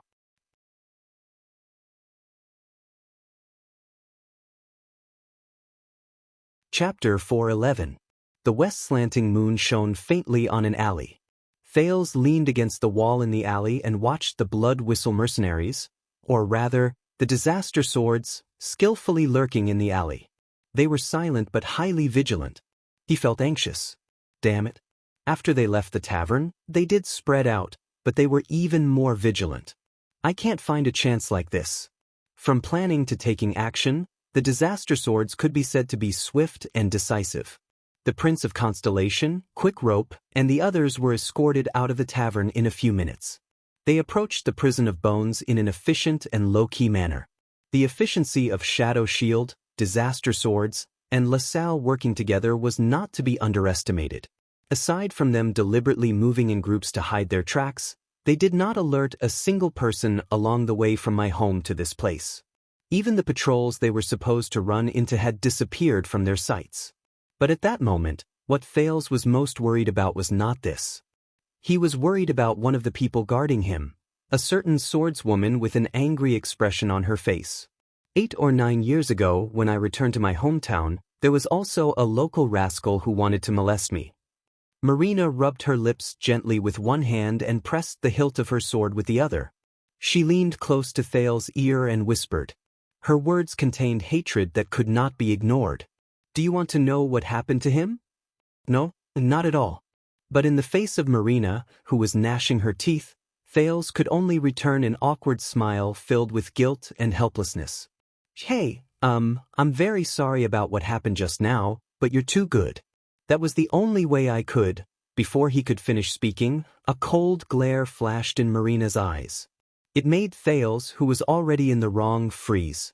His flattery did not work at all. God take pity on him. Be it in this life or his previous life, which had blurry memories, he had never done something like sexual harassment, which he despised and despised. However, just now, Thales lowered his head sorrowfully and avoided Marina's fierce gaze. His reputation in 2 lives was destroyed in 1 night. Marina snorted coldly and gently pulled out her sword. At that time, I placed the sword between that bastard's legs just like this. As goosebumps rose all over Thales' body, Marina lowered her weapon with a cold expression. Then, with a twist of my wrist. Fortunately, when Thales felt a chill at his crotch and was about to cry for help, a steady and gentle voice stopped him. Marina, I asked you to keep an eye on him, not to find a chance to kill him. Ricky's figure appeared at the entrance of the heavily guarded alley. He nodded slightly at his subordinates in the alley, his expression solemn. Restrain yourself. Marina frowned, but she still put away her sword under Thales' hopeful gaze. Of course. She put away the unwillingness on her face and said lightly. However, Marina's next sentence made Thales feel bitter in his heart again. We should gag his mouth and remove one of his arms or one of his legs. If he's in the middle of our operation, but Ricky shook his head. Our esteemed guest is not a stupid person. Crassus of the disaster swords narrowed his eyes and stared at the prince, who was forcing himself to remain calm. He knows when to negotiate and when to resist. He also knows who is his greatest support at this moment. Thales' heart instantly became heavy. He knew that the people from Shadow Shield were secretly hiding in the periphery. Compared to those people, falling into the hands of the disaster swords was not such a bad choice. Isn't it? Ricky tilted his head behind him. There, the 3 pitiful hostages, Quick Rope, Dean and Tampa, were tied up and gagged. They were unceremoniously escorted by more than 10 fierce disaster swordsmen. From time to time, they would cast pitiful or indignant glances at Thales. When he saw them, the prince could only sigh sadly. Of course. Compared to them, Thales was very lucky to only have his weapons and luggage taken away. He glanced at the crossbow of time on Marina's back and the JC dagger tied to her waist. He could not help but gulp. This action made Marina's gaze even more disgusted. Under Ricky's signal, the mercenaries, including Marina, obediently moved a little further away. Ricky stood in front of the prince. His gaze was burning, and it made Thales feel uneasy. So, what you want to do in the prison of bones is... The prince coughed and wanted to ask for some information, but he was interrupted by Ricky. Not enough, the leader of the disaster swords said softly. Thales was stunned. What? The sin of Hell's River. Ricky stared at him with a strange gaze. You haven't experienced enough, and you haven't fused with it deeply enough. You can't even touch the threshold. The sin of Hell's River. This sudden topic made Thales nervous. What do you mean? Can't even touch the threshold. The prince's body stiffened. So, what you need is someone like Blacksword. But Ricky still shook his head and denied it. He's not enough either. When he stared at the prince, there was an undisguised coldness in his gaze, but there was also a fanaticism that made people feel uneasy. These 2 contradictory meanings made Thales feel even more uncomfortable. So, you need more training. You need to let it mature as soon as possible amidst blood and danger, become stronger, and release it. In the end, you will surpass the supreme class and reach the legendary, true world. Thales furrowed his eyebrows. He became even more confused. Surpass what world? What are you talking about? That is the only way. As if he did not hear what Thales said, Ricky continued to stare at Thales attentively. We believe that it is not without reason that you were chosen by Hell's River and returned from death. Thales' eyelids twitched. In fact, the Iron Blood King, Gil Quz, the Black Knight, and the Ninth Man, Shalon Ten En Hill Crassus. Ricky read out the names that Thales was either unfamiliar with or had heard of. Even you, Thales Jadestar. Thales was confused. These names. The Iron Blood King seems to be the ancient Northland king who led the army to fight against the ancient orcs. Gil Quz, I've never heard of him before. The Black Knight? I think I've seen him in the pile of novels about pitiful knights by Little Rascal's bedside or in the bardic poems. The Ninth Man, what the hell is this? It's a nickname, right? Shalon Tannen, what a familiar surname. Hill Crassus, strange, isn't Crassus the honorific title given to the leader of the Disaster Swords? As for Thales Jadestar. No, what about me? Damn it. If only I had a photographic memory like Saroma, who likes to flip through random books when she has nothing better to do, Ricky continued. We believe that in the thousands of years of history, every single person who struggled to return from the edge of Hell's River had their own mission in that era. What? Thales could not help but ask, what mission? But Ricky did not answer him. Instead, he flashed a smile that made people uneasy. You obtained a key, Prince. It can open a door that we have been waiting for more than 100 years, the leader of the Disaster Swords said with a smile. Don't waste it. The confused prince was about to speak, but he was interrupted by the sound of carriages coming from outside the alley. Around them, the mercenaries who had been lurking quietly became alert, like wild beasts whose territory had been invaded. Ricky raised his head and looked at a figure outside the alley. Their signal is here, Crassus of the Disaster Sword said with a frown. Let's go. Thales' expression changed. Before he could react, he was violently escorted out of the alley by the impatient Marina. A rather long fleet of carriages headed towards them on the empty and dark street. There were both human-powered carts carrying unknown goods and carriages pulled by pack horses. Tampa whimpered uneasily behind him. He only quieted down when Sean reminded him mercilessly. When he saw the wine glass on the flag of the fleet, Thales immediately understood. This is the supply fleet for my tavern. There were about 20 people in the transport fleet. They were all dressed in ordinary clothes made of coarse cloth. They looked shabby and light, just like the locals of Bladefang's camp. Their horses did not stop galloping, and they turned a blind eye to Ricky and the group of people who popped out of the alley. In the carriage closest to them, a coachman lifted his hood at Ricky and nodded politely. Thales recognized the coachman. It was Stake. Don't worry, the patrol team closest to us has already left.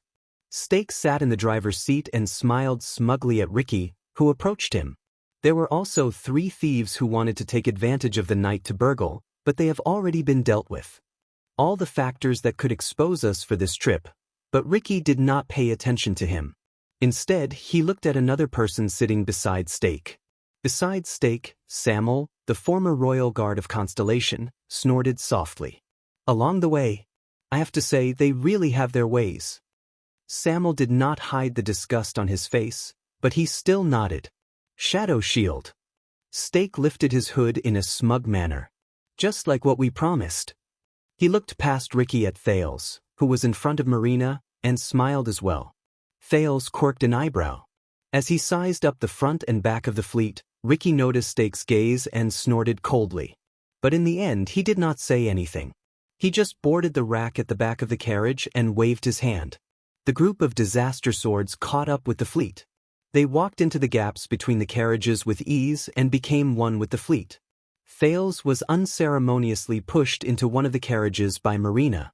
The fleet of carriages continued moving forward as the wheels of the different carriages swayed. The fleet was very quiet. Be it the secretive shadow shield or the murderous disaster swords, none of them said a word at that moment. The coachman drove the carriages, and the pedestrians walked. For a period of time, there was only the sound of hooves and wheels. The atmosphere was oppressive. Finally, amidst Thales's uneasy thoughts, a seemingly familiar building appeared in his shaky vision.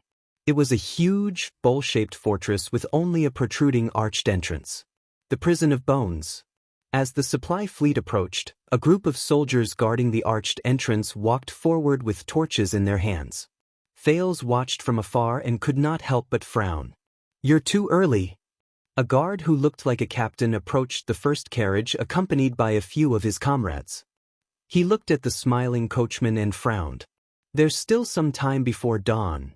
The carriages in front of them stopped. The coachman jumped down from the carriage.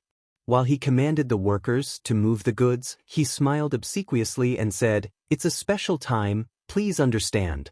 But the captain's gaze shifted to the back of the fleet. "Your fleet is a little long." The captain of the guards looked at the endless stream of vehicles behind them. Suspicion appeared on his face. Why are some of them carrying weapons? But the coachman did not panic. He just spread his arms and explained with an obsequious smile, "We're new here. You know, the camp has not been peaceful recently." The captain's gaze froze. He took a step back and subconsciously placed his hand on his waist. The 7 or 8 guards behind the captain also became alert. Thales clenched his fists as he watched from the side. He saw that the captain's armor had the emblem of the Stardust unit. Asterisk whoosh.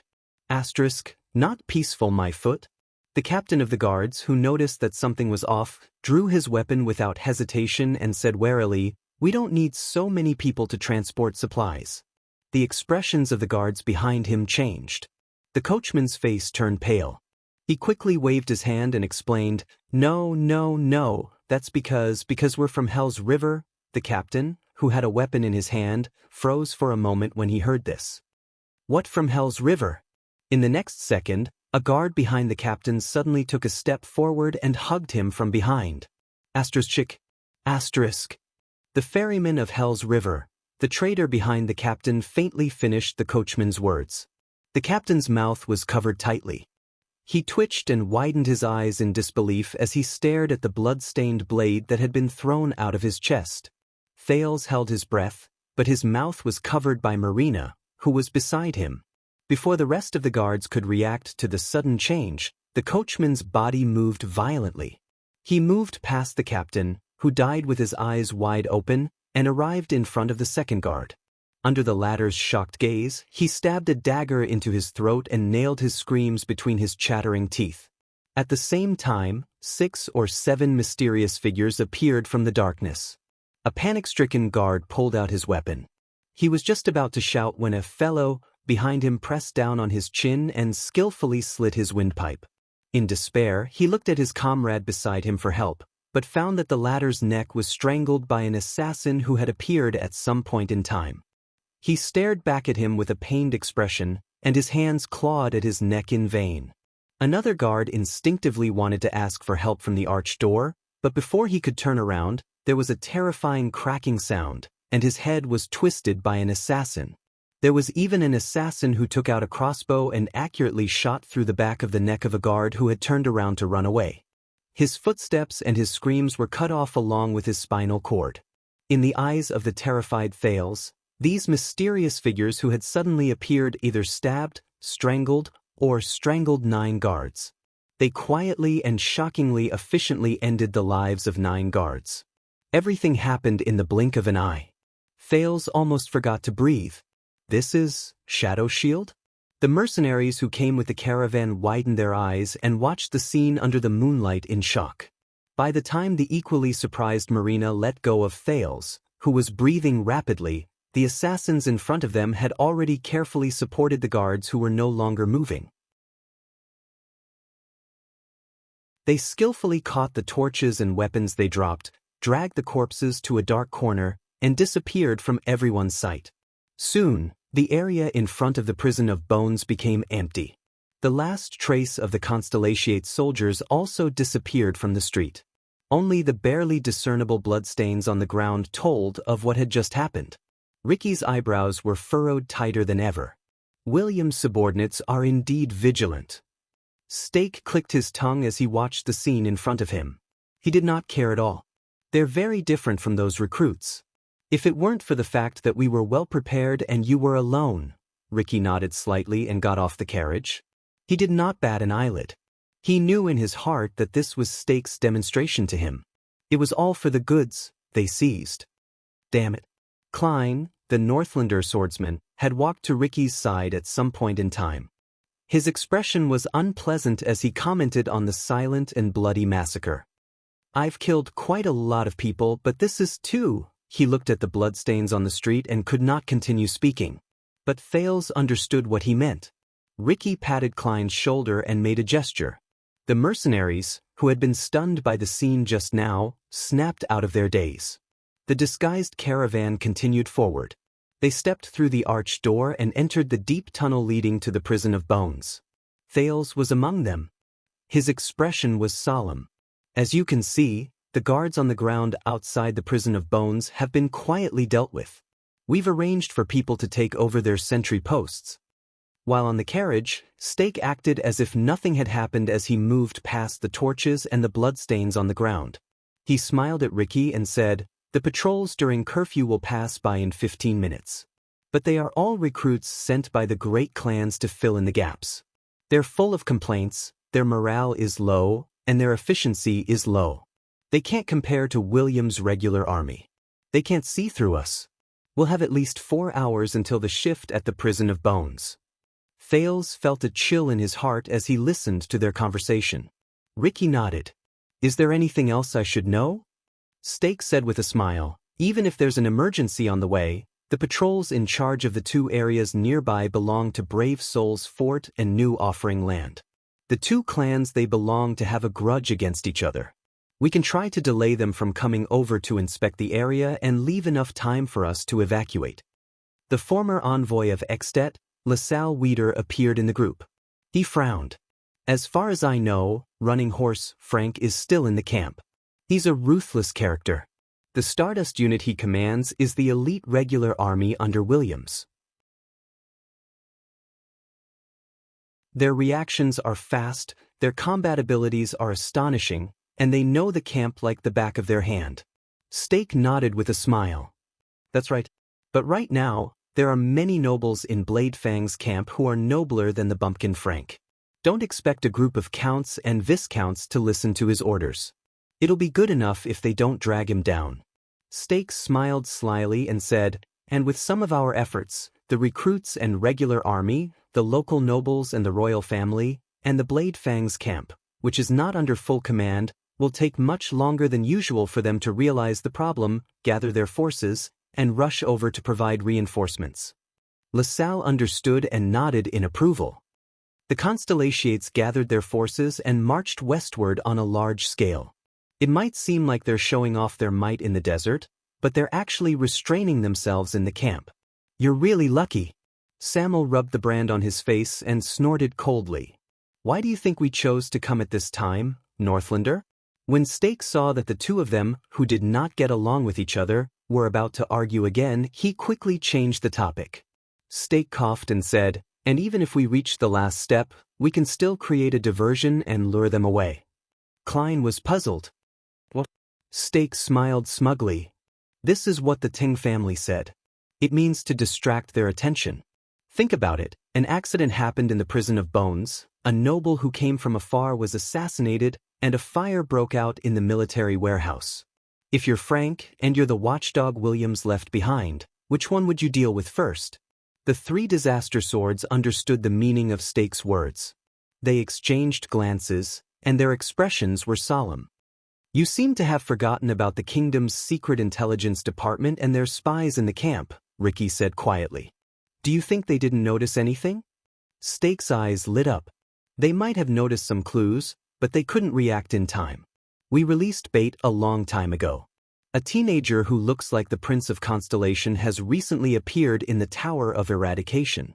Trust me, because of this news, the Secret Intelligence Department spies in Blade Fang's camp are busy traveling north. When he heard this, Thales, who was in the carriage behind them, sighed in disappointment. Ricky was silent for a while. You didn't come here on a whim or because something happened suddenly. Ricky seemed to have figured something out. He raised his vigilant gaze. You planned this a long time ago. Stake smiled in an indifferent manner. Maybe you're better at fighting head-on, but when it comes to this, Stake glanced at his surroundings. We're the professionals. Samuel snorted angrily. Just like 18 years ago? Stake smiled. He wisely did not continue the conversation. They finally finished walking through the tunnel, which was neither too long nor too short, and entered the main building of the Prison of Bones. A wooden door that was as tall as 3 or 4 people appeared in front of them. Behind the door, the prisoners' noisy shouts could be vaguely heard. Klein walked forward and knocked on the door. My tavern, delivering supplies, he said coldly.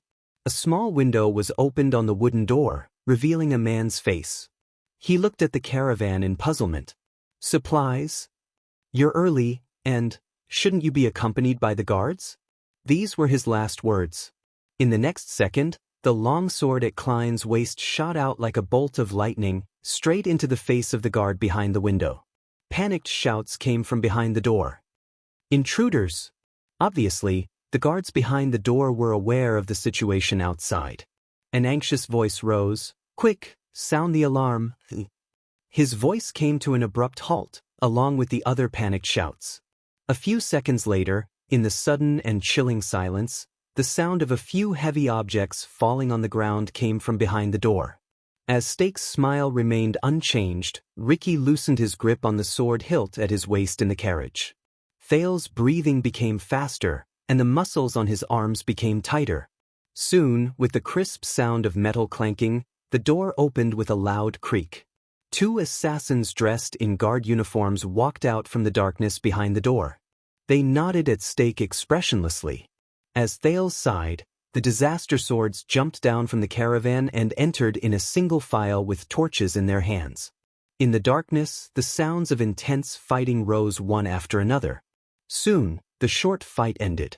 Thales took a deep breath, and under Marina's urging, he entered the Prison of Bones. Without the illumination of the moon, in the darkness where there was only the light from the torches, noises unique to prison cells could be heard: knocking, moaning, crying, cursing, and the noises of the prisoners. Yo, come and watch, there's a good show. Haha, who's so daring? What's going on? What's going on? C, I think I saw the guards fall all over the floor. Hey, those who live outside, tell me, what's going on at the entrance? It seems like the guards are fighting. I bet 10 gold coins that Lear is big, he'll definitely win. 20 gold coins, I bet all my money on Morpheus. He trained in the Tower of Eradication. You 2 smugglers, you don't have any gold coins. Thales moved his gaze away from the dead guard on the floor and sized up the place before him. Even though the Prison of Bones looked like a rough, circular coliseum from the outside, the layout of the buildings inside was rather complicated. Clearly, they had only entered one of the floors. The first thing that entered Thales' eyes was the ground made of hard stone. It was hard and rough, and there were a few torches stuck in the walls made of huge rocks for illumination. The low ceiling, the darkness in the passageways on both sides, and the incessant buzzing of the prisoners' shouts made Thales feel depressed and uncomfortable. The chaotic noises came from the arc-shaped passageways on the left and right sides where the torches could not illuminate. He could vaguely see many arms stretching out of the bars and shaking desperately. Damn it, I can't see clearly. Prison break. Someone must be trying to break the prison. Come on, there are people shouting about a prison break every week. Can't you change the story? Prison break, help me out. Can't you open a lock for me while you're at it? The disaster swords paid no attention to these voices. Under their command, they spread out in a well-trained manner and entered the darkness on both sides. Stake stopped moving and turned to Ricky. We're in. Of course, there are bound to be some who slipped through the net. After all, the guards also have to patrol, but this is the only exit to the outside world. According to the information, there are quite a number of people locked up in each floor. Steak took out a torch and gestured to the left and right sides. The first floor we saw had the most prisoners. If we go up one floor, but Ricky raised his hand gently and interrupted him. That's our problem. Steak was not annoyed even though he was rebuffed. Instead, his smile faded, and he still bowed in a friendly manner. A few minutes passed. The sounds of fighting came from the darkness, along with the fanatical shouts of the prisoners. After a while, as the sounds of fighting grew louder and louder, many disaster swords returned from the passageway on the right, one after another. The sharp-eyed Thales noticed that there were many newcomers in ragged clothes among them.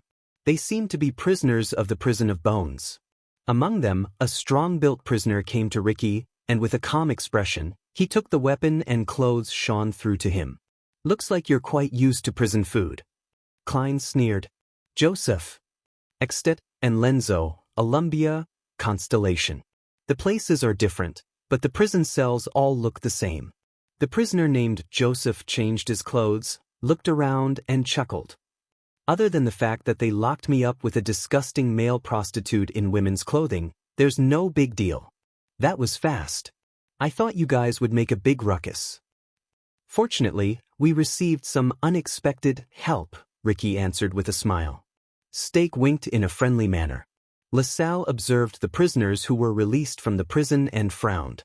You broke the prison because you wanted to let these people go? LaSalle did not seem to think much of it. Honestly, as long as we use some money, Ricky chuckled and shook his head. This is your first time in the prison of bones, right, Baron LaSalle? LaSalle was slightly startled. He narrowed his eyes and looked at Steak, who was beside him. The latter only smiled in resignation. In fact, the prison of bones has two parts. Ricky patted Joseph, who had just escaped from prison. He turned around and said to LaSalle, Baron, what you saw was only one of them, the so-called white prison. And the place we are going to... He looked at Joseph. Tell me you found it. Joseph shrugged. He put away the weapon he had just obtained, took a torch, and walked into the darkness. Of course.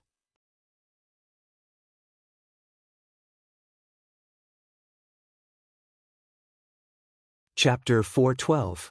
In the dim environment, the disaster swords followed behind Joseph. They walked forward, and the echoes of their footsteps could be heard faintly. But Steak moved through the crowd and came before Ricky. Wait! Steak looked at Thales, who was held hostage by Marina's side, in puzzlement. Are you going to take him down? You know that we can wait for you here, right? Thales frowned. He noticed that quite a number of mercenaries had surrounded them. Ricky turned his head and glanced at Steak. You did very well. You saved us a lot of trouble, Steak. He pressed down on Steak's shoulder. But I also know that the reason why you are so cooperative and spared no effort is because of the hostage in our hands. Steak's expression stiffened. That might not be the case in a different situation. Now, you can choose to go down with us or stay here and wait for me. Ricky ignored Steak, who had an unpleasant expression on his face. He waved his hand and continued forward. Samuel walked past Steak and snorted in disdain.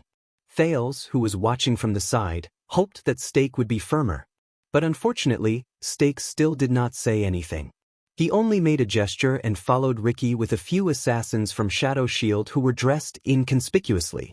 Just like that, Thales was escorted by a group of disaster swords and continued forward.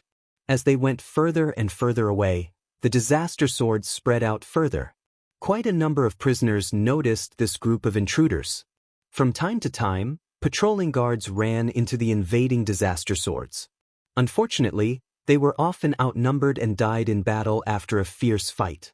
The prison of bones gradually became restless. The chaos was beyond Thales' imagination. Young guard over there. Yes, it's you. Let me tell you, I've made a lot of money selling weapons over the past few years. Most of the money is what they didn't manage to find. As long as you let me out, I promise I'll give you. Hey, you're not guards? Damn it. What are you doing now? Wow, there's really someone trying to break out of the prison. Ah, this is great. Last time, The people who sneaked in to break out of the prison didn't even last 5 minutes before they were surrounded by the freaks. Williams chopped them up like firewood. This time, you have to work harder, you must last for 10 minutes. Let me out. I am a devout Dark Knight Temple priest. They can't lock me up here just because of my artistic works. With this group. Hey, my good friend, let's make a deal. I've been locked up here for 4 years and I'm going crazy. I'm not begging you to let me out.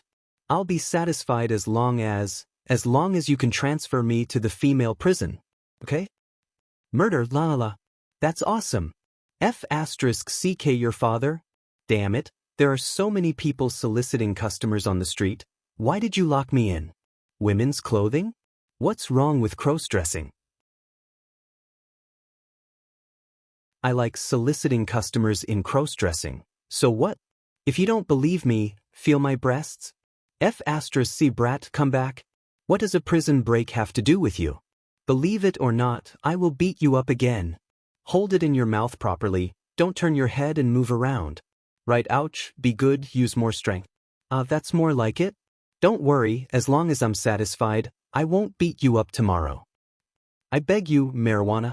Give me some more marijuana, I beg you, If you don't give me the F***king marijuana, I'll bang my head against the wall and die here. I'm going to bang my head against the wall, I'm going to bang my head against the wall. Look, I'm really going to bang my head against the wall. Damn it, look at me. What if I really bang my head against the wall and die? F***c the Baron. F***ck the Stardust Unit. F***ck the Blade Fangs Camp. Believe it or not, when I get out, I will definitely tie up that B***T.H. Williams and force him to wear women's clothing. Then, I will find 100 men and take turns to press him on the bed for 3 days and 3 nights, just like this. Oh no, I used too much strength, I'm bleeding. Hey, you over there, help me pass a message to my wife. She wrote a letter 3 years ago saying that she will bail me out of prison, but she still hasn't come. I will give you a reward. What the F***ck? What kind of place is this? The prince, who did not even dare to breathe loudly, followed beside Ricky. He cast a worried glance behind him. Quick Rope was still tied up. He was traumatized by this place, and he stared at the notorious prison cell with a terrified expression. Finally, under Joseph's lead, after they walked down a few flights of stairs, they arrived at an empty room without a cell. The room was very big, so big that it could accommodate 100 people. It was almost comparable to the banquet hall of the nobles. Even the noises of the prisoners seemed to have been shut behind them, and they could no longer be heard. But at the same time, Thales was acutely aware that the floor was paved with meticulously baked rock bricks, and the walls were also quite old. It was a stark contrast to the crude and dirty prison cells on the other floors. The design of the room was also very unique. There were 8 walls, which looked like an octagon. What was even stranger was that there were 4 narrow holes on the ground that looked like wells. It was dark inside. For some reason, when Thales stared at those deep wells, he suddenly felt a chill run down his spine. Strange. That's Stake and LaSalle also noticed this. They sized up the place with some surprise. Even the disaster swords, including Klein and Samuel, seemed to have come here for the first time. Ricky glanced at his surroundings and stood in front of one of the mottled and dilapidated walls. Is this the place?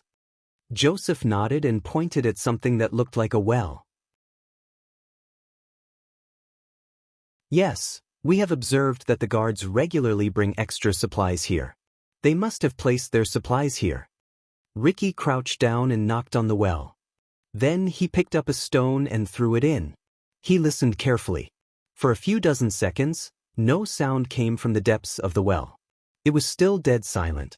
Thales understood something. That's right. Ricky patted the dust off his hands, nodded, and stood up. This is the place.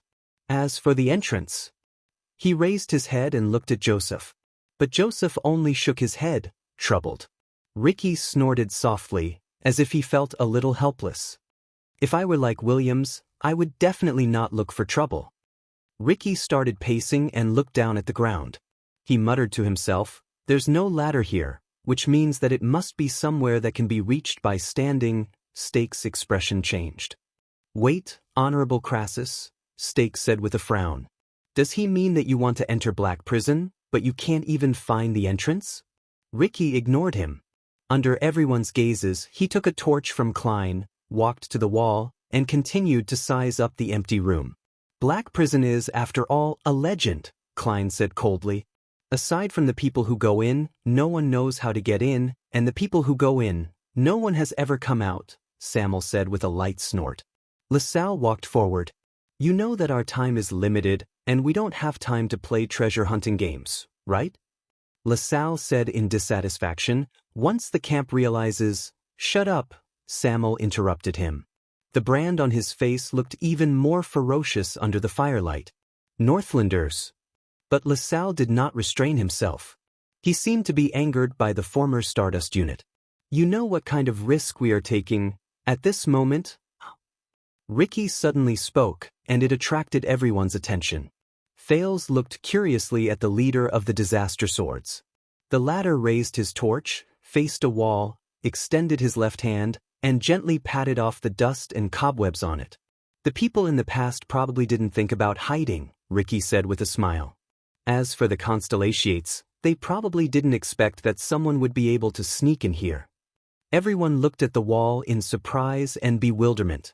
As the dust fell, a strange and incomplete pattern appeared on the mottled wall. Under Ricky's wiping, the first thing that appeared was a triangle. One of its corners pointed to the left, and the corresponding side was concave toward the center of the triangle. Soon, Ricky wiped out a circle on the right side of the triangle. At the center of the circle was a circular hole that was concave into the wall. Ricky smiled. He continued wiping. On the right side of the circle, a new triangle that was symmetrical to the previous triangle appeared. However, the corner of this triangle pointed to the right, and the concave side was on the left. Ricky stood back and looked at the pattern in front of him with satisfaction. Two irregular symmetrical triangles sandwiched between a circle. We found it. But many people, including LaSalle, were puzzled. What is this? An eye? Ricky pursed his lips. Thales stared at the pattern in a daze while he stood among the puzzled crowd. No one knew that the moment this pattern was wiped out, Thales' entire body froze. At that moment, he even forgot that he was in danger. That's... Stake also stared at the pattern in puzzlement, but with his outstanding eyesight, he saw something else. Below this. Stake walked forward, extended his hand, and brushed away a line of dust at the bottom of the circle. It seems to be a sentence? Sure enough, under his palm, a line of strange words engraved on the wall appeared. But whether it was Stake, LaSalle, Klein, or Joseph, all of them looked at this line of words in confusion. I don't understand this sentence. LaSalle frowned. This emblem is strange enough. I've read about the coats of arms of the nobles in Constellation, but none of them match. And the words below are not even in the lingua franca. They don't seem like the language of the Empire that I know either. LaSalle, who felt uneasy, looked at Ricky with a solemn expression. Crassus, what is this place, the Prison of Bones? Ricky did not answer. Another voice sounded abruptly. The language of the ancient empire. Everyone turned their heads and looked at Samuel, who stood on the other side. The man with the brand on his face looked at the words under the pattern with a complicated expression. This is the purest language of the ancient empire. It is a language passed down from the ancient chauvinistic kingdom, not the modern language of the empire mixed with the lingua franca. It is said that it was created by the first group of ancient humans under the guidance of the ancient elves. The grammar is complicated and difficult to understand. Samuel walked forward slowly. The Disaster Swords beside him made way for him. No one uses it now. Even among the nobles of Constellation, there are few who know it. LaSalle and Stake turned their heads in surprise and looked at the unfamiliar words again. Samuel extended his hand with a dazed expression, as if he was reminiscing about something. Aside from the elves of all races, only a few archaeologists and historians in Dragon Kiss Academy understand it. I don't know these words, but I remember the root of the word. He touched one of the words with his finger. When I was young, My father asked the old scholar to introduce me to some of the words so that I could enter Renaissance Palace and be selected as the royal guards. Samuel's expression became gloomy. The root of the word is probably in total or all. Everyone listened quietly to the words of the former flag bearer of the royal guards. Except for one person. Omniscient. A teenager's voice rose faintly in the crowd. Stake turned his head in surprise. Together with the unhappy LaSalle, they looked at the person who surprised them the most. Klein and Joseph cast their leader a questioning look, but Ricky also raised his eyebrows. Even Quick Rope, who was tied up, widened his eyes. Omniscient or omniscient? Thales sighed and walked past Marina, who was staring at him with a frown.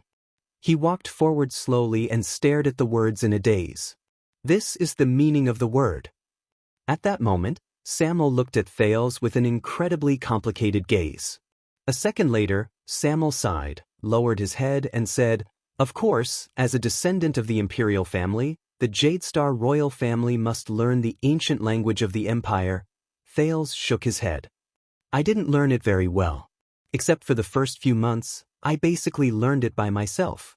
The Prince of Constellation looked at the words with a solemn expression. "But if I only look at the words, I think the meaning of this sentence is probably," Thales said softly, "towards omniscience." Everyone quieted down and mulled over the meaning of this sentence. Towards omniscience. Thales slowly raised his head in the quiet environment and stared at the pattern that resembled an eye. He felt as if he was staring into another person's eyes. This made him very uneasy. But Thales did not expect that the thing he had searched for in books for many years would be here. Prison of bones. This is very well if that's the case, Ricky said with a smile, interrupting everyone's thoughts. Then let us. Towards omniscience. As he spoke, he took out a long, angular, dark green stone from his bosom. What is this? Stake narrowed his eyes and sized up the stone that was only the length of a palm and as thick as 2 fingers. He seemed to feel that something was off. And this time, Ricky did not intend to hide it. To open Black Prison, we need a key that can open locks. Ricky stared at the thing in his hand. His gaze was complicated. And the only key in the camp hung on the Baron of Bladefang's camp all year round. Ricky gently raised the long dark green strip in his hand. Until we discovered the second key outside the camp. LaSalle asked in puzzlement, "Key?" Ricky did not speak anymore. He turned around without hesitation and pressed the in his hand into the small circle at the center of the, which resembled a pupil. Asterisk thud. Asterisk a muffled sound rose. Thales was startled. Under everyone's nervous gazes, the pupil, together with the in the middle, suddenly protruded into a cylinder. The Ricky smiled. Bolus eye. He faced everyone. Black Prison must be underground. Perhaps you want to move back a little and leave an empty space? In the empty room, everyone quickly moved back until they were against the wall behind them. In the next second, Ricky tentatively grabbed the protruding cylinder and slowly twisted it. Then, they heard the clicking sound of a machine. Everyone held their breaths and looked around curiously. The first person to feel that something was wrong was Thales. With Hell's senses, he saw that the 4 wells on the ground were sucking air. No, it's the air that's moving inside. This is... While Thales was still in shock and bewilderment, a barely discernible sound came from underground. Asterisk rumble. Asterisk it trembled slightly. Everyone was shocked. They stared at the floor tiles in the room. Asterisk rumble. Asterisk, but they were wrong.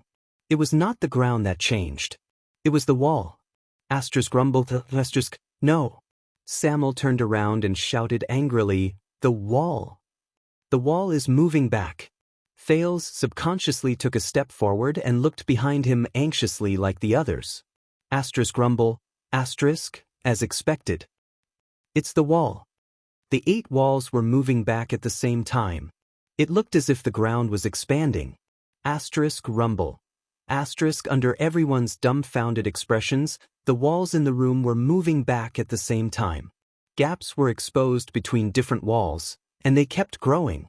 Fortunately, the unusual movement only lasted for about 10 seconds before it quieted down. The walls were no longer moving back. Thales looked at the walls moving back inexplicably in shock. He looked at the hollow gaps that were several meters long on the ground where they moved. Looking down from above, it looked as if the octagonal room had suddenly been pulled outwards. And the part that was pulled apart, Thales saw it. Those were not gaps but layers of spiral stone stairs. With the center of the room as the center, they went downwards. He did not know where they led. When he thought of this, Thales subconsciously glanced at the sentence under the picture again. My God! LaSalle stared at the spiral stairs that suddenly appeared under his feet, dumbfounded. I might have heard that Constellation and Steel City are on good terms, and that their forging skills are excellent, but this is still... Stake stared at the sudden change in disbelief. He warily sized up the room that had become much larger. What is this place? Ricky smiled. Do you know why the prison of bones only has such a small number of guards to maintain basic operations, even though it is a prison for serious criminals? Ricky switched to another torch and said faintly, that's because the real guards of this prison are not living people. They are the dead from hundreds and thousands of years ago. He took the lead, stepped into the gap, and walked down the spiral stone stairs. The prison of bones is not just a prison cell. It does not only lock up criminals. As he moved forward, Ricky's voice came from underground. What it really locks up is the past. He strode down the spiral stairs that led to an unknown place. The disaster swords behind him followed. LaSalle was stunned. The dead! The former Baron of Extet immediately frowned and turned to Stake. Lock up the past? What does he mean? But the assassin of Shadow Shield had a solemn expression. In my long career, I have seen many strange things. Stake stared at the strange room and exhaled. But the most unsettling one was the legend that the knowledgeable Tung told me one night. LaSalle was stunned. Think? Legend? Stake nodded and became more uneasy. Legend has it that before the Battle of Eradication, even before the Age of the Empire, such people existed in the world. They despised taboos and authority, but they were knowledgeable, skilled, and unbelievable. Stake gritted his teeth and looked up at the strange emblem on the wall. They were once the most dazzling existences in the world, until the merciless course of history turned them all into dust. Only their words were heard, and not a single piece of paper was left. LaSalle's eyebrows rose and fell. The most dazzling existences? Are you talking about? Stake shook his head. He saw that Thales was also being escorted down the stairs, so he quickly followed. Thales followed behind Samuel and walked nervously down the stairs.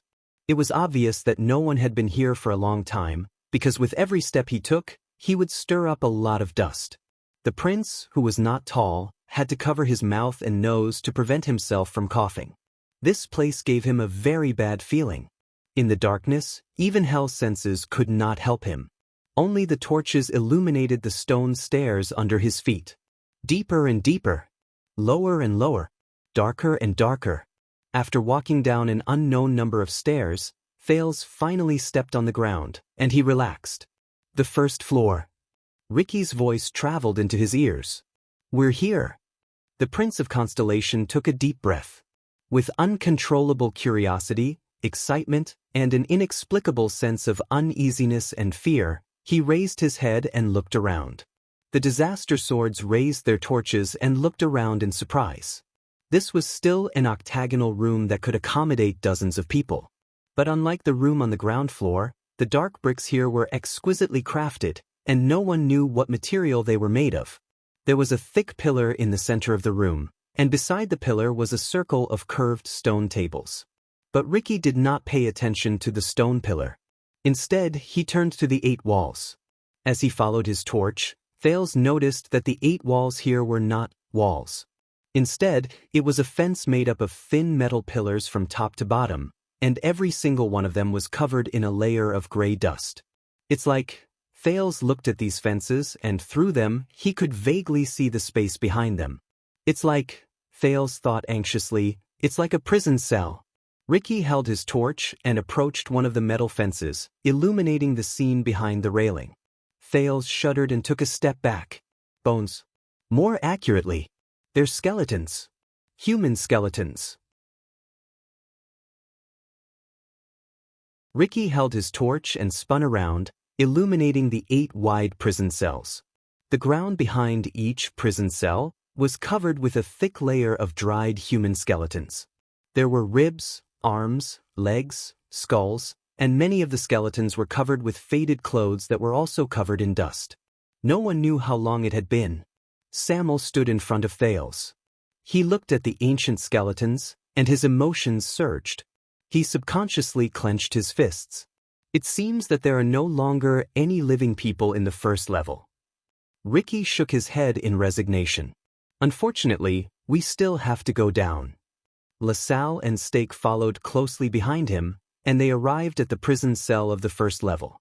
LaSalle saw his surroundings clearly, and his eyes widened. This is the prison of bones? Stake frowned. He did not seem to be able to say a word. Ricky snorted softly and waved his torch at his companions, who were equally surprised. Of course. Welcome to Black Prison, the true master of the prison of bones. Ricky walked to the pillar in the middle of the room, raised his torch, and illuminated the pattern on the pillar. It was another bite. It was the same emblem as the room on the ground. There was also a sentence in the language of the ancient empire under the eye. Towards omniscience. 1,000 years ago, this place had another name. The leader of the disaster swords looked at the emblem and sighed. The 4th Division of the Alchemy Tower, Confinement Research Institute. At that moment, Thales subconsciously gritted his teeth. Ricky turned around and looked at the skeletons in the 8 prison cells with a solemn expression. It is also in an unknown history. His next sentence made Thales widen his eyes. The first batch of anti-mystic equipment.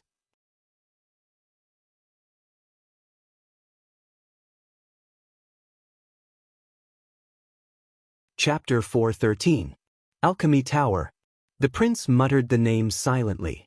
Staring at the ancient and mysterious building in front of him, looking at the dilapidated but vaguely distinguishable I emblem on the stone pillar, feeling the ever-present gloomy coldness, Thales was in a daze. It was as if he had returned to that icy and snowy night 6 years ago. In the murderous military camp of the Archduke of Black Sand region, that neurotic big-nosed doctor drew those 3 unfamiliar patterns by the bonfire. The 3 great magic towers. Thales stared blankly at the emblem representing the Alchemy Tower and sighed softly. Memories of the past slowly surged into his mind. Since the night of Dragon's Blood 6 years ago, the former Brotherhood's unscrupulous doctor, Ramon, died tragically in the hands of the blood mystic. When he thought of this, Thales could not help but recall the carefree expression of the seamstress, Kurtz Ramon, when she mentioned her long-lost father. Thales lost an important channel to investigate the legendary magic and wizards.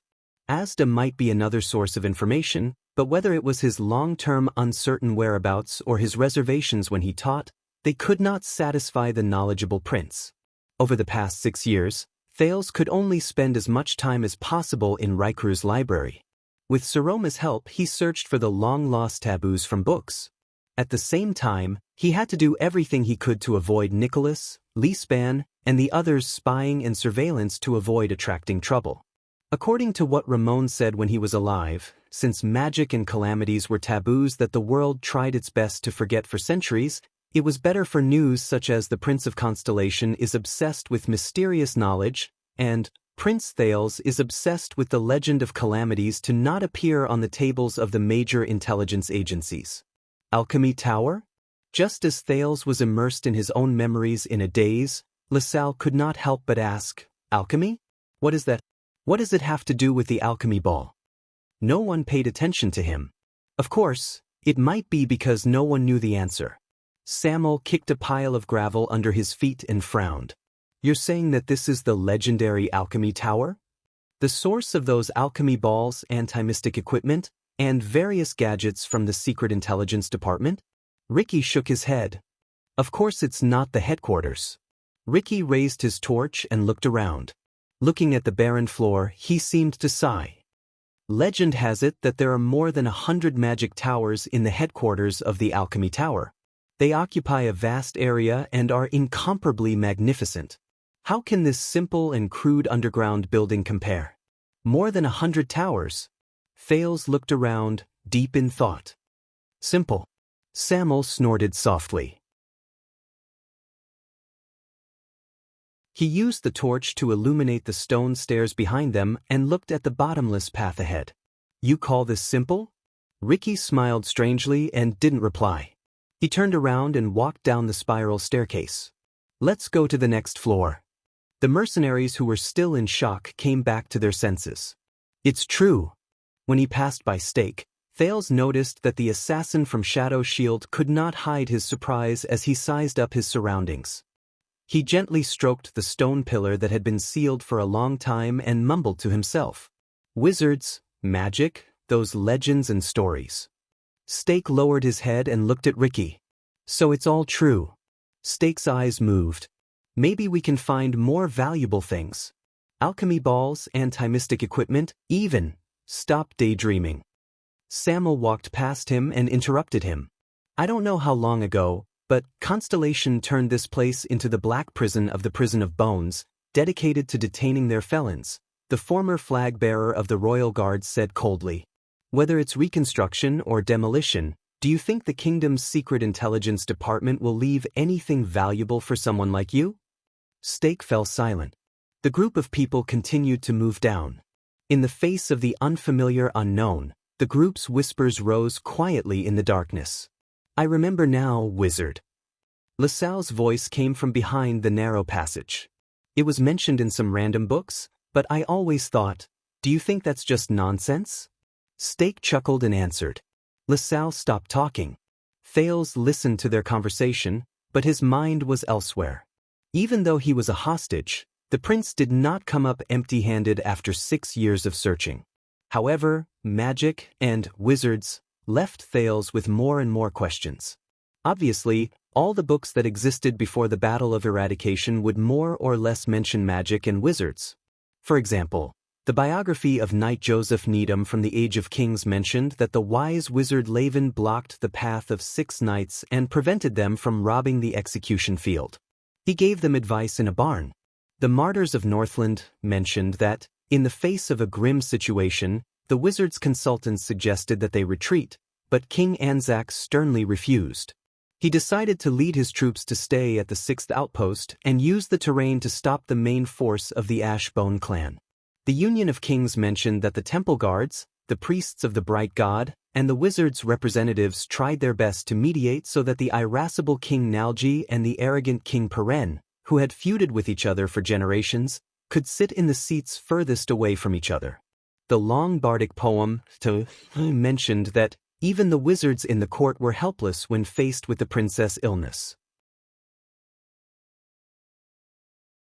In fact, in the heroic biographies and bardic poems from the Age of Kings, regardless of whether it was fighting against the orcs or the elves, wizards were often seen as wise men in the background of battles against other races. Many of them were even important strategists by the nobles' side. However, during the Age of the Empire, the records about wizards and magic began to decrease, and their image became more mysterious, evil, and terrifying. Many books related to religion mentioned some faithless people, but they were usually described in a negative light. The Travels of Saint Lothona from the ancient Empire era mentioned that Saint Lothona was treated horribly in the land of wizards. His eyes lost their light, and his limbs trembled, making it difficult for him to walk. Even though these faithless people betrayed the Bright God's teachings and mocked his faith, the determined Lothona remained as pious as ever. The extermination of bandits in the Northland province mentioned an illegal expedition. Duke Arun sent a letter to the people behind the wizards' expedition, sternly reprimanding them for trespassing into the Forbidden Land as violating the convention, and that it would bring disaster to mankind. As one of the ancient books of the Temple of Knights, the Encyclopedia of the Temple of Knights described a great battle between the knights and the cultists. One of the knights once lamented that their enemy was even stranger and more evil than the wizards. The general historical narration mentioned that The Northern Temple Division had no choice but to lower themselves to seek help from the Empire in order to curb the wizards' insatiable greed. The record of the plague of Sword Lake City even wrote, "The terrifying witches warned the Castellan, claiming that he would pay the price for underestimating magic." However, the powerful Castellan laughed it off. That night, the Castellan's daughter had a high fever. Even more recently, after the fall of the ancient empire, wizards only appeared in a very small number of records in the books of the final empire. The results of Thales's hard work came to an end. There were only a few bits and pieces of information about wizards' magic. Logically speaking, these few words should prove that wizards existed as a group. However, even after the Battle of Eradication, King Raikuru of Extet gathered the resources of the entire kingdom to search for a large number of ancient books in order to win the favor of the Queen of the Sky. Thales could not find any positive records about magic and wizards. From the changes in the descriptions of wizards, to the gradual reduction of their figures, to their complete disappearance, and then to their complete disappearance. This feeling is just like, Thales sighed. He stroked the dusty wall and followed the person in front of him down the stone staircase. It's like having a person everywhere in your life. His footprints, the things he used, the records he wrote, the information he saved, and the pictures he took. However, when you really want to go back and look for this person, everyone around you will tell you in unison that there was never such a person. He did not exist. Even in a group photo, there was only a blank image of a person. This is a wizard. Thales could not help but feel a strange sense of fear. Even when he sat alone in the library, he could not help but feel a chill run down his spine. And today, Thales could not help but raise his head. He looked past the shoulders of the people in front of him and at Ricky's figure. Today, he really stepped into the legendary magic tower, even though it was just a branch. According to him, it might even be the birthplace of anti-mystic equipment.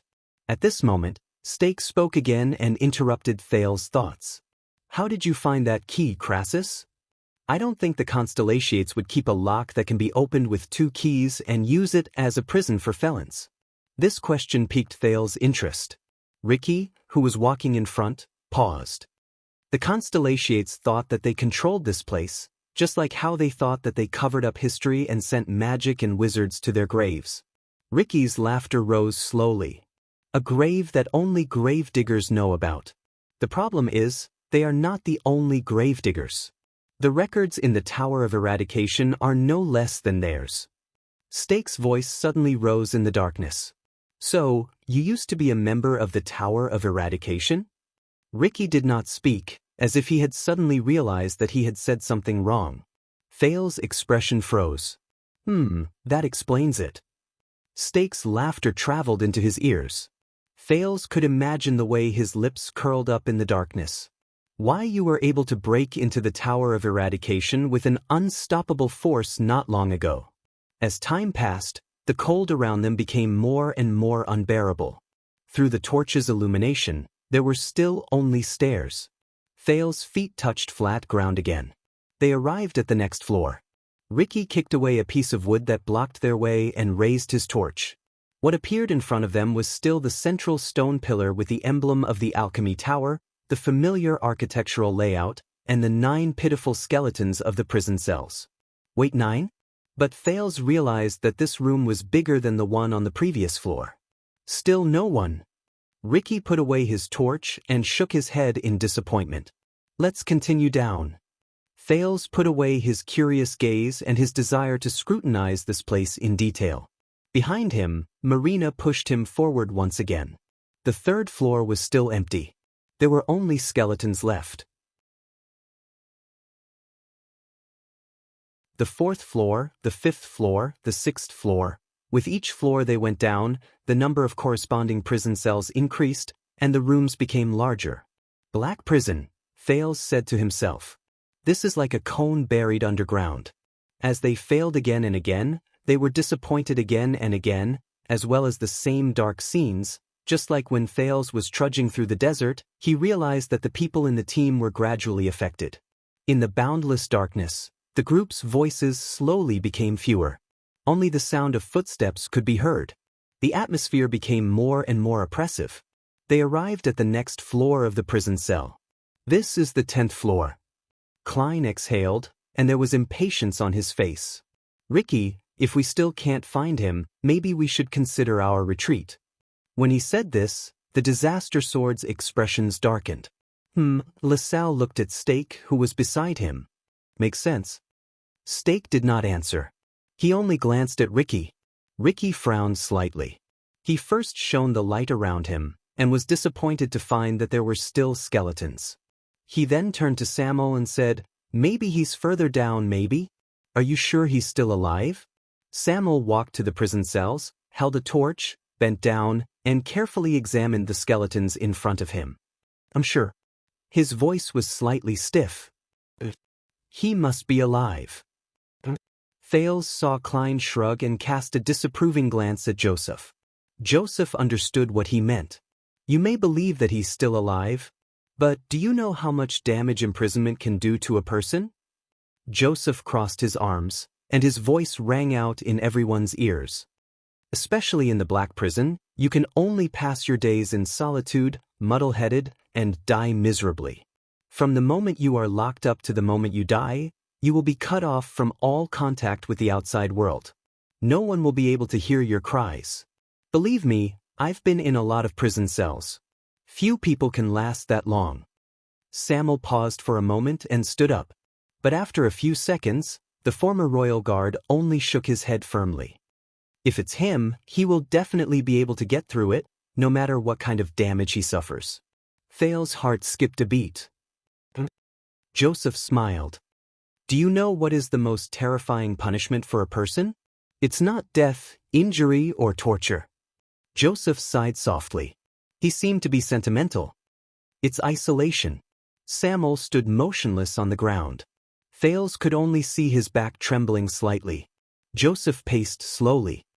"When you lose all means of communication with the outside world and are completely isolated in the eternal darkness, no one listens to you or talks to you, no one reacts to you or waits for you to react, no one interacts with you or brings you to interact. You can't see new things, hear new voices, or feel new things. Everything around you, including yourself, is the same." Day after day, this cycle repeats endlessly until eternity. Joseph's voice grew louder in the darkness. There was a hint of hatred and gloominess in his voice, which made people feel uncomfortable. Thales saw Samuel slowly clench his fists. On the first day, it's still all right. You can still handle it. On the third day, you feel uncomfortable all over. You're extremely agitated. You jump up and down, hit the wall, and hit the ground. On the fifth day, you start to recall your past memories continuously. The good ones, the bad ones, the painful ones, and the good ones. These images are there, flashing back and forth, whether you want them to or not. A week later, you start to talk to yourself. You have a dull expression on your face, and you act on your own like a lunatic. But those memories, those past, they start to fade. You feel less of them as if they're no longer yours. As Joseph spoke, he seemed to be gradually lost in thought. 2 weeks later, you welcome your final despair and madness. You do all the things you wouldn't even think about after you were born, because you can't even tell what is the present, what is the past, what is you, and what is the you in your memories. Joseph chuckled softly. His gaze wavered as if he had remembered something. And when a month has passed, most people will become inarticulate, and their senses will be in a mess. They usually lack emotions, their intelligence will degenerate, and they will break down into beasts. Even if you release them at this time, it's useless. Joseph's voice was gloomy, as if he was telling a story with a bad ending. They are forever lost in a lonely void, and they can never return. This is what imprisonment can do to a person, especially solitary confinement, no matter who you are, no matter how strong you are. Once you exceed a certain time, you will not be able to return. Joseph's voice slowly faded away. The atmosphere among the group also reached its peak. Samuel was silent for a long time. Ricky did not rush him. He just watched quietly. A few seconds later, Samuel took a deep breath. He must still be there. Samuel turned around abruptly. He is the most valiant warrior, the noblest knight, and the noblest role model. He taught me how to fight, how to persevere, he can definitely do it. Samuel's knuckles cracked, and his eyes burst into flames. Moreover, only he knows what it is. Only he. Ricky nodded slowly and did not speak. Josh shrugged at Clay and made an expression that said, "I can't do anything about it." The prince frowned. Who is the person they are looking for? What does that person know? He was not the only one who had this question. Who are you looking for? LaSalle heard their conversation and asked in displeasure, "You know, we are in a hurry." Is that so? Samuel pointed at the stairs and snorted coldly. If you want to go first, no one will stop you. LaSalle was speechless for a moment. Ricky looked at the group and sighed. Let's continue. And so, they began the cycle of moving downwards. Darkness. Serene. Underground. Past.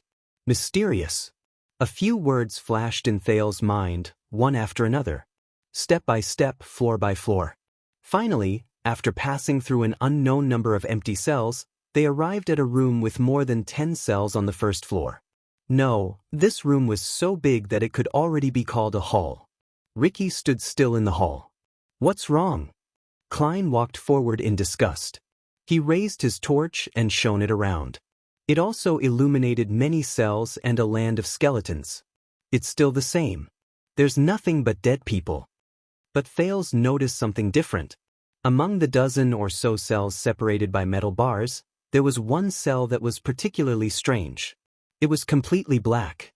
He could not see the bars, the skeletons, or anything behind it. There was only darkness. It's like a black curtain has been drawn over the outside of it. Soon, the others noticed this as well. Ricky narrowed his eyes. The other cells only have bars. He walked forward slowly and stepped on the rubble.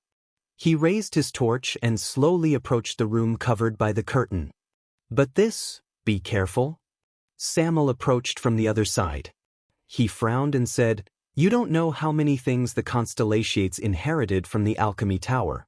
Ricky nodded. He stood in front of the strange cell, extended his torch, and carefully knocked on the thick curtain. Asterisk bang.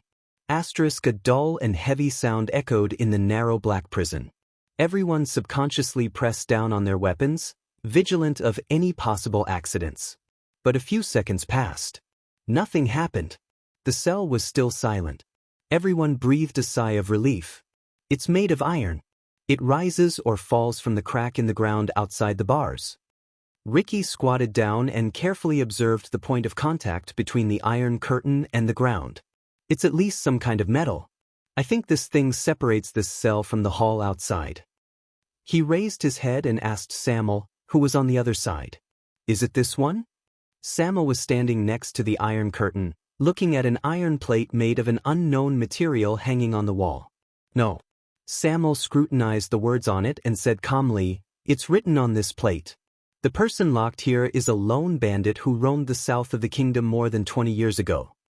LaSalle narrowed his eyes. Bandit? However, the iron curtains suddenly trembled. Asterisk thud. Thud. Thud. Asterisk, everyone jolted and took a step back at the same time. In the incomparably oppressive darkness, a frightening, dull sound suddenly came. Asterisk thud. Thud. Thud. Asterisk, calm down. Ricky instantly drew his sword and watched the iron curtain, which trembled continuously along with the dull sound. Klein's face turned pale. The fearful group looked at each other. At this moment, asterisk ugh, asterisk a faint, miserable cry seemed to come from a place dozens of meters away.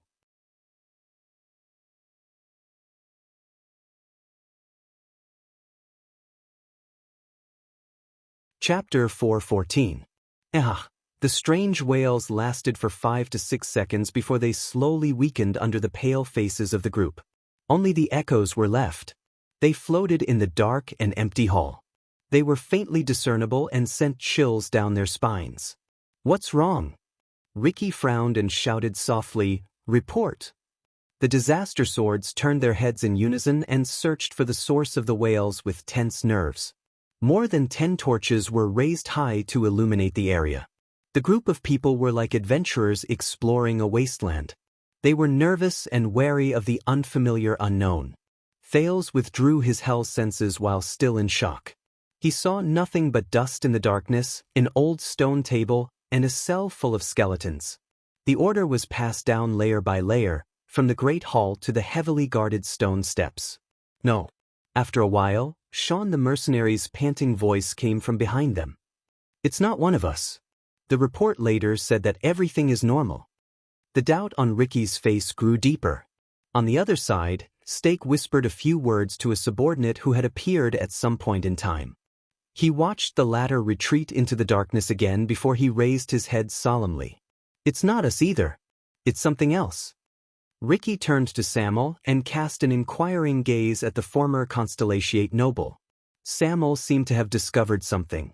He observed the iron plate beside the iron curtain with slight surprise, then looked at the hanging ring beside the iron plate.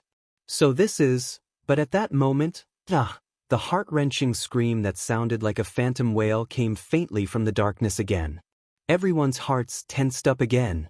This time, the terrifying wail was accompanied by a piercing and unbearable scratching sound. Screech. Screech. Almost everyone subconsciously furrowed their eyebrows. Some even covered their ears. "Damn it." LaSalle's face contorted. "What the hell?" In the unpleasant noise, Ricky held his sword hilt tightly. He suppressed his emotions and asked Samuel, "Do you think this is related to the alchemy tower?" "Ugh." Screech. Thales gritted his teeth. He felt that the sound made him incredibly nervous. "It's just like the sound of fingernails scratching the blackboard in my previous life." When he thought of this, he suddenly froze. Scratching the blackboard? At that moment, Samuel, who had been thinking hard, suddenly spoke. "I know what this is." Samuel turned his head around, and joy appeared on his face. He looked like a lost person who had found a source of water in the desert. This is the sound of fingernails scratching on rough metal." Samuel touched the metal iron curtain and said excitedly, "It's coming from behind here." Everyone was shocked. Countless pairs of eyes looked at the strange iron curtain. Thales looked at the iron plate beside the iron curtain and activated Hell's senses. Angelo, male, born in Walla Hill in 622. Imprisoned in 653. Crimes: murder, robbery, theft, murder of nobles, unlawful assembly. Adjudicator: Judge Johnny Brennan of Emerald City. Warden: Viscount Sona Covendier of Archsea City. Warden: Baron Garrett Lummen of Blade Fang's Camp. Imprisoned in the year 653, Thales furrowed his brows slightly. There was another name on the iron plate: Frowny Face Fowler, male, born in 613 somewhere in the eastern continent. Imprisoned in 653. Crimes: smuggling, theft, tax evasion. Adjudicator: Judge Johnny Brennan of Emerald City. Warden: Viscount Sona Covendier of Archsea City. Warden: Baron Garrett Lummen of Blade Fang's Camp. Note: died in 672. He looked at the iron curtain, and then at the iron plate beside it. Surprise appeared on his face. "So, the prisoner mentioned on the plate, the lone thief, he's still alive?" The pained wails and scratching sounds gradually weakened, turning into a low drawn-out sound. Sob. This time, Thales recognized it. It was a person sobbing, and its pitch changed after it passed through the thick iron plate. Everyone's gazes were focused on the iron curtain and the thing behind it. "I understand now." Samuel walked to the center of the iron curtain under everyone's gaze. He sized up the special room shrouded by the iron curtain under the firelight. "This is the mechanism of Black Prison. I don't know if it was originally in the Alchemy Tower, or if it was modified by the Constellatiates later on. The cells we saw earlier were filled with skeletons, but those were actually empty cells. And these cells with iron curtains are the cells with occupants." Samuel stared at the hanging rings on the wall carefully. His voice was slightly grave. This hanging ring is the switch that controls this iron curtain. Behind the iron curtain, the deformed sobbing sounds continued faintly. As he listened to Samuel's words, Thales surveyed everything in the hall with complicated emotions. His gaze swept past the thick layer of dust and the seemingly inconspicuous but unique workmanship that might have been made 1,000 years ago. Belden, a veteran of the Royal Guards, and the chief penal officer who succeeded Zakriel after he was promoted. He was in charge of escorting the royal family's criminals to the prison of bones. He told me many years ago that the criminals in black prison suffer from the pain of death and survival. I never understood it, and I only understood it today. Samuel's hand gently stroked the hanging ring, and a layer of dust fell on it. His voice was ethereal.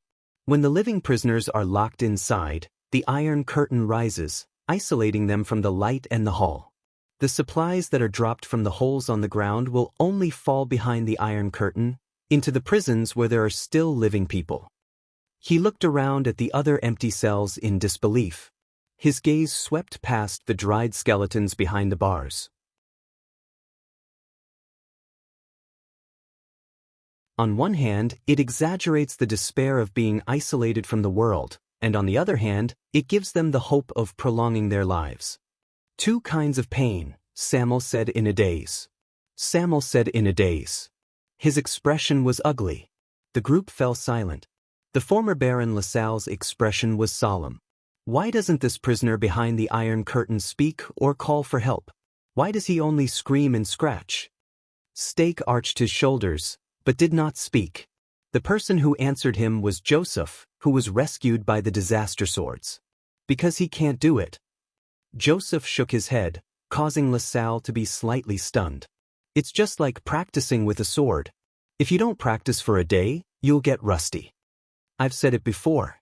When you stay in a lonely prison that is isolated from the world and has no one else for too long, so long that it exceeds your expectations. The disaster swordsman, who had just been released from the prison of bones, looked at everyone. The people who were swept by his gaze felt a chill in their hearts. Believe me, what you lose is not just time and freedom. Thales stared at the prison behind the iron curtain. He felt that the air here had become much colder. What the hell? Klein stared at the iron curtain with a burning gaze, paying attention to the movements behind it. The prison of bones. Does this place want people to die or live? No one answered. There was only the faint sound of sobbing. Does it want people to die or live? Thales stared at the heavy iron curtain with a heavy heart. A few seconds later, Stake sighed. Or neither. Ricky twitched the corner of his lips and interrupted the depressing conversation. I think we're on the right path.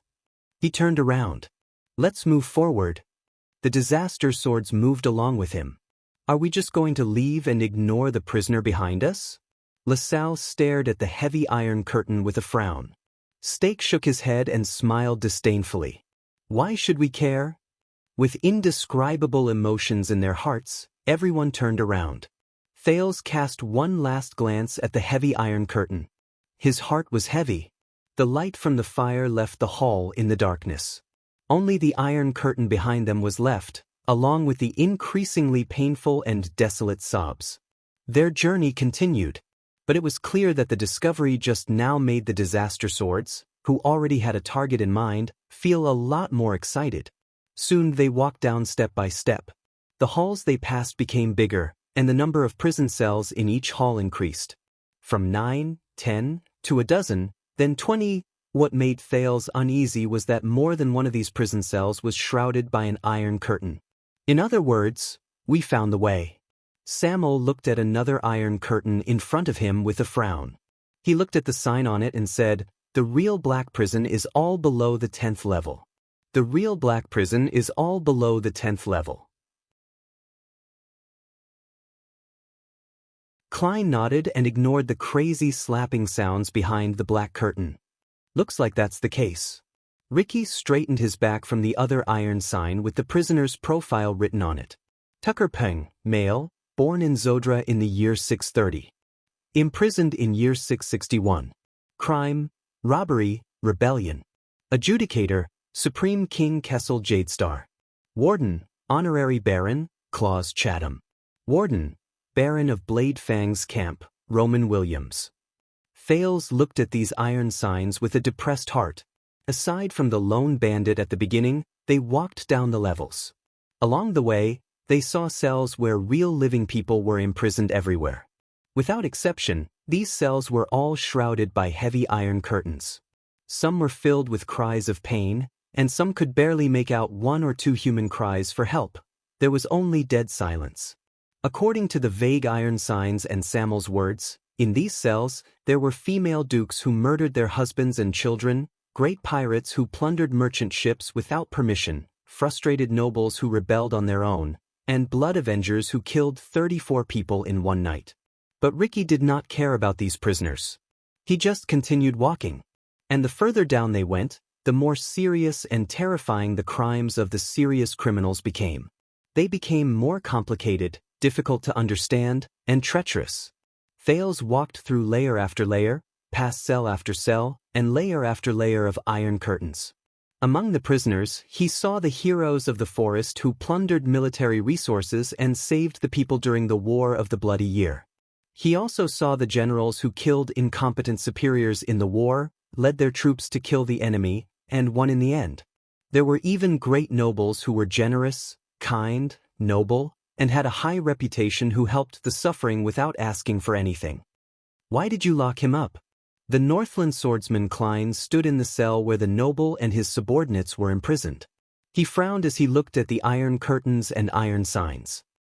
According to what you said, he is generous, kind, charitable, and has an outstanding reputation. Is this also wrong? Of course it is wrong, LaSalle said coldly as he stood by the side. Because his ancestor was enfeoffed by a prince, and he is a close relative of the royal family who inherited the Jade Star bloodline. In the eyes of the current king, this is called ambitious and scheming. Did I tell you that from Empress Dowager Iron Spike to Sumer I, from Erica to the Red King, there is no lack of bloody power struggles in the history of Constellation? A thought appeared in Thales' mind. He glanced at Quick Rope from the corner of his eye. Beside him, Samuel paused for a moment. He snorted softly and continued forward. Along the way, they passed by countless prisons with iron curtains. They met embezzlers who had made great contributions to the kingdom, but also made great mistakes. Temple priests who preached the theory of the unity of the gods and the theory of mortal destiny. Historians who insisted on going back to the era of the Red King and reopening old taboos. And this person. I remember him. This is a scholar who was thrown in after he wrote a few books. Stake looked at a cell and smiled. He seems to have been locked up with a noble who started a private war, and he seems to have been locked up for 30 years. When he heard this, Thales could not help but speak. Scholar? Samuel walked up from behind and said coldly, because he wrote a book. He insisted that civil rights are higher than royal power, and that the teachings of the people are higher than the teachings of the gods. Thales was momentarily stunned. He was immediately speechless. Your grandfather did not take his life. He only threw him in here. He is considered very merciful, Your Highness. Samuel's gaze made Thales feel rather uneasy. The stories of these people are incredibly complicated, mysterious, and legendary.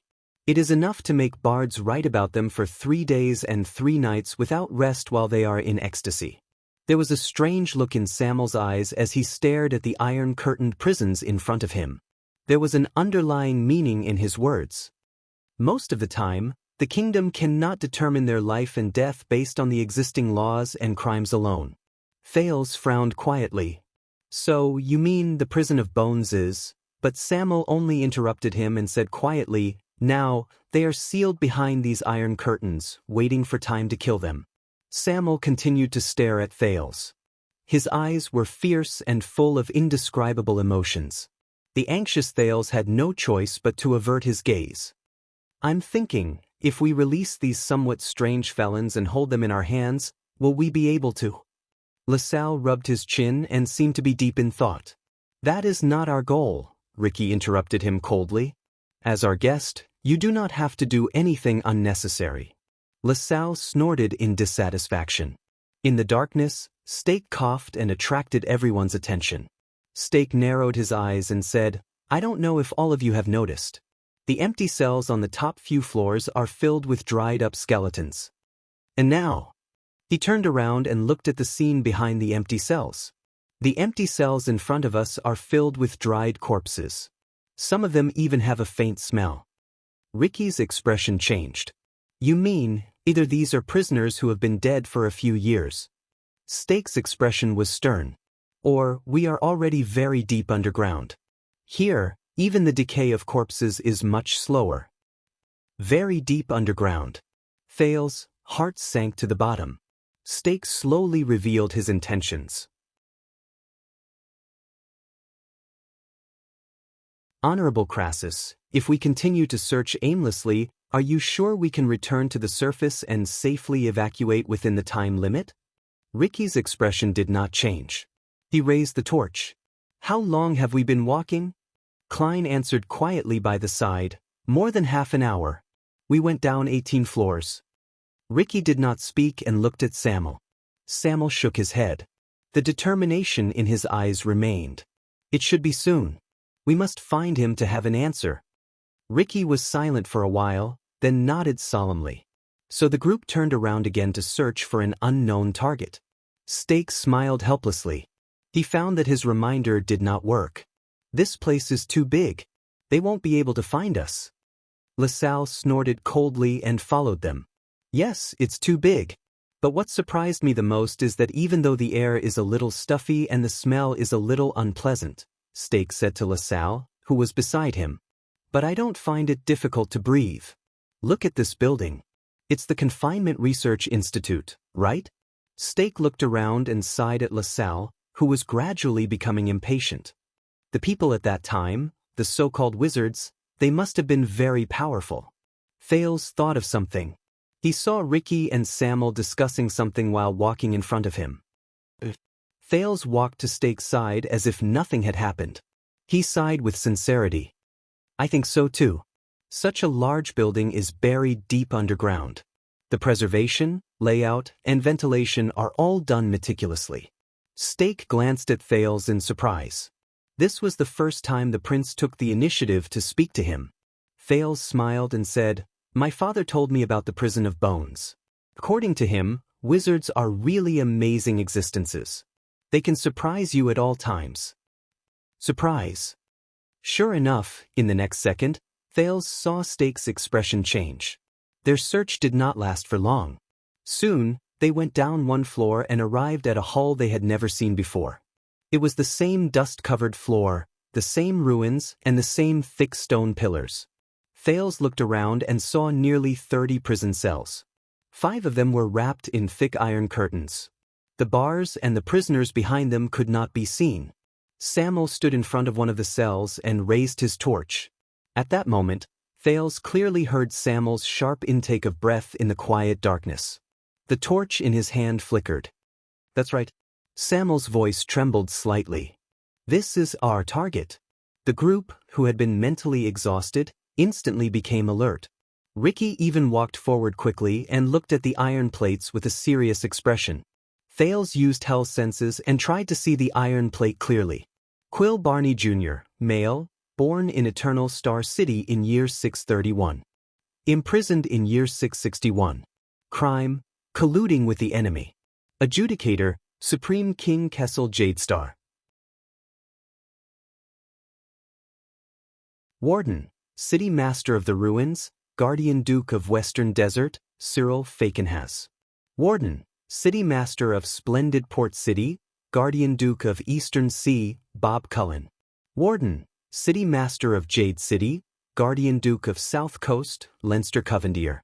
Warden, City Master of Cold Castle, Guardian Duke of Northern Territory, Valerunt. Warden, Suzerain of Brave Souls Fort, appointed Count Louis Bosdorf. Warden, Suzerain of Wing Fort, appointed Count Devon Chroma. Warden, Chief of Intelligence, Honorary Lord Morat Hansen. Warden, Honorary Lord Araka Murch. Warden, Honorary Lord Roman Williams. Warden, Sonia Cecere. Quill Barney Jr., who is this?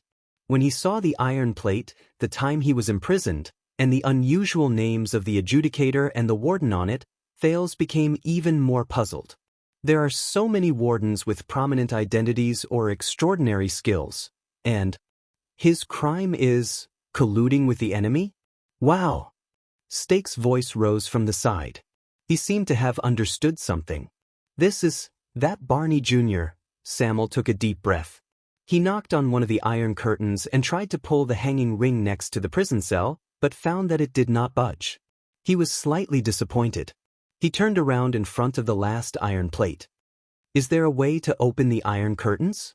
5 prison cells, all of them. Ricky smiled. He took out the long again and walked to the stone pillar in the center of the hall. The dust was blown away, and the emblem of the alchemy tower was revealed under the firelight.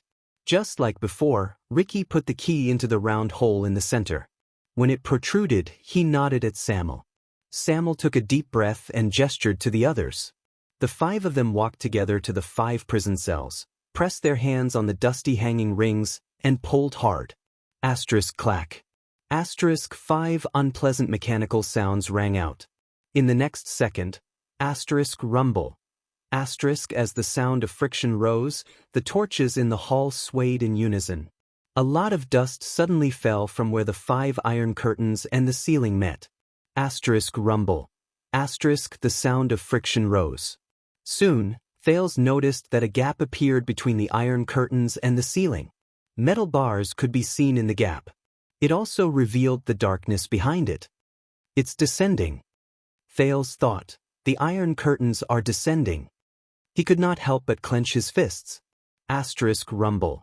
Asterisk gradually, the iron curtains descended more and more, and they let out unpleasant sounds of friction. The light from the fire shone on the metal bars that were exposed after the iron curtains descended. Compared to the empty prison cells, these bars were obviously not affected by the dust.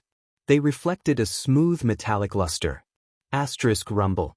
Asterisk but the light from the fire only illuminated a small part of the prison cell. It was still dark behind the bars. An unpleasant smell came from behind the iron curtains. But the group did not care. They focused their attention and stared at the 5 prison cells under the iron curtains with great anticipation. Asterisk rumble. Asterisk finally, the iron curtains descended lower and lower. In the end, they completely sank into the ground and could hardly be seen. Asterisk thud. Asterisk as a muffled sound rose, Thales knew that the iron curtains had been completely opened.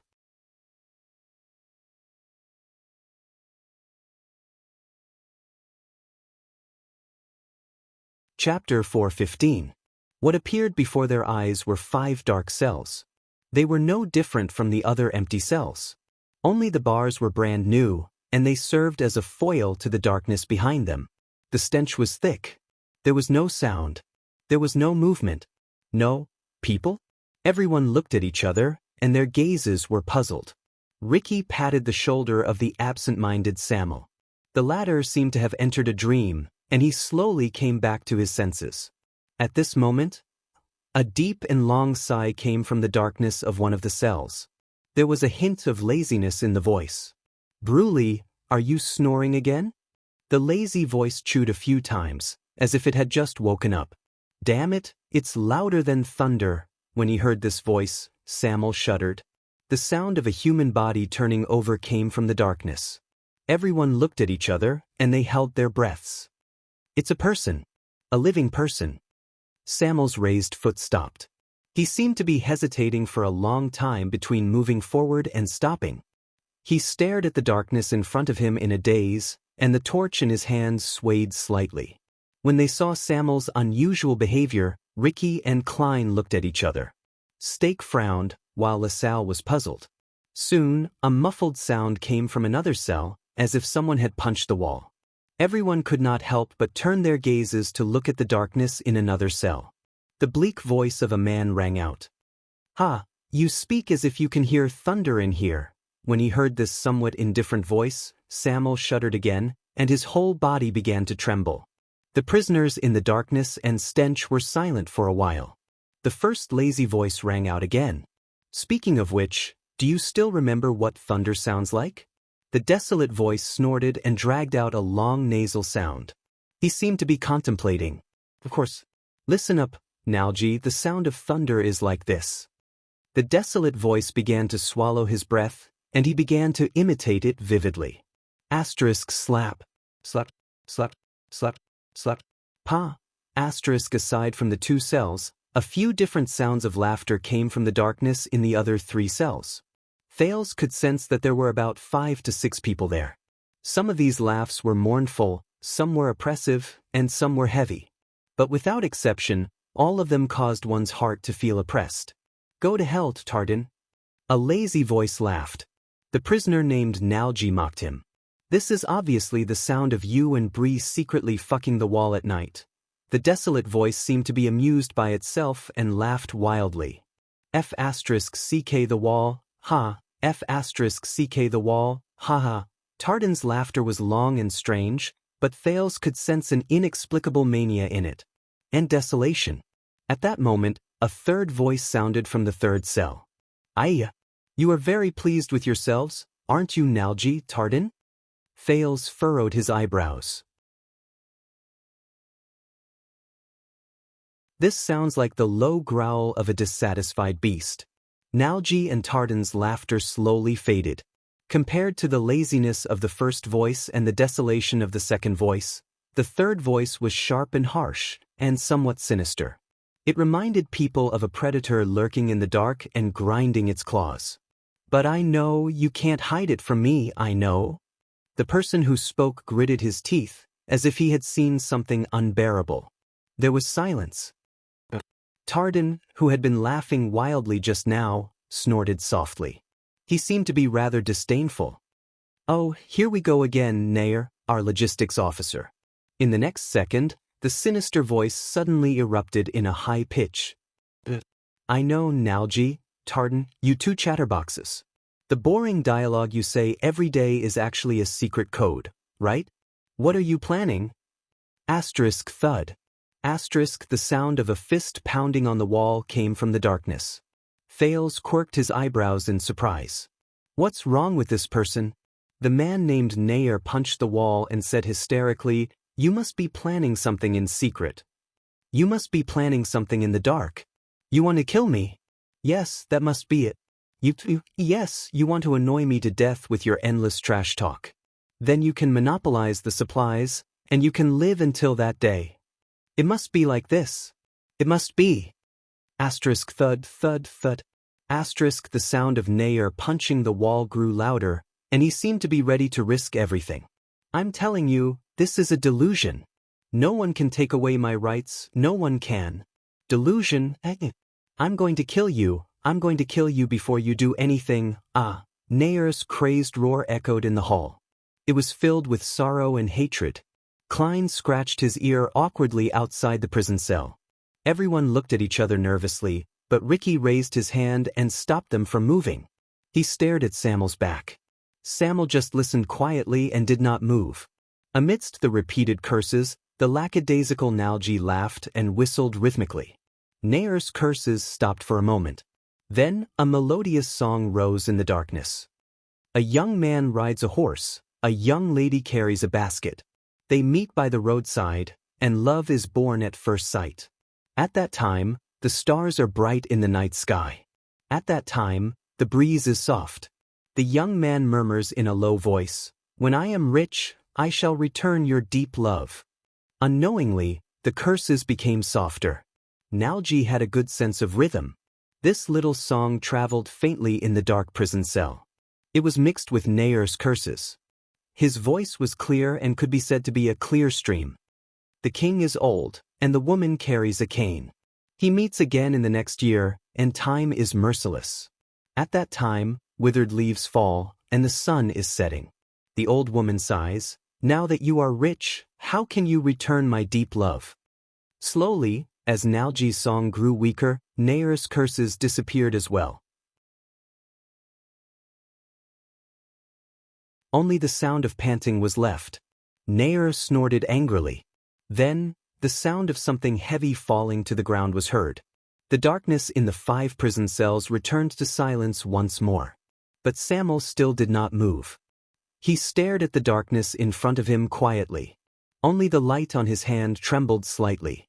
Soon, another timid voice rang out in the air, trembling. "Nalji, isn't it?" This person was either born with a delicate voice, or he was a little timid. His voice was intermittent and trembling as he said, "I'm sorry." He spoke in a faltering and trembling voice. "No, it's not." Nalji sighed in the darkness and said lazily, as if he was coaxing a child, "What's wrong, Canon?" "That's not what?" Canon trembled as he said, "That's not the sound of thunder, and it's not Bruley's snoring either." "I know, that's not." He sounded extremely afraid. That's the sound of the iron curtain being lifted." Everyone, including Thales, shuddered. The people in the prison cells had noticed them. Canon's voice continued, but the tone of his voice gradually changed. They're here to drag us out and behead us, for our sins, for our dereliction of duty, for our unrepentance, for our selfishness. They're here. I know." A rustling sound traveled into the air. It sounded as if the owner of the voice had fallen to the ground, curled up, and whimpered in panic. "They're here, Canon is talking nonsense again," Tardin said faintly with a desolate voice. "It's the same as last time, remember, Nalji? He said that a girl appeared in front of him. You're in the same cell as Canon. Help knock him out?" At this moment, Nalji, Canon, Tardin. A steady voice rose slowly. It seemed to have an inexplicable power in the darkness. "The 3 of you quiet." The person who spoke very slowly, but the moment he spoke, the 3 of them became quiet. "I think I did see something." When he heard the steady voice, Samuel lowered his head slightly in the hall. He seemed to have sunk into a daze. Klein was about to reach out to remind him, but Ricky pressed down on his shoulder. Ricky shook his head at him. Ricky, who had been paying attention to the prison cells, had a stern expression on his face. Footsteps slowly rose from behind the 4th prison cell. Everyone's nervous gazes turned to that prison cell. A dark, indistinct, and thin figure appeared behind the metal bars. Thales could vaguely see that the figure had messy long hair that covered its face. Its clothes were covered in patches of black and gray, and its disheveled appearance and dirty appearance could be vaguely seen. "I saw light," the deep voice said calmly. Tardin, who had been mocking them all along, snorted in disdain. "It's just an illusion. Heir always feels that someone wants to harm him, and Canon always sees female ghosts." "To tell you the truth, sometimes I also dream of King Adi." Silence. The deep voice spoke again. This was a commanding tone that left no room for doubt. Thales noticed that the other prison cells did not make a sound. They seemed to be waiting for his judgment. The thin figure slowly approached the fence. Outside the cell, Samuel took a deep breath, raised the torch, and shone it on the man. "Ah!" There was a cry of pain. In the next second, in the bright firelight, the thin figure suddenly raised his arms in front of his eyes and stumbled a few steps back. "It's too dazzling. This light, what's going on?" Samuel hesitated for a moment and moved the torch back a little. This time, Thales saw it clearly. A figure appeared in the darkness behind the prison cell's bars. It was an abject man with long hair and a beard that reached his chest. He stood in front of the bars and slowly lowered his arms. Samuel stared at the person in front of him in a daze. He was sallow and emaciated. His eyes were lifeless, and he looked old and dispirited. Based on his appearance alone, he looked to be in his 50s or 60s. Samuel felt a dull pain in his heart. He remembered that the person in front of him was once handsome and had a strong physique. But now, Thales saw something else. The prince watched as the man parted his long hair to reveal a thin, wrinkled face, and a brand that stretched from the right side of his face to his chin. Thales was stunned. The one who was like Samuel, the one with the letters, from the ancient empire, the brand of a sinner. Samuel's lips moved, and he said in a quivering voice, "Barney Jr.?" The prisoner in the prison shuddered. "Chief Vanguard." Samuel looked at the disheveled prisoner in front of him and said laboriously, "Quill Barney Jr.?"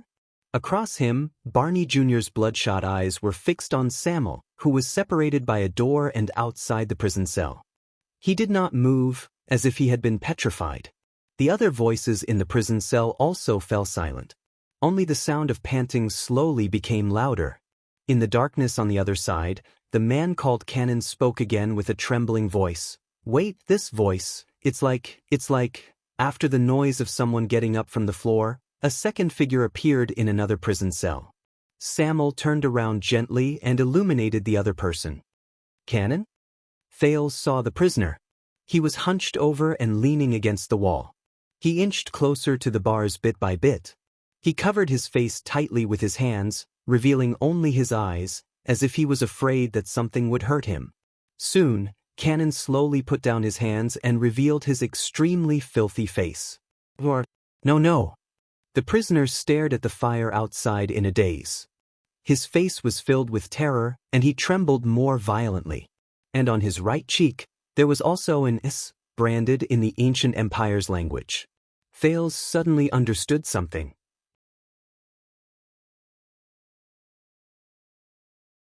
Samuel stared at the person in front of him.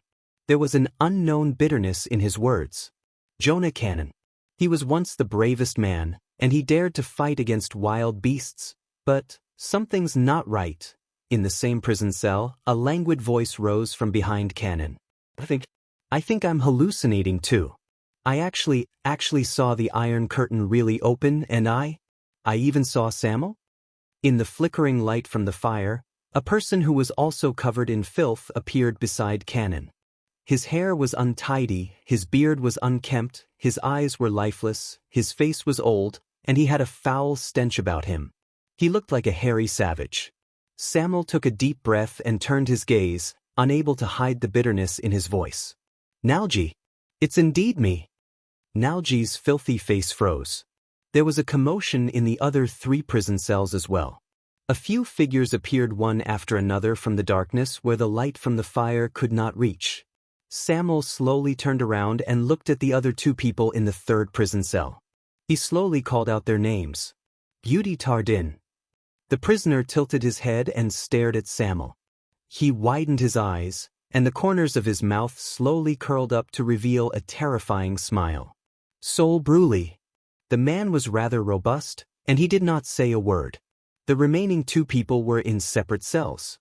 When Samuel called out their names, his tone was exceptionally different. Second Logistics Officer, Cecil Heir. This was a savage whose entire body was tense. He stared at the torches outside the bars with a gaze filled with suspicion. "And you, Chief Penal Officer, Luton Belden." Samuel looked at the last person and slowly exhaled. "Long time no see." The other party only stared at him coldly. Thales looked at these prisoners who were unkempt, did not look well, and were not young. It was obvious that they had suffered for a long time. He noticed that, without exception, all of them had the brand of Anne's on different parts of their faces. So, however, the people in the 5 cells reacted in a surprising way. "What's going on?" In the end, Belden lowered his head indifferently and muttered to himself. "Who's the crazy one this time? Maybe they don't have enough supplies? Or have they really seen a ghost?" "Nothing," Barney Jr. interrupted him coldly. Barney Jr. cut him off coldly. His gaze passed through Samuel as if he was looking at air. It's impossible for him to be real. Disgust appeared on his filthy face. He turned around. "Everyone, go back to sleep. Everything will be fine when you wake up. It's just another illusion."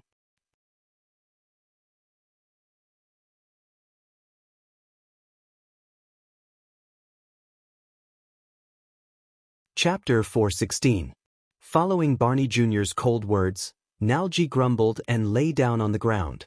Cannon curled up and shrank back. The others looked around and returned to the darkness behind their cells. Samuel looked at them in surprise. He could not understand why they were unmoved. "How, Barney Jr., it's me." Samuel took a step forward. The firelight caught up to Barney Jr.'s back.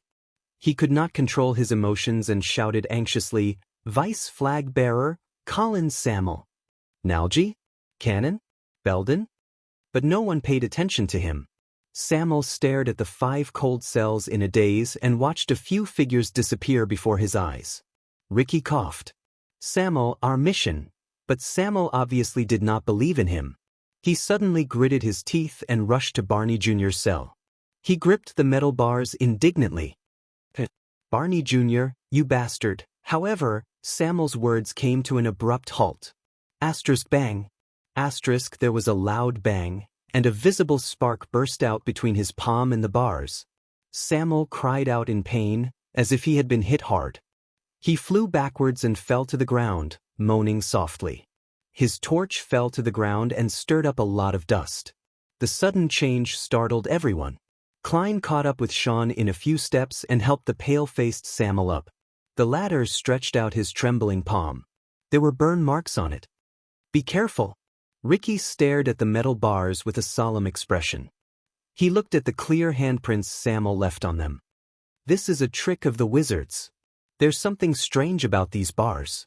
No one should touch them. Fales looked at the bars with lingering fear. He wondered what they were. Samuel panted harshly.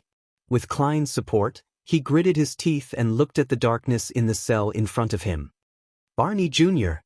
He shouted angrily. But the cell was still dark. There was no response. Stake frowned in the crowd. What's going on with them? Joseph shook his head. His gaze was sharp. This is a prison. A place that can make you go crazy. The group was silent for a while. Ricky cast Samuel an inquiring look, but the latter only lowered his head and said nothing. There was a conflicted look on his face. Klein said tentatively, "We." At that moment, Samuel broke free from Klein's support and suddenly shouted, "In the name of the supreme god Losophia, in the name of great Emperor Camelot, in the name of the magnificent gods, ancient kings, knights and ancestors." Samuel's voice was thick and deep, but it was extremely clear. It was as if there was a power that could pierce through people's hearts and reverberated in the hall. Today, I engrave this oath. Thales was stunned. Almighty God, great Emperor Camelot. Samuel panted and looked up at the 5 cells in front of him. In the darkness, a few panting sounds could be heard. Soon, Barney Jr.'s voice came from the prison cell. There was a hint of hesitation and confusion in his voice. What did you say?" Samuel took a deep breath and took a step forward. Thales saw that Samuel's expression was one that he had never seen before. The light from the flames swept past the brand on his face and reflected the determination on his face. Samuel said, "That's right. I vow to dedicate my life to the throne, to serve the imperial power, and to serve no other master." He gritted his teeth and did not continue speaking. His voice echoed in the hall. The former flag-bearer continued to stare at the darkness in the prison cell, as if he was waiting for something.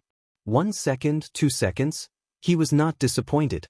A voice that sounded like it had just woken up from a nightmare suddenly rose. "I vow that this sword will only be brandished for the Emperor, and will only be broken for the Emperor. There is no other use for it." As the voice rose, a figure appeared in front of the bars. Thales recognized it. It was the lackadaisical Nalji. But his voice was no longer lackadaisical. A complicated, pained expression appeared on Samuel's face. A third voice rose faintly and continued their words. "I vow that this body will either be buried in the resting place of the throne, or be buried in the midst of the imperial life. There is no other end." In the prison cell, Tardan's confused expression left the darkness and entered the illumination of the flames. There was no need for anyone to remind him. The 4th and 5th voices rose and continued the oath. "I vow that this soul will not go to hell, will not enter heaven, and will not care about the world. It will only be forged into the mighty empire. There is no other place for it to belong." A brilliant light flashed in Samuel's eyes. He opened his mouth slightly and chanted the unusual words together with the prisoners. "The Emperor has arrived, and the knights have gathered." The prisoners who had disappeared previously appeared under the light of the flames. They joined the chant through the bars. "Where the iron hooves go, the villains will all perish." Bitterness, excitement, dullness, confusion, absent-mindedness. Thales read many different emotions on the prisoners' faces. Where the sword points, chaos will come to an end. Finally, the stern-looking Barney Jr. walked out of the darkness and stood behind the bars. The legacy shall not be destroyed. He met Samuel's gaze and chanted the last sentence together. The empire shall be eternal. There was silence. The empire shall be eternal. The muscles in Thales' hands tightened slightly. At that moment, be it Stake, LaSalle, the disaster swords, or the captives, Quick Rope, Dean, and Tampa, all of them stared at these special prisoners in surprise. They stared at their interaction with Samuel. As the flames swayed, Samuel sighed softly. I still remember that day your father, Quill Barney Sr., specifically mentioned this before he took the oath. He revealed a bitter smile. He said that the original text of the oath was written in the ancient language of the empire and that it represented the glory of the past. He also said, Barney Jr. shook his head in the prison cell and finished Samuel's sentence. He said that he felt that trash like us did not have the right to enter the royal guards, and that we did not have the right to become the emperor's Praetorian guards, whose glory would last through the ages. Barney Jr.'s expression was calm. Even being in the same room with us was a disgrace. Until that day, when he died in battle in front of the palace gate. Samuel's expression darkened, and he lowered his head. My God, you really are. On the other side, Belden's gaze was fixed on Samuel, and he did not move for a long time. Barney Jr. did not remain silent for long. He turned to another cell. Nalji, Ken, light the lamp. His words were mournful, concise, and still unquestionable. Nalji rubbed his already dirty face. Are you serious, Your Excellency, Vanguard? This is the oil we squeezed from that gerbil. Even if we add this dried material, it won't last long. I don't know how long it will take before we can catch the next one. Barney Jr. shouted angrily from the prison cell. Light the lamp. Nalji did not say anything else. Soon, a fire was lit in his cell, and it illuminated the figure outside. Samuel. As he stared at the illuminated face, Barney Jr.'s words were filled with endless sighs and complicated emotions. It's really Vice Flag Bearer. Samuel did not say anything. The other prisoners sucked in a sharp breath and moved closer to the bars, wanting to see the person in front of them clearly. Nalji rubbed his eyes desperately. Cannon, who was beside him, kept breathing deeply, and he trembled. Bruley. Tardan, who had been imitating the sound of thunder just now, turned his head and roared at his roommate, Bruley. Eh. The people outside the prison cell were slightly stunned. Before they could react, they saw Tardan's rather large roommate roar in response, Ugh hi. Immediately after, he pounced on Tardan like a giant bear. Asterisk thud. Asterisk a muffled sound rose. Thales widened his eyes and watched as the prisoner named Bruley roared and threw a punch, hitting Tardan right in the face. The force was astonishing and it was merciless. What are they doing? Tardan crashed into the wall behind him and groaned in pain. But just as Bruley's second punch was about to land, he jumped up from the wall in an unbelievable manner, swung his elbow horizontally, and hit Bruley's chin. Asterisk bang. Asterisk Bruley shook his head and took a step back. He cried out in pain. Then, with a fierce glint in his eyes, he attacked Tardan again. Asterisk thud. Asterisk just like that, everyone watched in shock as the two prisoners in the prison cell fought fiercely against each other. Asterisk bang. Asterisk every punch landed on flesh, and every move was fierce. But regardless of whether it was Barney Jr., Heir, Nalji, Cannon, or Belden, they turned a blind eye to the internal conflict between their cellmates. Samuel also watched their fierce fight in disbelief. He did not know what to do. Finally, when Tardan kicked Bruley's chest hard and kicked his bear-like opponent away, he shouted, Enough! Bruley put down his arms, which he was about to attack.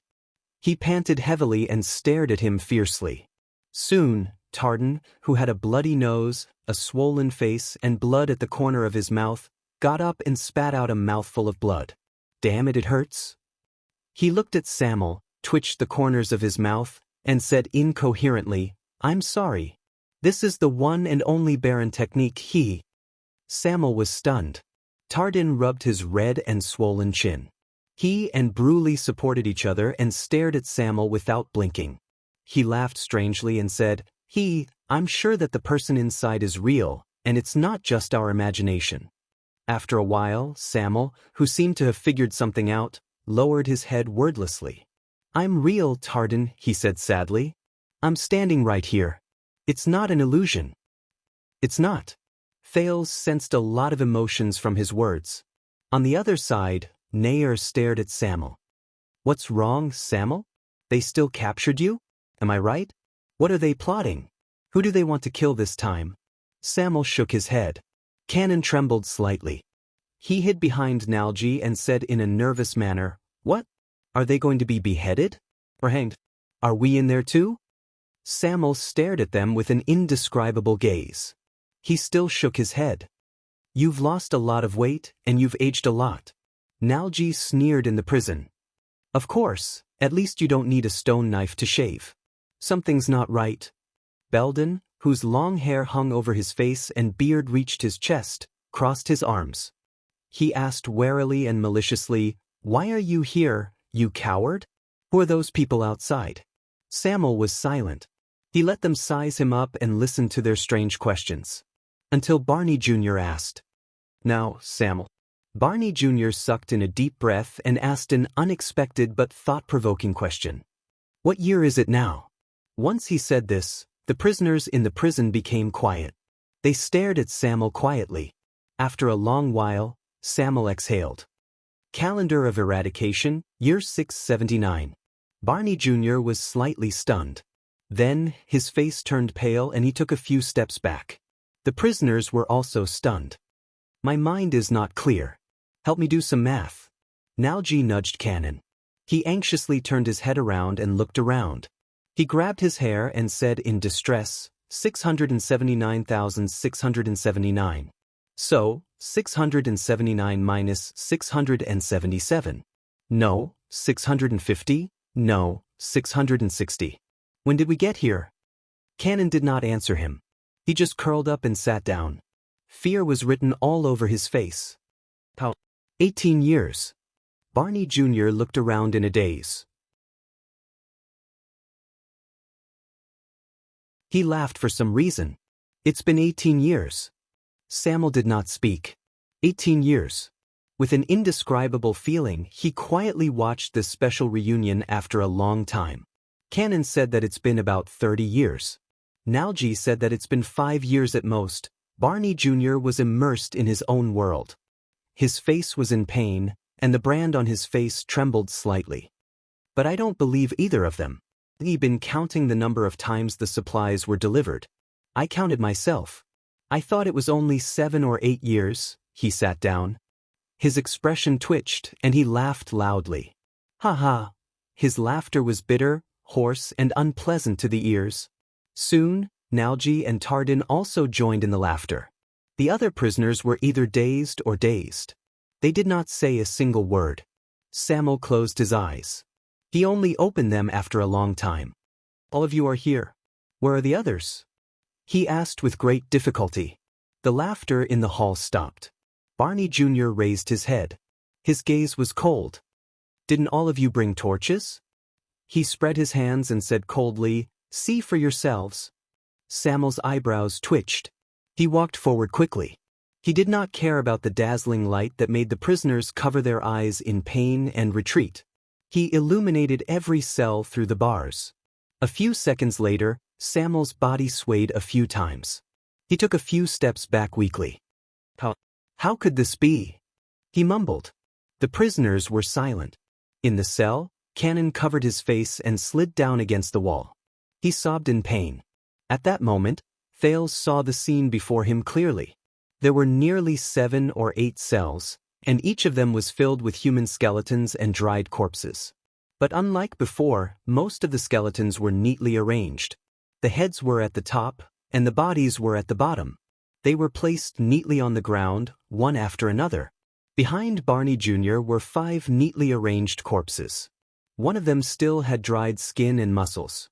Just like a graveyard, Thales whispered in his heart. Samuel's face contorted as he looked at Barney Jr. How did they? Barney Jr. snorted coldly. Take your torch further away. Unlike you, we don't see much light. It's very glaring. Samuel gritted his teeth and put down the torch. Barney Jr. stared at him for a long time before he spoke. Alan and Walker had an internal conflict in their cells. 8 or 9 of them died. Maureen had a high fever that didn't subside. Toby had an infection from his injury. Ross had a strange disease that he couldn't name. Bug took things too hard. A few of them were the same as him. The more he spoke, the more dejected and gloomy Barney Jr. became. He turned his body slightly, and his eyes were lifeless. Kamal went crazy.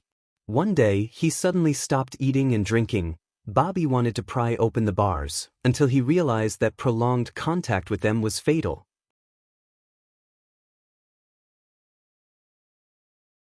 The hall was silent for a while. It was very depressing. Myro mysteriously couldn't wake up. Barney Jr.'s expression tensed. He clenched his fists in pain. As for Biglor, he became a little abnormal. Before he killed the third person, the people in their cell had to do something, so he took a deep breath and forced his emotions back into his body. Gold and Skeleton left together. They were the last 2 people in the same cell. They agreed to cut each other's wrists. One day, Rogo suddenly screamed like a madman. He cried and laughed for a day and a night. Then he went silent. Samuel listened quietly. Every time he heard a new name, the torch in his hand would tremble a little. Cox died peacefully. He even left behind some last words. Lyman just had a common cold, but we didn't have any medicine. We could only watch him day by day. In the end, he couldn't take it anymore. I was the one who did it. Barney Jr. laughed dryly. The cells were not connected. We could only hear sounds. What happened over the past few years was like AF * King Show. Those who died early in the same prison cell can still have a dignified funeral. Barney Jr. looked at his own hands, then glanced at the 5 skeletons behind him. An indescribable emotion flashed in his eyes. As for the last ones, they can just lie down and wait. Barney Jr. said absent-mindedly. Thales stared at the unkempt prisoner in a daze. He stared at the dark cell and the glowing bars. He remembered the skeletons and corpses on the upper floors. He could not describe the feelings in his heart. Thud. Samuel knelt on one knee. His face was pale. So, Barney Jr. raised his head and snorted coldly at him outside the cell. Yes, Vice Flag Bearer, Sir Colin Samir. It's been 18 years. 45 people in their prime, 45 men, 45 noble knights. The smile on Barney Jr.'s lips grew wider until he pulled out a smile that was filled with hatred, bitterness, sarcasm, and bitterness. 45 royal guards who were imprisoned in the prison of bones. He raised his head and looked at the skeletons around him in a daze. He stared at the other 6 prisoners in silence. Probably, though you're tuning in to the Passion Pages YouTube channel. We're so grateful for your support, and don't forget to subscribe to join us on this incredible journey through captivating stories. Your generosity through donations truly makes a world of difference, as it's the primary source of revenue that allows me to expand and enhance this channel for you. Thank you from the bottom of my heart for being a part of this adventure.